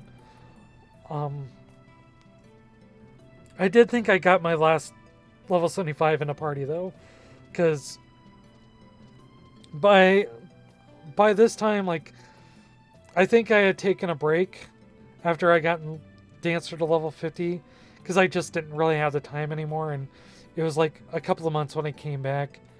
And then I did like a little Wings of the Goddess content. But after I got Thief to level 75, I got Corsair to level 75, and I think after that I got Dancer to level 75. And then I hit like a wall, like a complete wall, and not anything in return in terms of content. Like like no one was doing Treasures of Odd Urgan story content anymore, and I got decently far in Wings of the Goddess, just not enough to finish it, and never found a dedicated group to finish it. And the content wasn't really repeatable. Like, other people could help you do it, but there was no real benefit of going back and doing like old story content. So unless I really found someone that really wanted to do it, it wasn't getting done. And unfortunately, I was so in love with the mid game, and I didn't really have an interest in the end game. By this point, like, end game was in a really weird spot. Like, a lot of people were still really doing Dynamis. Dynamis is like the first set of in-game content. Mainly because that's where you got your relics. And that's where you got your like ultimate weapons. So, and it was such a grind. It was so much work, and it was so stressful. And you pretty much had to do it perfectly. And that just didn't really hold much interest to me to do that. Like, I definitely wanted that gear. Like, I would have been cool to be like a relic equipped thief, because you got like extra treasure hunter, and that would have been a pretty nice quality of life thing. But you had to find a dedicated group. You had to be prepped for it. You had to like bring your A game, essentially. You had to have like some of the best gear that you could going into it. And I just wasn't really ready for that grind, and I didn't necessarily have the time for that grind. This would have been like at the recession. I was not necessarily in like a really good place financially to be able to afford a subscription, and what I was doing like didn't really leave me with enough time to sit down and enjoy it. So I wanted to do a lot of mid-game stuff, but the mid-game one, in a sense, was kind of drying up too. So without like organizing my own like story content and stuff like that, essentially was it in terms of like Final Fantasy 11 for me. Sorry, getting a drink. There just wasn't really... There was still so much I could do, but there was really no like drive to do it. And I didn't really have another game to do it, but it was like kind of the sense of this was as far as I could get. So I ended up just kind of... I don't think I quit. I did leave for a little bit, and then it came back for a little bit because around this time is when they released the 360 version of the game. And with the I got the 360 version. I don't have any notes here to think what year that was, but I'm gonna guess 2011. So I would have taken about a year break. But the 360 version, I had a 360 and I was like, okay, well, yeah, let me pop back in.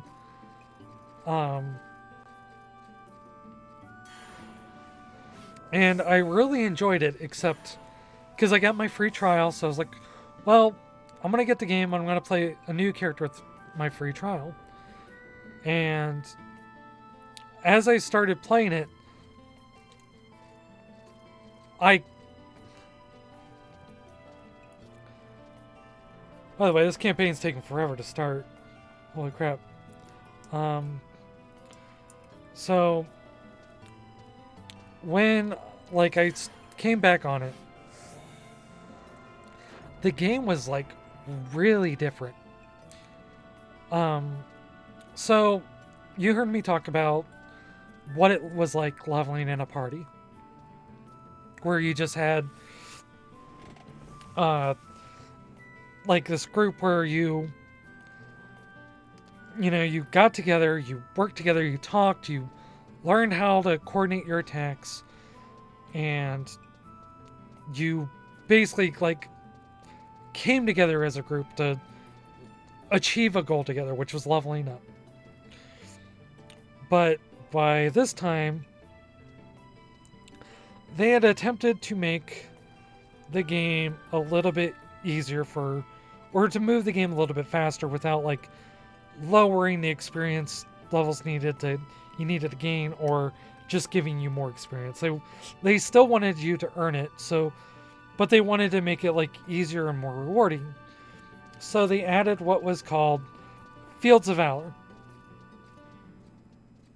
And Fields of Valor was just it was their attempt to guide parties on what to fight. So basically it would say, Fields of Valor, you have, the level range is from this level to this level, and you need to defeat 3 worms and 4 bats. And when you did that, you got a nice little bonus of experience. You got nice abilities, they also had a Grounds of Valor, so as you completed these pages, you would get small little boosts. You would get, a bonus to your accuracy, which was really good. And on paper, the design philosophy behind this was sound. I get what they were going for, and it was useful to have. However, what ended up being the meta is that because of the Grounds of Valor, it didn't really matter coordinating a party, because at this point, the experience points from fighting in a party wasn't what you got. Here's a campaign battle. It wasn't the thing that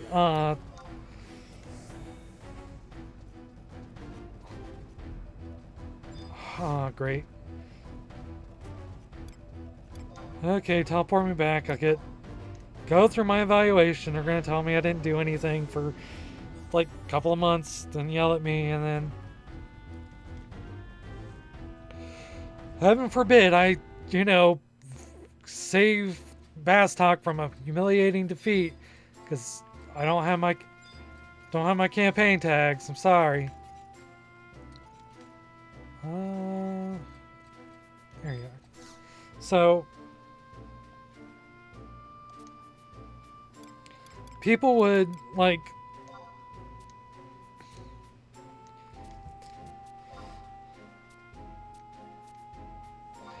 yes, please give it to me. Okay, now I have my campaign tags. Now you can teleport me back.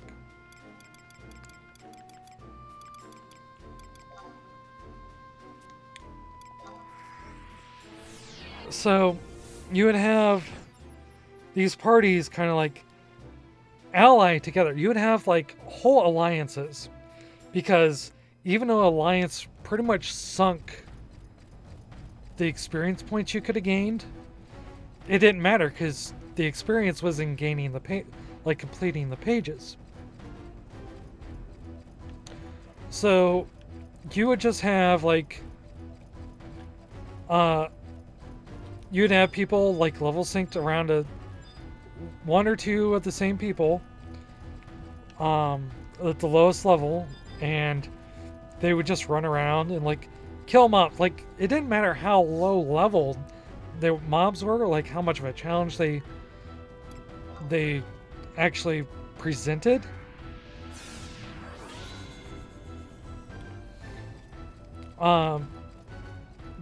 You just thank you.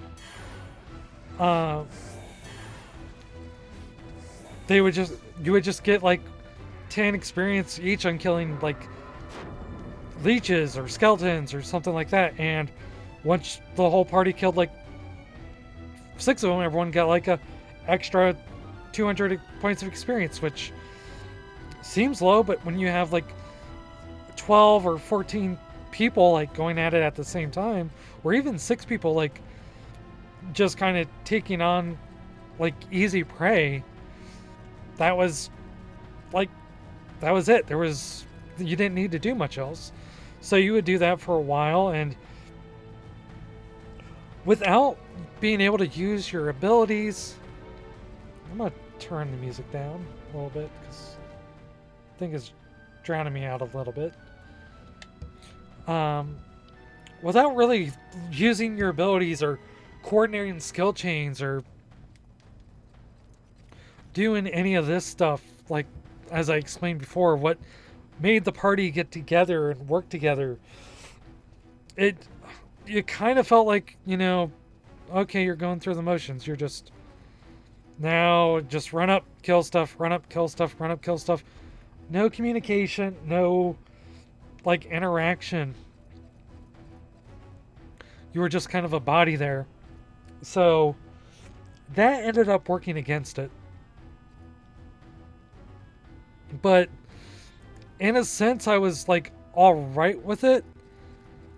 Like I wasn't happy with it, but it was like, yeah, I leveled like I'm now leveling, samurai this time. Like I really want to do self skill chains, but like I can't, at this point, like the people who were doing this have already leveled their 6th job to level 75.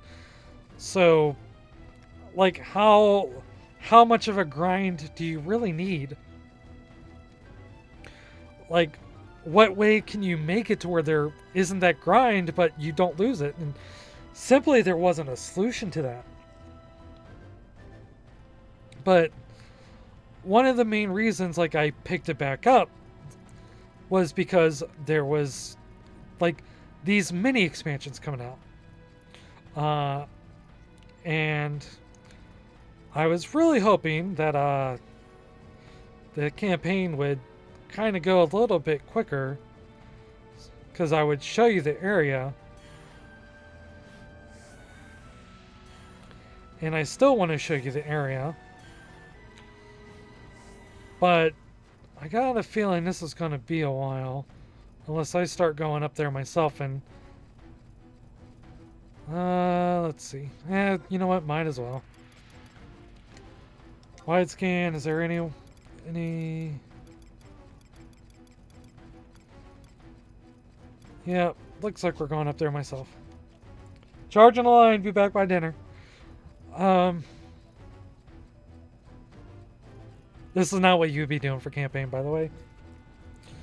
So, there was this expansion, mini expansion, that was coming up.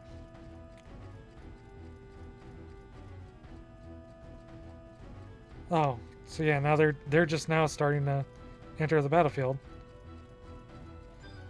Oh well.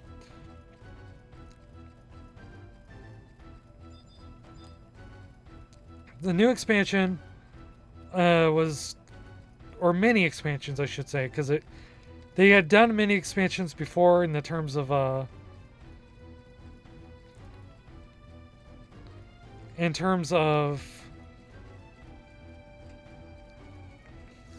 oh wow, I forgot, I'm not even at high level. I still aggro these. I mean, if you want to pick on me. Hey guys, you're seeing combat finally. Probably should put on some actual war clothes.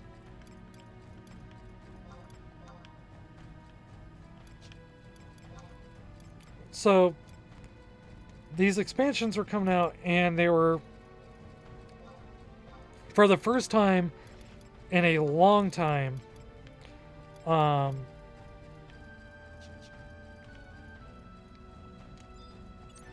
they were raising the level cap.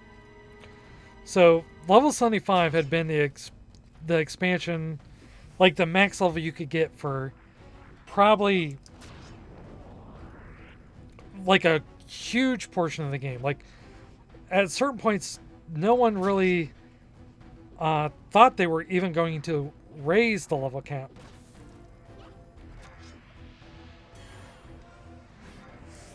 Because what need was there? Like, they kind of had everything set to level 75 for so long. You know, they could effectively just balance everything around level 75 forever.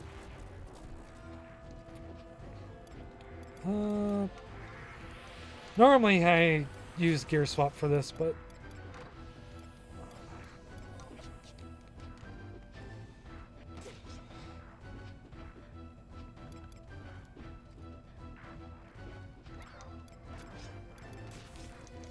I guess I don't really need to focus on.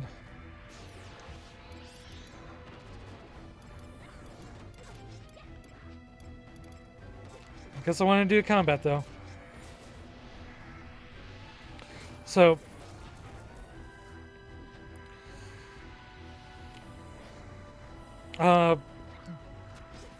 everything was bounced around level 75. All the gear that you had, like at max level was 75. So the fact that they were raising it for the first time was kind of crazy. Like, it was something that they never thought they would do, and in fact, I vaguely remember them saying that they weren't going to do it. But they ended up doing it, and it was like highly anticipated. It was like what everyone was like wanting for. This was going to be the thing that got people back into the game. So there was like this huge anticipation for it that everyone was excited for, and it's going to like change the game. They were teasing like new mechanics on new class abilities. Like, it was supposed to be like the one thing that like saved the game, but also at the same gesture, it was going to be the thing that made, like, this was going to be the game. Like, these mini expansions were going to be the finality of thing, because you were going to get such powerful armor, and you were going to like get all these job abilities, and you had like this big grind, and Um, like, it allowed players, like, they learned from the pages, so you didn't necessarily need to be the same level. You didn't have to level sync because everyone could, like, close enough levels could participate in, like, some means of forms. You could go as an alliance again. You could do, like, there was, like, just so much stuff to do according to, like, all these things. So it was, like, highly anticipated. In fact, that's where, like, a lot of people kind of came back. I had friends that I hadn't seen in, like, years by this point. Like, people on my friends list that I thought were just, like, gone to the ether. Like, I would meet up with them and come back. It was, like, kind of crazy and surreal. So there was, like, this huge anticipation for it. And if you heard anything about, like, Final Fantasy XI, and anything about Abyssea,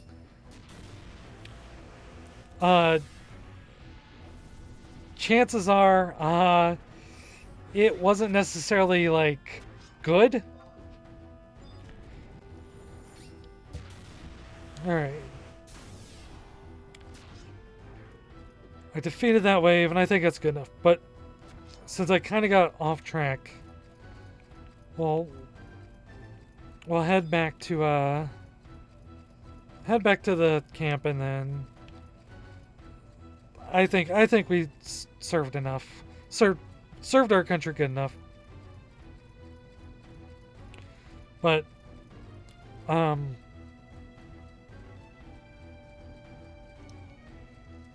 so if you heard anything about Abyssea or Final Fantasy XI during the Abyssea age, it's fairly, like, infamous. And honestly, me, like, not showing you how it looks and such isn't necessarily a huge deal, because it doesn't even look all that great. And for kind of speaking frankly, the thing is, they took, like, a total of 9 zones. It was like 3 zones per, like, mini expansion, and just kind of, like, changed the palette. Even whereas here, like, we're in North Gustburg, but it looks different. It looks like they added, like, things to it and made it, like, war-torn and such. Abyssea didn't have that, and I understand, because the devs weren't, like, going at full cylinder.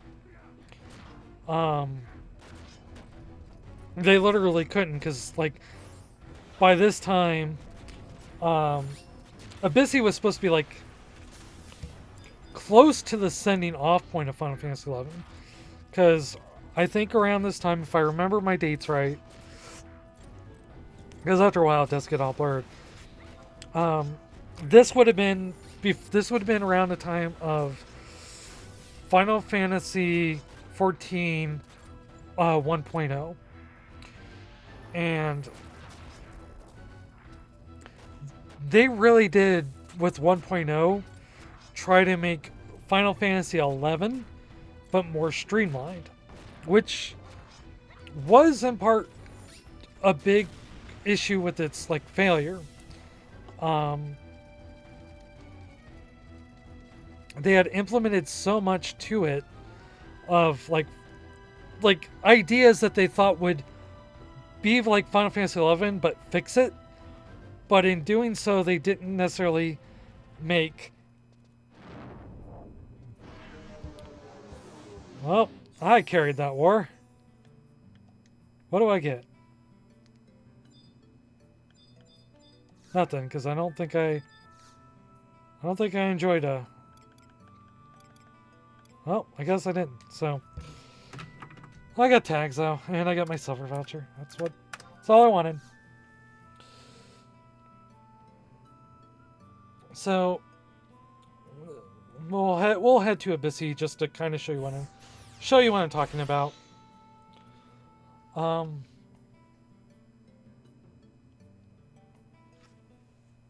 But Final Fantasy 14 1.0 was kind of supposed to be the fix.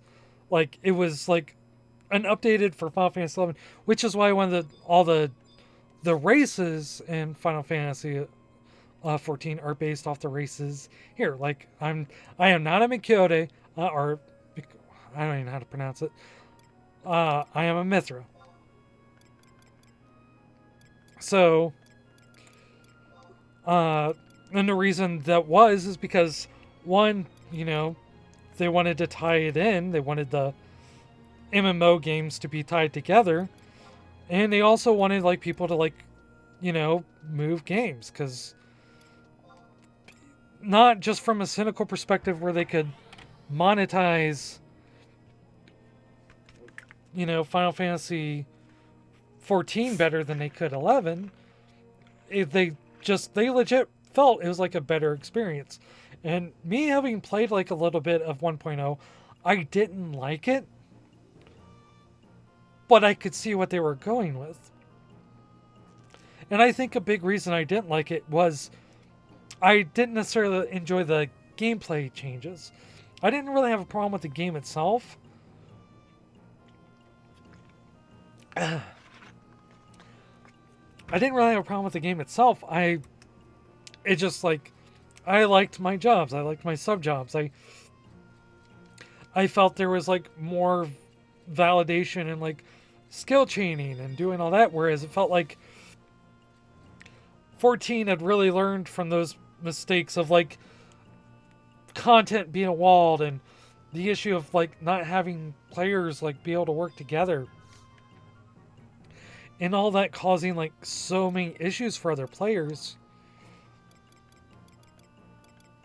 that they were like, okay, we'll just fix this. But the problem is, by this point, like, MMOs had evolved. Final Fantasy 11 wasn't the dominant one in a long time. In fact, once WoW came into the picture, Final Fantasy 11 like kind of got its legs cut out because WoW was accessible to not just like MMO players, but just like people who wanted to play casually. So WoW for a long time was just eating 11's lunch. It's just that people that liked WoW didn't really like, or the people that liked WoW wasn't going to move to 14, and the people that liked 11 wasn't going to move to 14. And it didn't stand out enough on its own to necessarily be like unique or fun or give anyone reason to play. It was very convoluted. And I say this playing Final Fantasy 11, and Final Fantasy 11 has its fair share of issues. So the kind of capstone off Final Fantasy 11, they created Abyssy. And if we look at the map, this seems extremely familiar.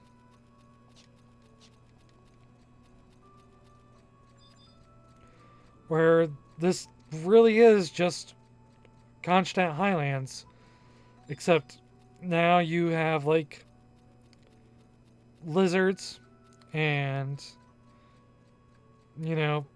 it's kind of divided into like sections. Each section has its like own kind of creature, and I should have came as Blue Mage to like actually show how this kind of works out, because this is kind of what really was the death knell. And ironically, this was kind of supposed to be the savior of Final Fantasy 11, but it ended up like not. Because they seen what happened with the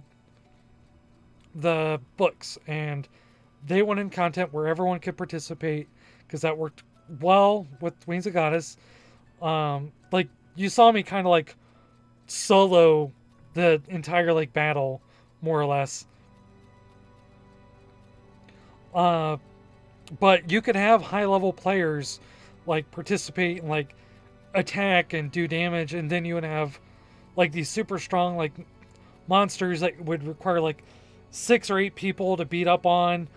And you know, if you were wanting, like you could play like someone who was just doing support, like casting spells to like help out the big players and healing and do all that stuff. So the idea, the design philosophy behind it was really sound, and it was something that they took off of like Odd Ergen's big thing, which was Besieged, which was kind of like a very similar thing, except a little bit less friendly to like newer players. Because I remember being a low level player and being able to do campaign, and that's kind of where I got like a lot of my leveling done in higher levels, because you got spoils, and the spoils were sometimes really good. So the combination of that was meant to make it like this whole area is just that. You just have, there's like stories, or you'd have these groups of monsters, and you would like have plenty of camps, and you'd be able to pick it, and you know, you could be under leveled, but you could still party with people and get experience and help them out and not be put at too much of a risk. Um, Meanwhile, like high level players would be coming here, and like when I say low level, I mean like, you know, as they were raising the level cap, you know, you would be like 50 to 75. I think some areas, like you can come here as early as 30, but it wasn't recommended unless you were part of a group. So the design philosophy behind it was like, again, I see what they were going with, and there's like, they really put a lot of work into it, because there was like this whole tier system of notorious monsters. Like you would fight like the creatures here, then they would drop like a special thing that would allow you to summon a more powerful monster, and the powerful monster would have like good drops, and it would completely replace what you had. So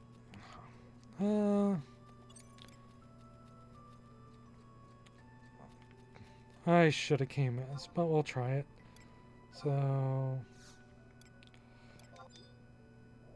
Dread Spikes first.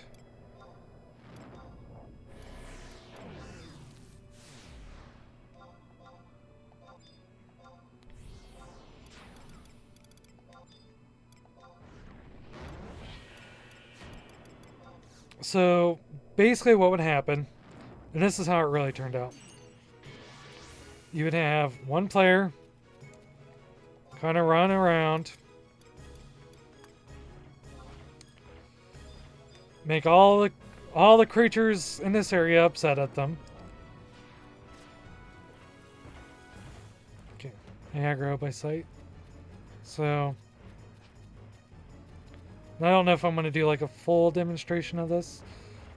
I might, just to show it off, because this is literally how it's done. You can just make all these creatures mad at you.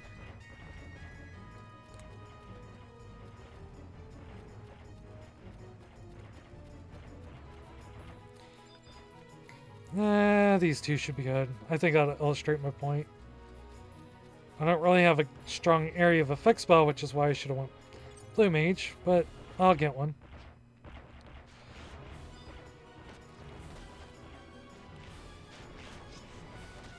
In fact, I can speed this process along to a certain extent.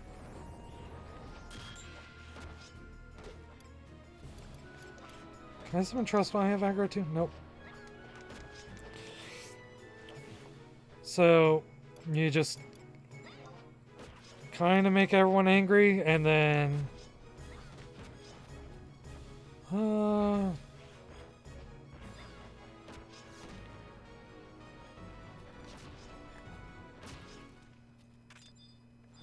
doesn't really help that I'm just killing him that quick.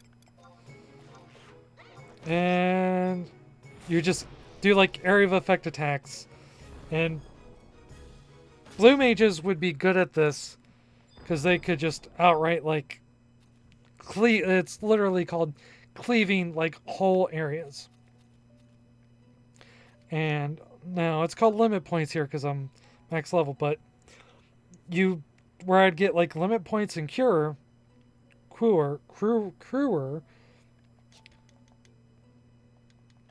that would be your experience points. And it wouldn't go down by level. And as far as I know, it didn't go down by like how many people you have in a party. So you could have like big groups, like, traditional parties fight and, defeat these one at a time individually. But there wasn't really any point because you could just get big groups together and attack them all at once. And you would clear out the zone. But well, not the whole zone, but like this area. And usually you would pick an area with more dense enemies. And yeah, that would be it. And then that eventually evolved into like people, because it didn't matter what level you were, as long as you had access to this area, you can come in at level 30 and just let someone do all the work. Like, in fact, a lot of the leveling was just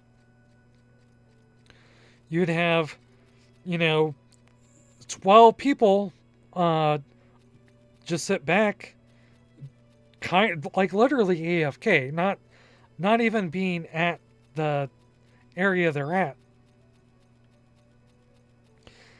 and just leveling. And then you would have, all you would really need is like someone to hold hate and someone to cleave, and to speed along the process, you could you would find enemies that when they drop chests, like, see if I get lucky and get a chest from this person here.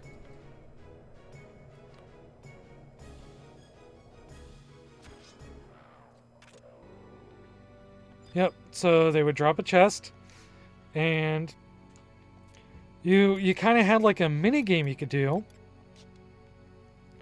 but that didn't really matter because you could also buy keys, unlock them, and you would get like benefits, like an extra 1,000 experience points, and everyone, whether they were participating or not, got the same experience points.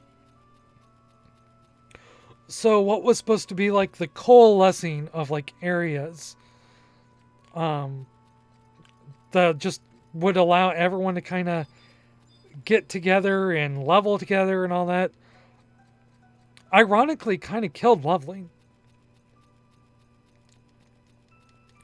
And it killed it bad. Like, leveling this way, like, because it was so fast, like, you could get from level 1 to, like, I'd say level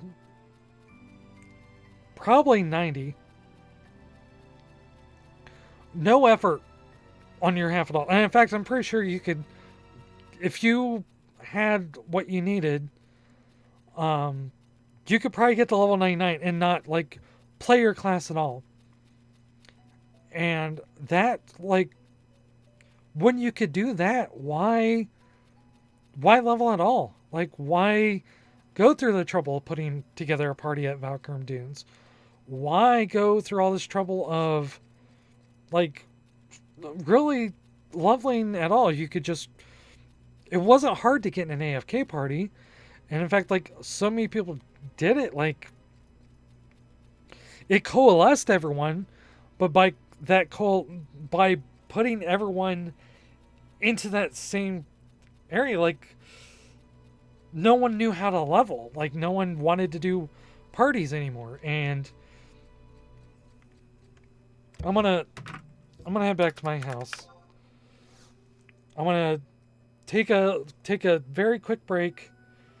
To go use the restroom because I've been sitting here for 5 hours and 45 minutes. I need to stretch my legs.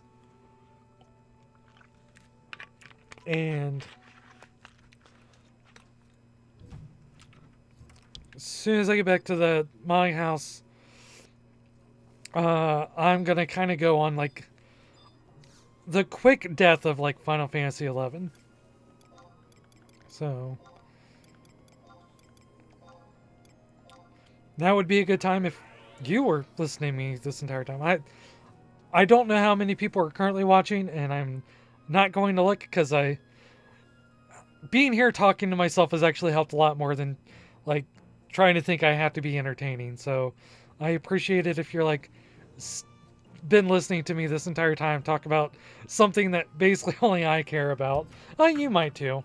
Hopefully, like me explaining it this way in the history kind of got you to care about it a little. But anyway, be right back. I will put on my be right back hat.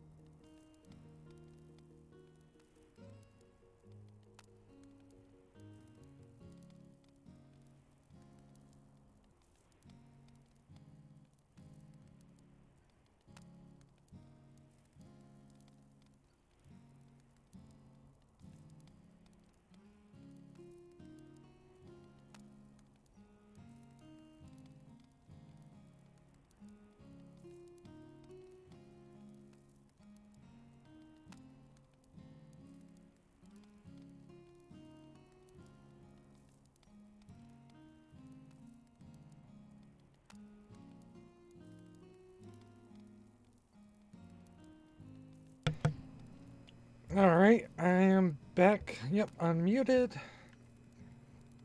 And we're going to change clothes. All right. So, I remembered one thing I wanted to point out was also I never liked the look of Abyssia either. Um, I always thought like I get the tone that they're going for, like it's meant to be like an apocalyptic, like a potential apocalyptic end of the world kind of sensation. Um, but considering that's the only place you go now, or that you would have went to, uh, it got it got kind of depressing, like just being there. We'll go up to my second floor.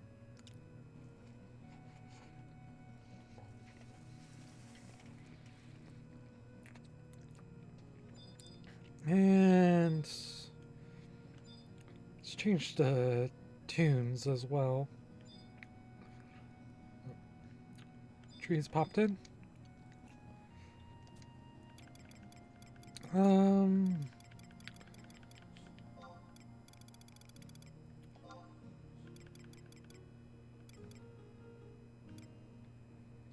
Let's change it to Gesterberg. I like Gesterberg. So we'll sit here and we'll have a little chat.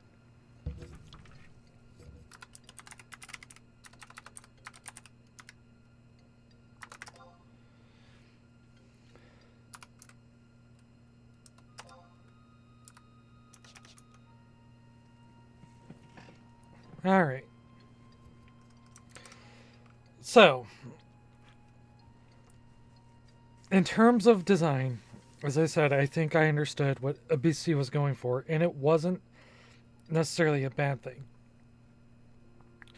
You would have all the players kind of gather together and be able to work together, because at this point, like, no one was leveling in Valkyrie Dunes. And obviously, like, as we went there earlier, no one was there. Like, that hasn't really changed. But between the page burn parties and then Abyssia, traditional leveling was just out. And this created a big issue.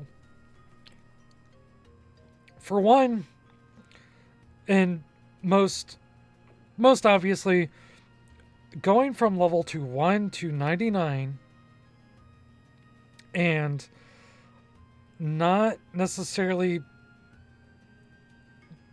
doing anything with your job. Like, not understanding how to do sneak attack, not understanding how to provoke, not really coming to understanding on what Corsair roles are good in what situations. A bard not knowing when to use an accuracy song versus a damage song. All these things you learn by playing your job, and it's not something that can be translated through reading a Wikipedia entry. Like, it's literally impossible to convey that kind of information simply through like a Wikipedia entry. Because you can tell someone, like, okay, yeah, get behind the enemy and do sneak attack, but without playing with a party, you don't really understand what that means. Like, you don't necessarily understand, like, the concept of aggro or pulling or really any fundamental aspect of the game by leveling from 1 to 99 and not doing it. And that includes, like, veteran players too. Like, I never leveled White Mage. I mean, obviously I got to level 99, but I never, like, I did that with Abyssia. Mainly because I wanted White Mage as someone accessible, and but I never learned the fundamentals of really healing. Like, I've played this game for 18 years, I've almost nearly every party I've been in has had a white mage. And at the time, I didn't know how it worked. Like, if I were to try to get in a party and have to learn what white mages do, for one, like all that knowledge is not there. I don't have the skills to like if in a strict party leveling area, I wouldn't know like when to use Cure 4 versus Cure 5, when I should Divine Seal Curaga and when I shouldn't. Um, Even simple things like learning what kind of attacks the enemy uses that would be best against my like bar element spells. I would not be able to like do that in a end game kind of situation because I just never learned it. I literally like from level 24 to level 99, I just kind of sat and like watch someone level me. And that's bad on a design level just because first of all you literally cheapen the experience. Like part of what made you feel really good about leveling was just being there like and learning jobs and being good at your job and like helping out people with what you were doing. That was extremely important to the experience.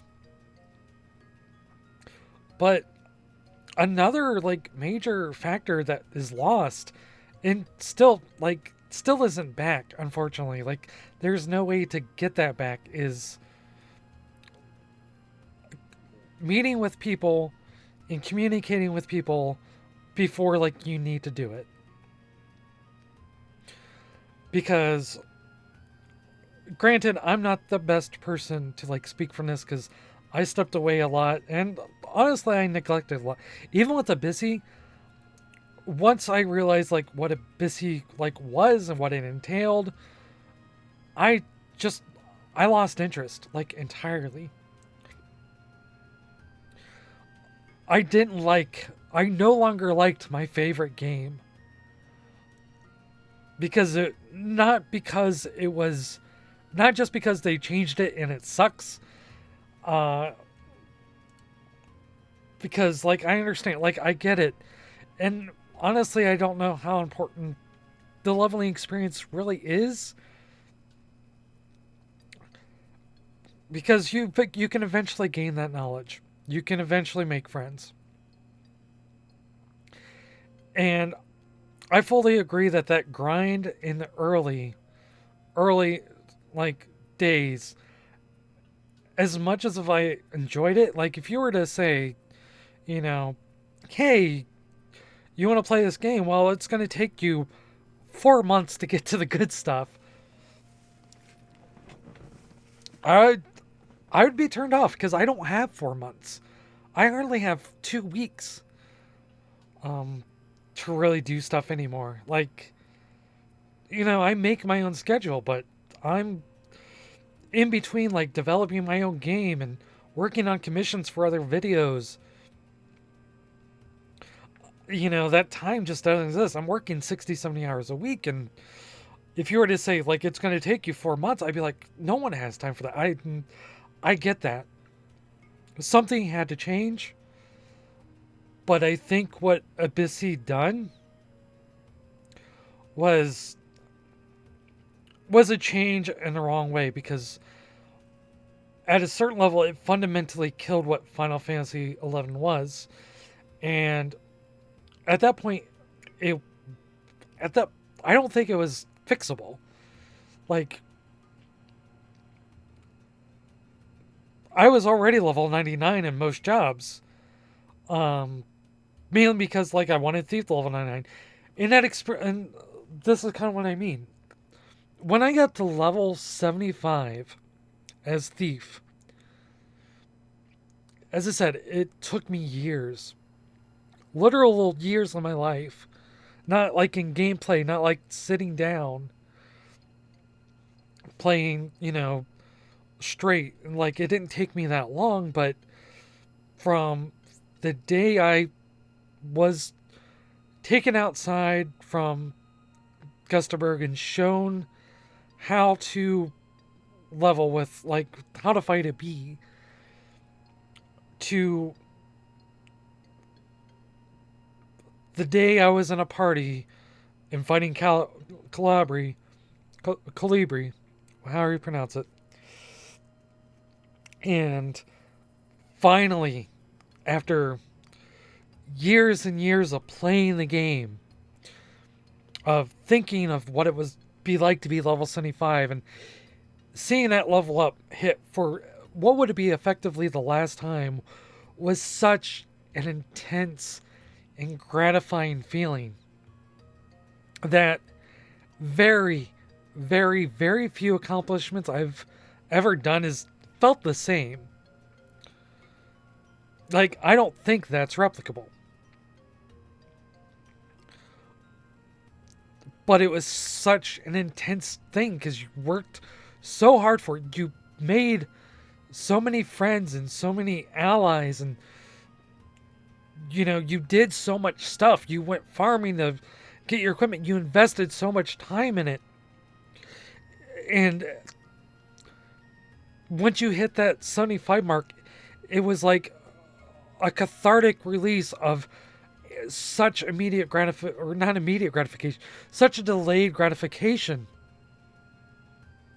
that the euphoria that I felt when it happened could only compare to like a very, very, very few instances of my life.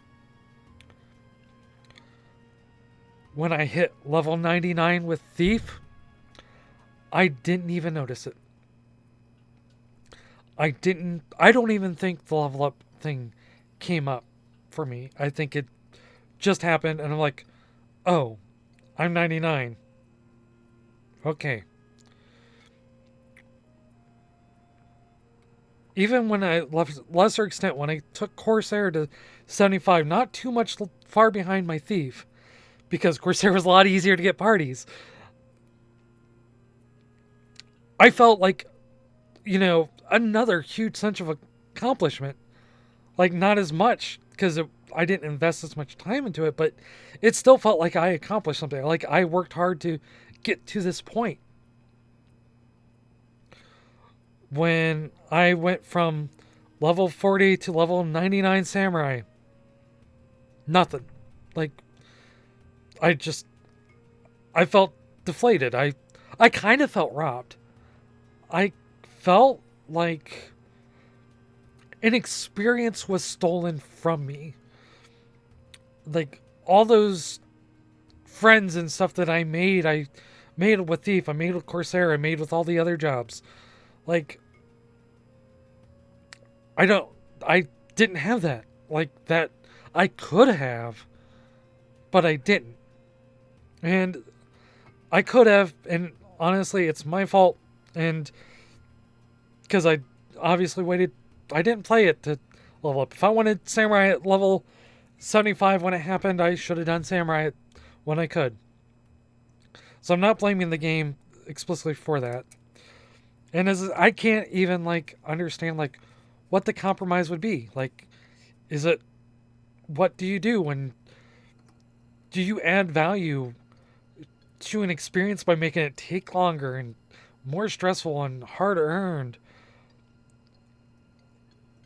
And is that worth it just to get people to the end game, which is what they were trying to do? Because it's not like without Abyssy that this was necessarily working for them. Like,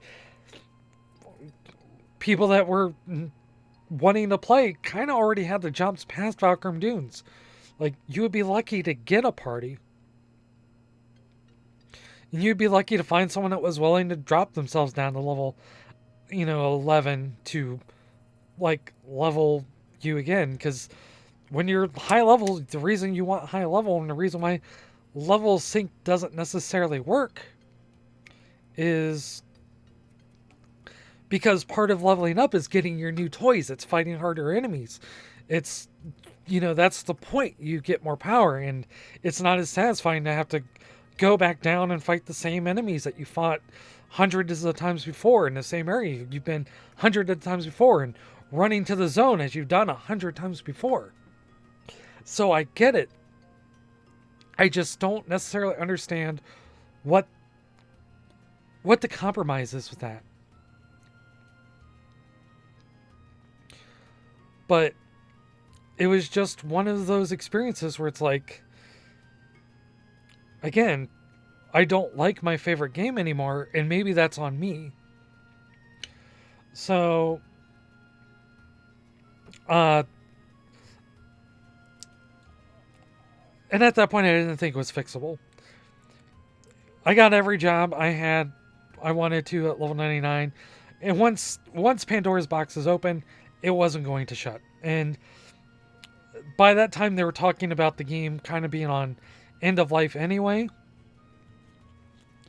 So it was like, maybe this is just where I bow out. So even though that would have been a perfect time to like work with other players and get all the good gear and all this other stuff that, I could have been doing during the high wave of people doing this content, I just didn't want to. So, I stopped for a little bit, and we'll get back up into walk and talk mode. And we're going to head to the last expansion of the game.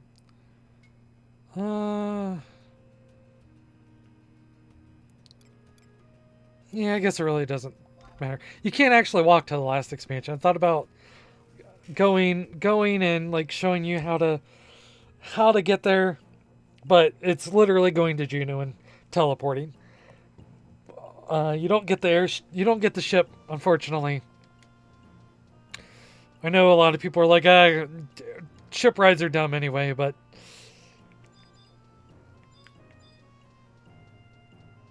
so you just kind of had to do a quick little quest to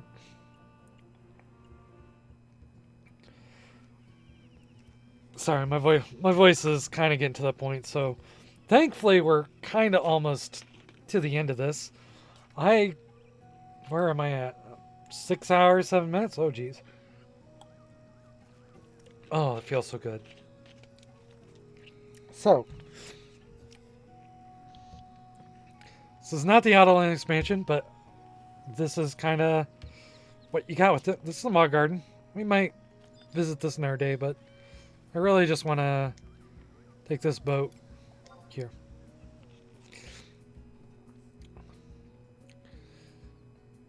So, in the history of Final Fantasy XI, Abyssi was Abyssi was not really well liked as well. Like, I don't feel like I was the odd person out on that, because a lot of people shared their dissatisfaction with it. So, and in a way, they didn't want the game to end on a very sour note. So they, against all odds, made an entirely new expansion. The Secrets of Adeline.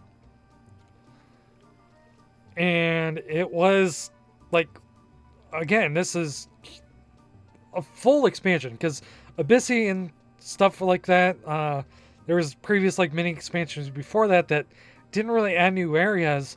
Even Wings of the Goddess, there was a complaint that it was just reused areas, which again, it kind of was, but it made sense for the narrative of that game. So I can't really fault them. But here is a whole new continent, much like how Zillart and Chains of Promathia and Treasures of Vana'diel was. And whole new levels. Enemies were even more powerful. It was designed for level 99 characters. And like, honestly, I didn't have this on the PlayStation. This is when I was on 360. But this runs on the PlayStation. And I've seen screenshots, and honestly, this is really technically impressive for something that's based on PS2 hardware. Like, it's hard. Like, it looks like a PS2 game in some aspects if you like look really closely, but the scale and the size, obviously the draw distance isn't going to be that good, but the resolution isn't going to be that good. The textures aren't going to be this good. But the fact that it was this big, and they put like a whole team on it to get it going, was pretty amazing, all things considered. Especially considering like no one expected it to actually happen. The reason for that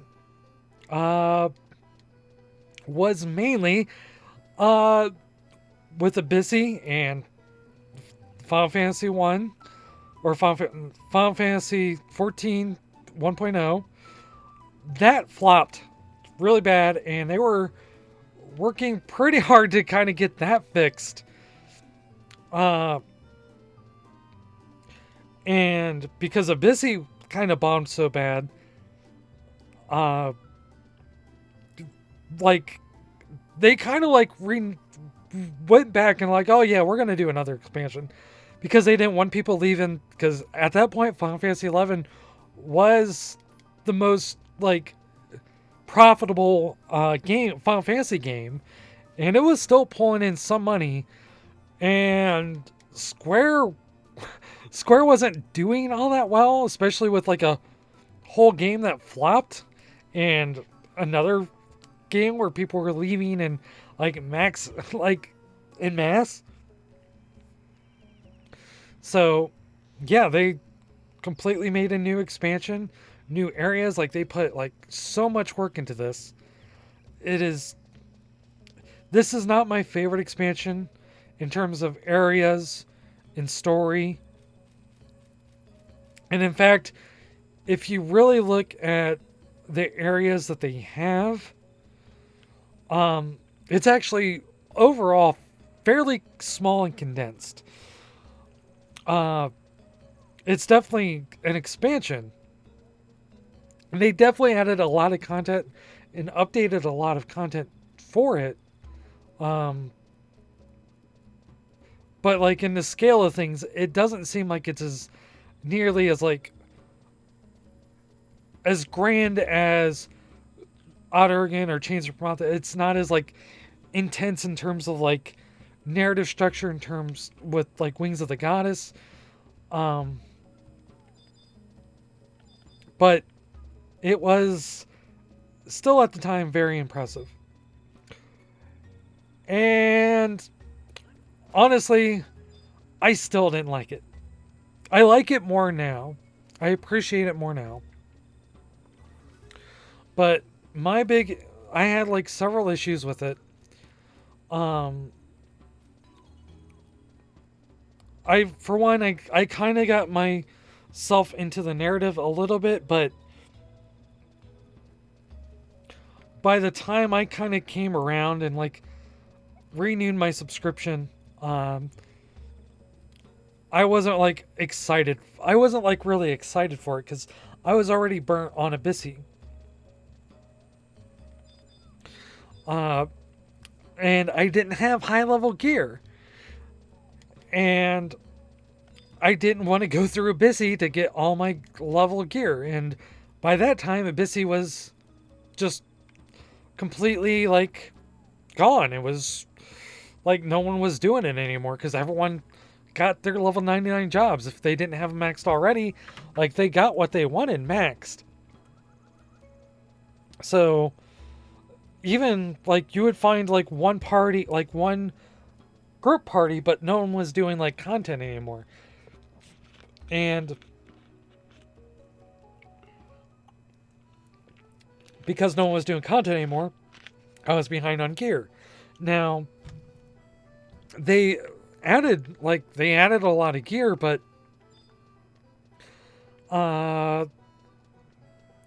is it that one? I don't know, I didn't really think it's you. Nope. Is it you?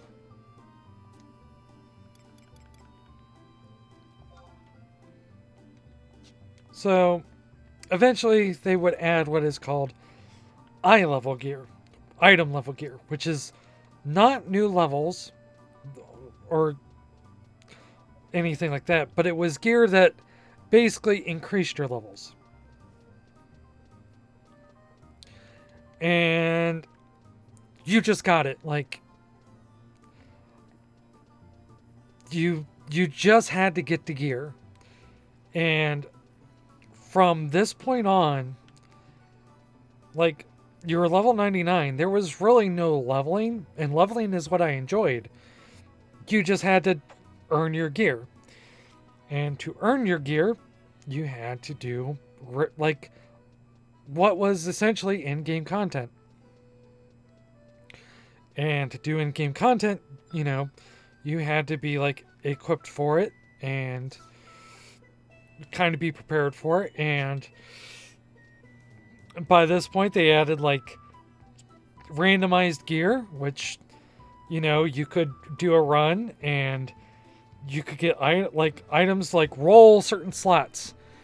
And sometimes you get, like, a good roll and sometimes you wouldn't. And they did that in Abyssy too, except it was kind of worse back then. Because you would have to get it from one of the chests, and yeah, that was a mess. So, but the whole game kind of became focused on gear and doing, like, content. And they did, like, this,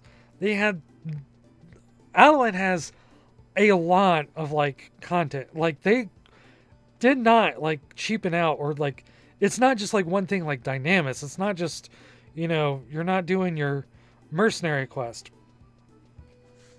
You have delves, you have reeves, you have, like, you have these weird, like, tower defense missions that you don't actually fight the monsters. You have to, like, fight. It's like a weird MOBA where you gotta, like, fight and build energy, and then you can send out monsters to, like, fight the other monsters. And they had, like, dungeon raids, and then they had, like, big, like, NPC boss battles. Then they had, like, these super bosses at the end, and, like, they kept adding, like, so much stuff. But the problem was, like, I'm not, and I've never really been an end game person. Like, now I'm getting more into, like, things to do at my own pace. But even now, like, I am mostly just kind of catching up to what I can do on my own.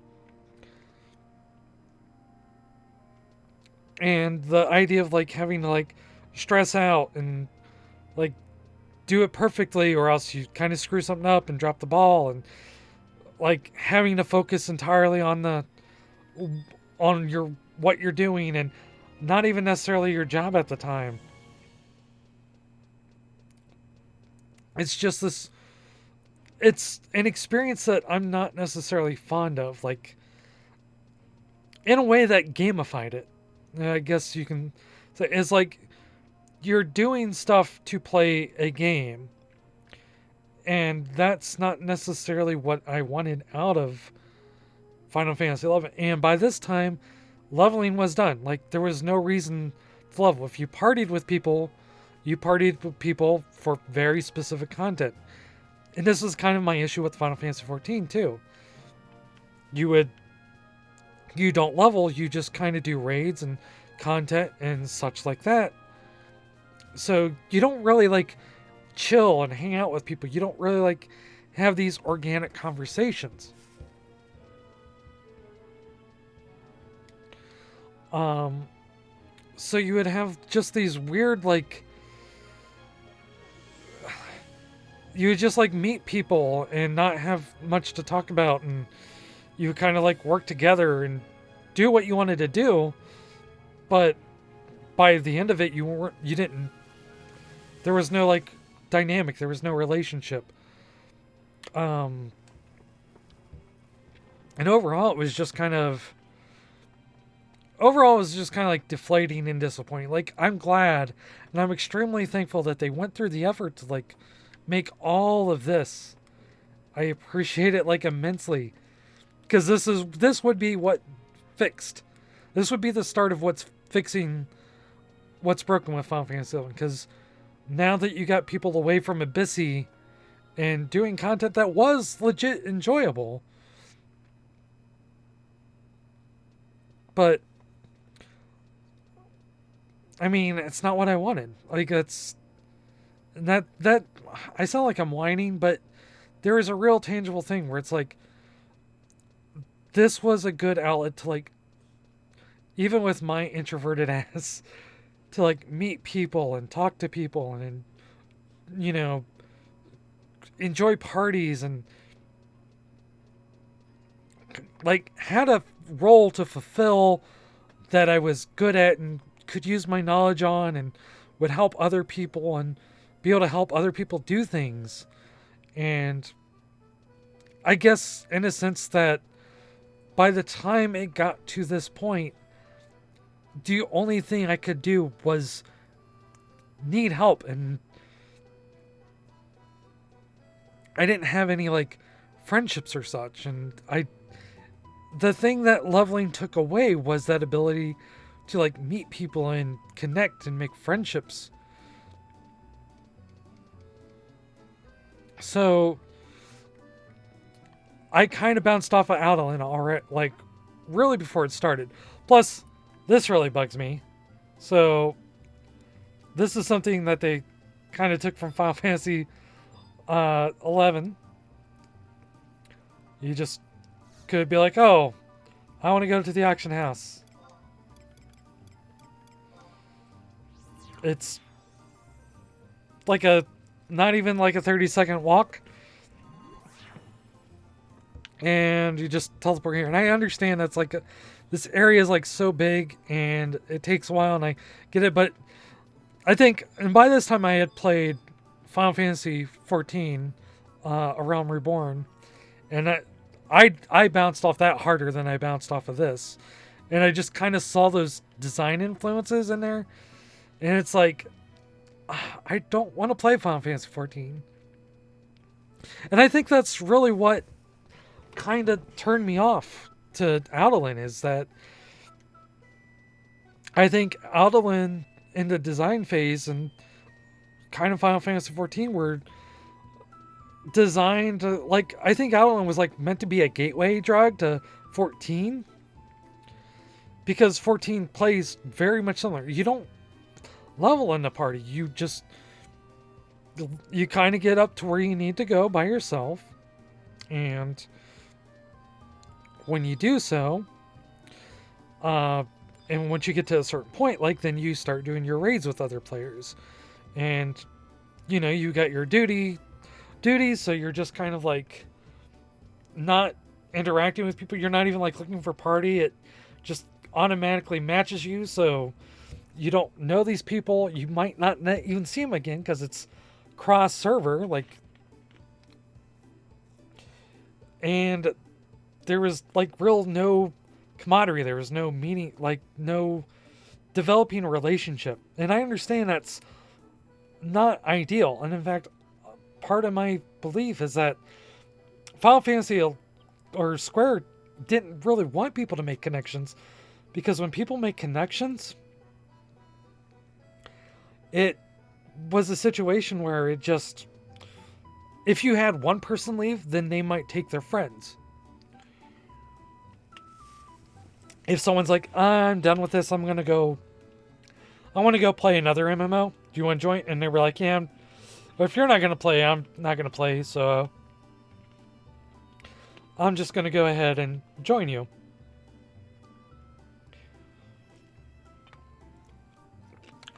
So you would have people like leaving, like almost like a domino effect, where one person of the guild leave, or the link shell leaves, and then, you know, the link shell starts to die out, then everyone in that link shell leaves, and then when everyone else leaves, like, it was just this cascading effect. So in a way, I think like relationships were kind of like not seen as a good thing for a lot of, they wanted something like, you don't need to like be tied to a certain group.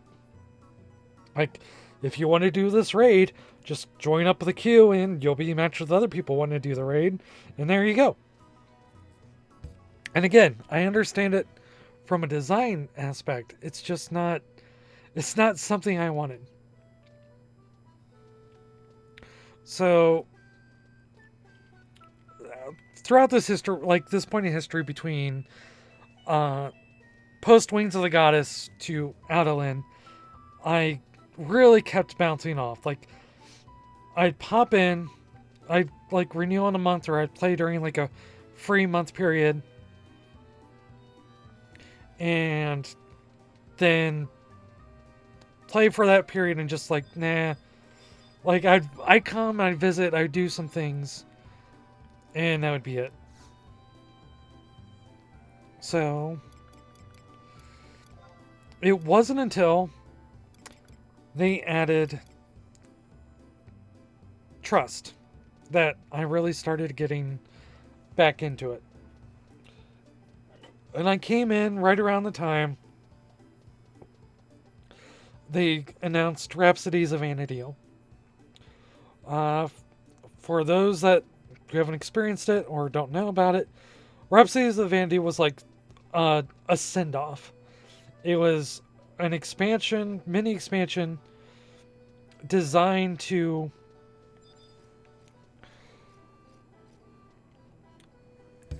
let's head that way, actually. It was an expansion designed to like tie all the stories together in a way that kind of put a bow on the whole 11 series. Because I think Adolin was pretty successful. And in fact, I remember a lot of people playing it, and I was part of that wave that I did a few things to like experience it. But it didn't really appeal to me to do the gear grind. But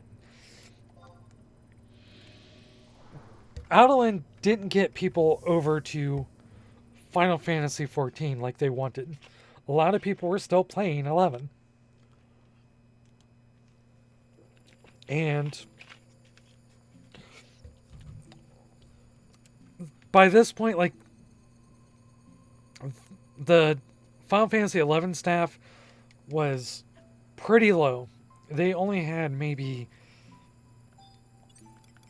I think during that time it would have been like 12 players or so, or 12 players, 12 developers.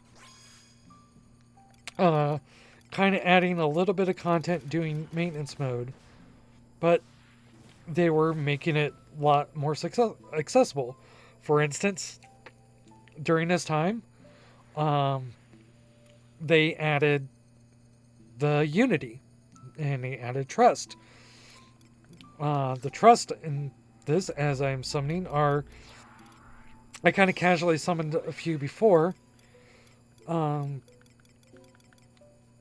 they were like designed to be like, all these characters are like NPCs from the game itself, with like important story parts that you interact with. So you would kind of summon them, and you would be able to do content. And you could only really summon like 3 extra, because they didn't want it to replace like a full party, which I totally understand, and that was the good decision.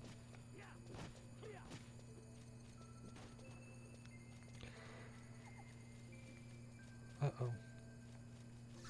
Yep, that's what I thought. Hertigu. So you would be able to like do things that you couldn't be able to do. Like I was able to, with the trust added, complete Chains of Promathia. And because they removed the level cap from Chains of Promathia, I was able to complete, do things I couldn't do, like in Treasures that are Otter, because even at being level 99, it was almost impossible to like really do content unless you were like prepped for it. But with Trust, you would have these NPCs kind of taking over roles that you needed in a party. Like, I don't have a... Well, I guess I got Koromaru right here, so... I don't have a healer, but he'll work enough. I'm a Dark Knight. I don't need healing yet. I don't need a healer or a tank. I just do everything. Come on, you jerk. So... There was a lot of content I was able to do. And... I wasn't necessarily... Like...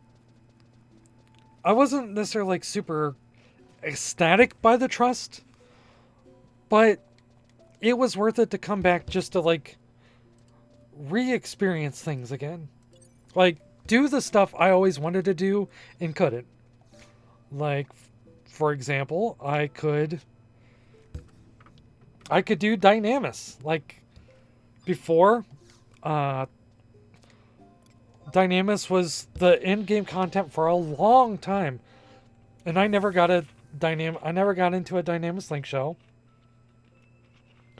Never really was able to like do it beyond that. But then they were like, "Oh yeah, you can do it with Trust now," and it was the first time I got to experience it. Granted, by the time I was able to do it, I was like already super overpowered, but just being able to get my Thief Relic gear, for instance, something that I was never able to do before, like something that was kind of a dream, was finally a reality in a sense. And it wasn't a big expansion, all things considered. In fact, it was only... I believe it's only 4 areas. 5 areas, technically. That's 6. But I'm pretty sure 6 is it. Because a lot of it, by this time the dev team literally couldn't add much more to the game. They've kind of maxed out what the development kit was conceivably able to add. So they reused the Sanctuary of Tiza. In fact, I want to show that to you before I go to the Esha. And plus that's a very good, like, nostalgic place for me.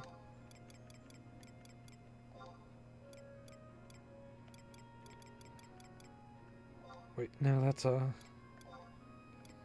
Zeller area. Yep. So they used the Sanctuary Tiza. They kind of picked, I think, like, places that people were kind of nostalgic for.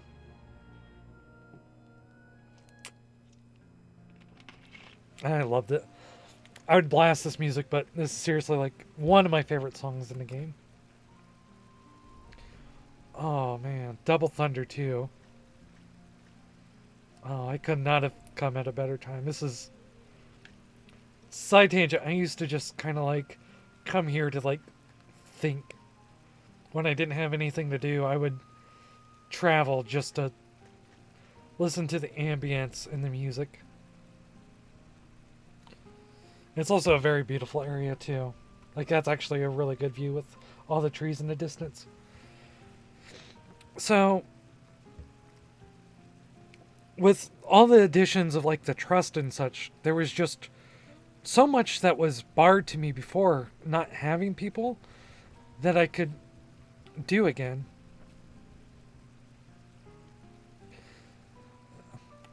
And someone coming out here to,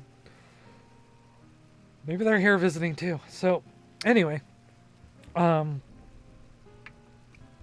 that was kind of what brought me back initially, and I wanted Rhapsody of Vana'diel was kind of seen as the new end game. And at this point we've had like four false starts of end game. We had what was supposed to be the end with the Wings of the Goddess, that they didn't explicitly say was the end, but it kind of seemed like support was ending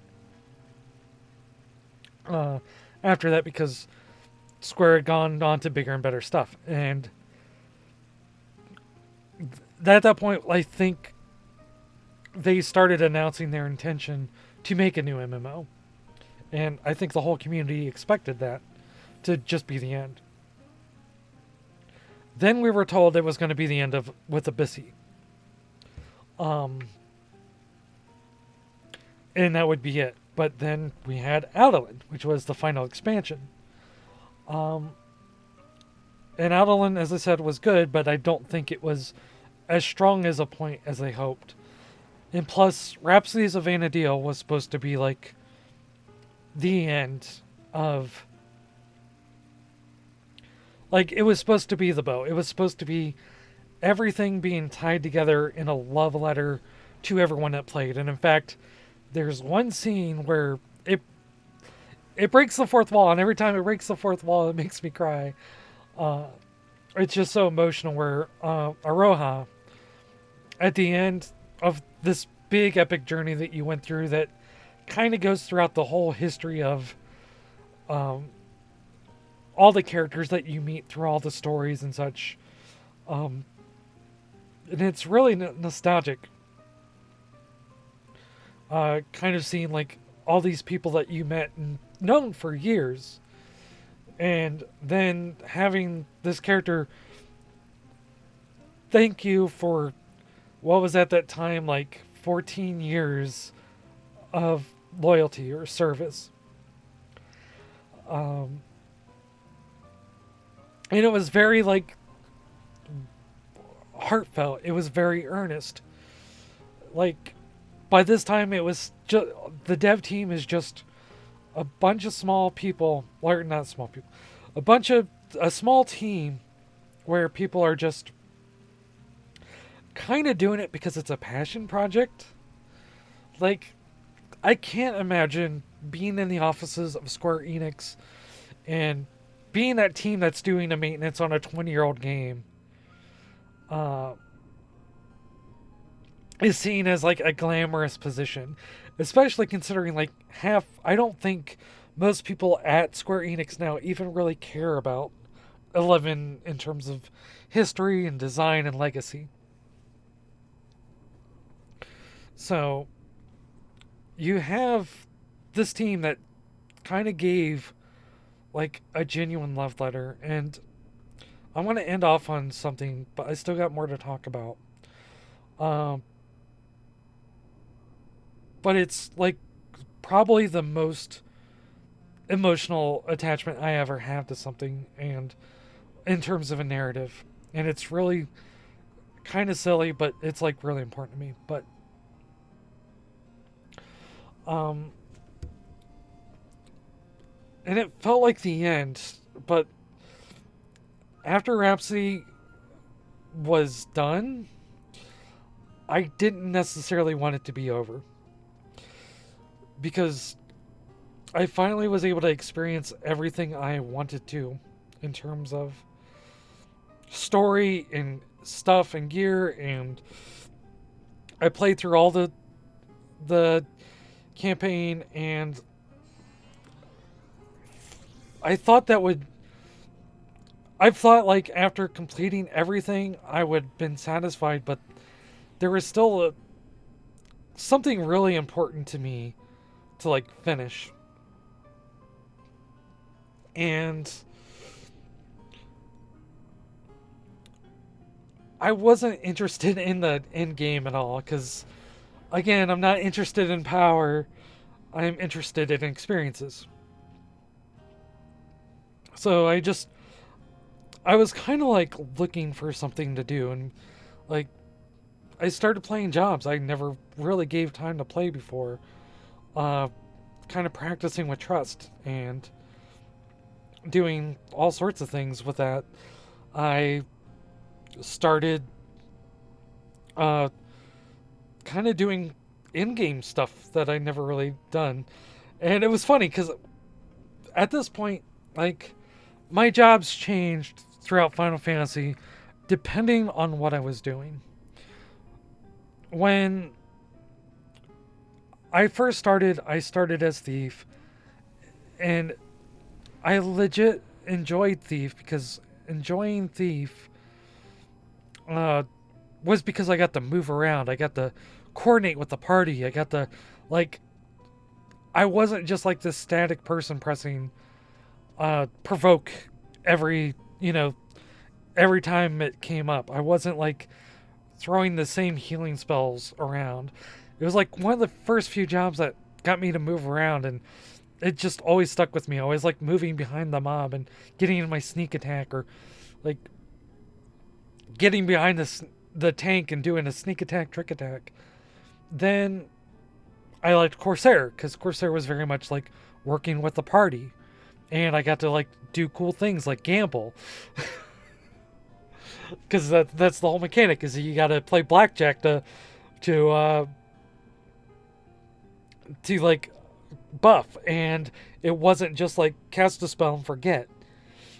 Then I started playing blue because once after like everyone started doing where I played dancer, but like the next main job I picked up was blue because blue was what allowed you to like go out to all these areas that you never been before and play like learn spells, but you would go to these areas that never really got a whole lot of time and play, where you would only have like this one monster that resided in this area that you can learn the spell from. And then I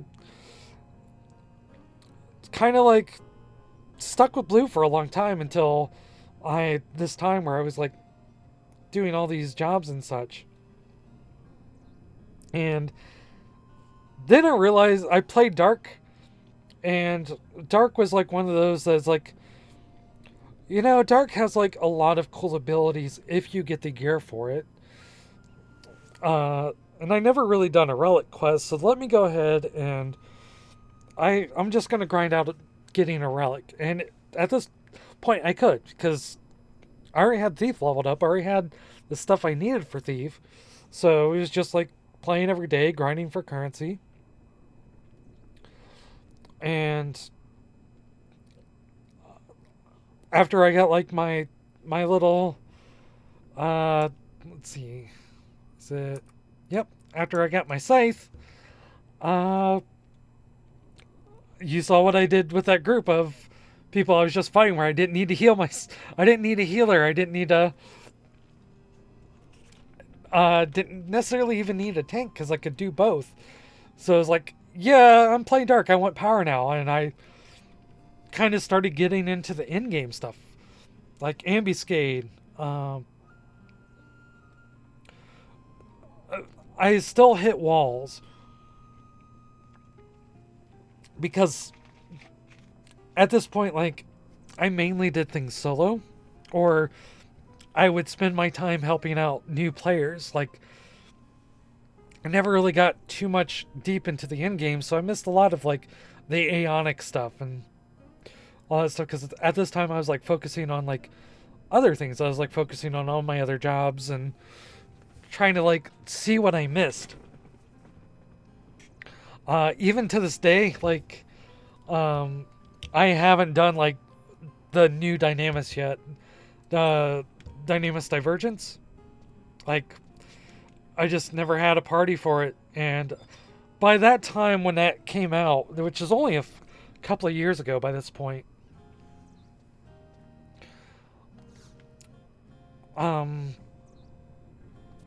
like I was working, so I didn't really have time to like dedicate myself to the game as I wanted. This is when, especially in the past couple years, this is when I like moved. This is when I started focusing on channel. This is when I was going through a deep like personal depression and anxiety and conflict about like my own identity. You know, just a lot of stuff kind of going on that it was like Final Fantasy XI was there, but it wasn't necessarily a priority, and nor could I make it a priority. Really, anytime I got into Final Fantasy XI, from the one video I did, like my best video, to the Gustaberg, to the Gaining Experience Guide, were the times like I came back to the game and had an excuse to play it. And in fact, that's probably what this is now. Like, to justify me being able to like spend time to play it, because otherwise, like, when do I have the time? Like, I'm not necessarily, no one's doing well financially. Like, I should be, probably, I could have taken a double commission at this point, and I probably should have, but I didn't. So, and that's kind of where we're at in terms of the future, or in terms of the present, which kind of leaves what is the future of the game. So, I'm gonna go ahead. We're gonna change the music again. And this song will probably make me cry, but we're gonna do it anyway.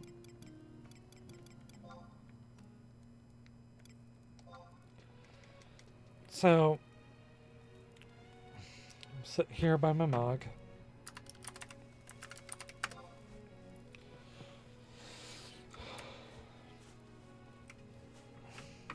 And why not? We'll get geared up. We'll make this legit.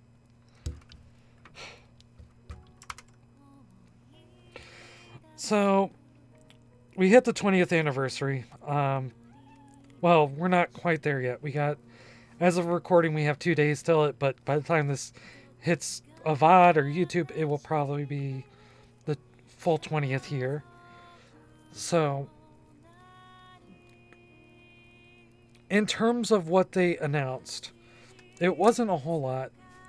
They've recently been working on a new like storyline, the Voracious Resurgence. And it's alright. Like, we're still kind of the early parts of it, even though it's like halfway done. I'm about halfway through the halfway point, really. And it's great that we're having new content. Like, this is something that they said, again, Rhapsody of Vana'diel would be the end. And it's not. Like, it's still going 20 years later. They recently, like, one of the people that work on the game, or that, like, deals with all the money, said that, they're gonna try to keep it going for as long as they can. Which means, like, it's not gonna necessarily be gone by maybe next year, or even 5 years from now. It still could be. Like, I don't necessarily trust where Square Enix is going as a company, but they're not planning on like getting rid of it. So, all right, kitty, come up here. You can. I'm talking to the stream, but. So, it's not going away anytime soon. And they recently added a lot of new stuff to it too. It's like, we got master levels, and if you remember what I said, like, how long it was, 7 hours ago, Uh, it's very much like old Final Fantasy 11. Like, you have places where you like need parties to like level up. There's no cheap easy grind. And in fact, like every now and then I'll see shouts for like mercenaries, like, you know, AFK level up, and even then, like, they can only offer it for so long before you're just having to like it's not worth their money to grind you, or not worth their time to grind you for money. So you're sitting there, you find a party, you kind of get up with the link shell and you chat, and you just something you do casually, while much like how you did it before. You just leveled, you grinded, you used your abilities, you knew your job, you did all this stuff, and it's quite possibly like the most Final Fantasy it's been. But you're also not necessarily limited to a party. You can do it solo, but it's there. It's that working together, that meeting with people, that being with, you know, working together on a goal, but not that pressure. It's honestly, it's the best that Final Fantasy XI has ever been. And I don't know how long this will last, if it'll last, because at a certain point, like, nothing is forever. Eventually that grind's going to be important, and there's going to be shortcuts, and it's going to, you know, it might be like Abyssy, there might be page burn. We don't know. We can hope that they kind of learned what didn't work, but kind of meandered a bit. But I think I want to end off on this. The part that what's going on in this song right now. Turn it up.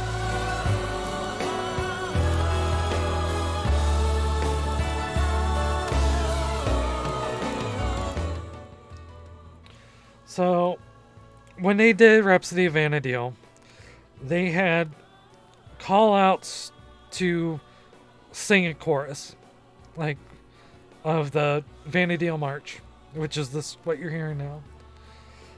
And it was, people had to like record their voice and kind of sing it. And I'm not a good singer, but I did it anyway. And it's one of the like most touching things, because this kind of symbolizes like what Vana'diel and Final Fantasy XI was to me, is all these voices kind of getting together, whether good or not good, or whether their skills were different, or but kind of like working together and creating this community. And just kind of hearing this song and having talked about it all day and going through all my memories and all of that, really, I kind of got a more fond appreciation of Final Fantasy XI by having taken the time and sitting here and just discussing all my memories. As much as it killed my voice. But I don't know if I can hear the line I recorded for this chorus. But in the end, it doesn't matter, because it was bad. I'm not a good singer, but it being like one person that's being bad when you're in a chorus of like literally 100 people that lended their voice to this is pretty crazy. And it just kind of reminds you that you don't necessarily have to be the one voice. It's only a matter as long as you're like part of a community, and that's kind of what Final Fantasy XI was to me. Was just it was always about the community, and I love it from a gameplay perspective, but I thinking about like my memories and such, it's like what has been important to me is the experiences with all the people I've had in it, and I think ultimately that's why I keep coming back to it. So oh, I'm tearing up. Okay.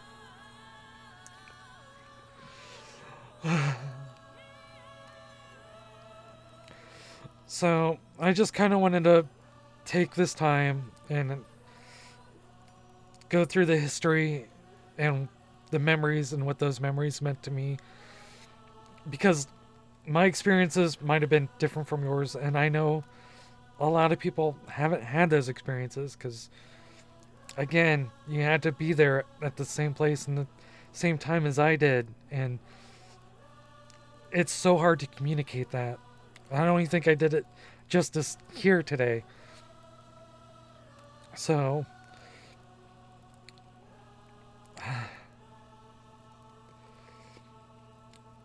I really hope that in forever how long it's going to be is that Final Fantasy XI will still be around. Even if I don't play it, even if I don't have time to play it. Because if anything I can impress upon you today, it's that there aren't many games like Final Fantasy XI.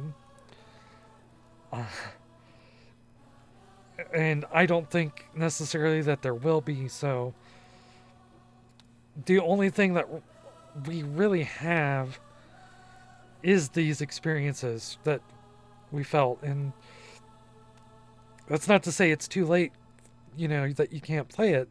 In fact, if you're wanting to, I would highly suggest, if any of this sound appealing, if any of this is something that you want to do, I would say this is the time to do it.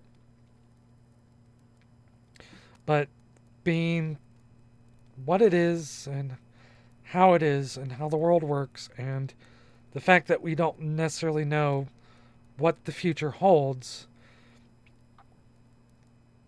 makes it worth it just to remember it as it was and as it is and everything. So it's been 20 years since the game came out, and at the very least I would love to have 20 more. But anyway, my throat is dead. It's been dead for a while, as you can tell. It has definitely had rasp casted on it. But if you watched to this point, I really appreciate you listening. I really appreciate all of you. I thank you for your understanding for me having a moat chat, because as you've seen how distracted I get without chat in my own brain, it would have been a lot more difficult to kind of focus on chat and kind of go through this history. I'd be here for like another 3 hours. There's still so much more I can show you and want to show you. There's a lot of stuff I didn't talk about that maybe if I stream, I'll focus on stuff like that more. But for now, this is SoberDwarf. Reminding you that gaining experience builds character, except I'm not SoberDwarf, I'm Roslyn. So I don't really have a catchphrase for Roslyn, so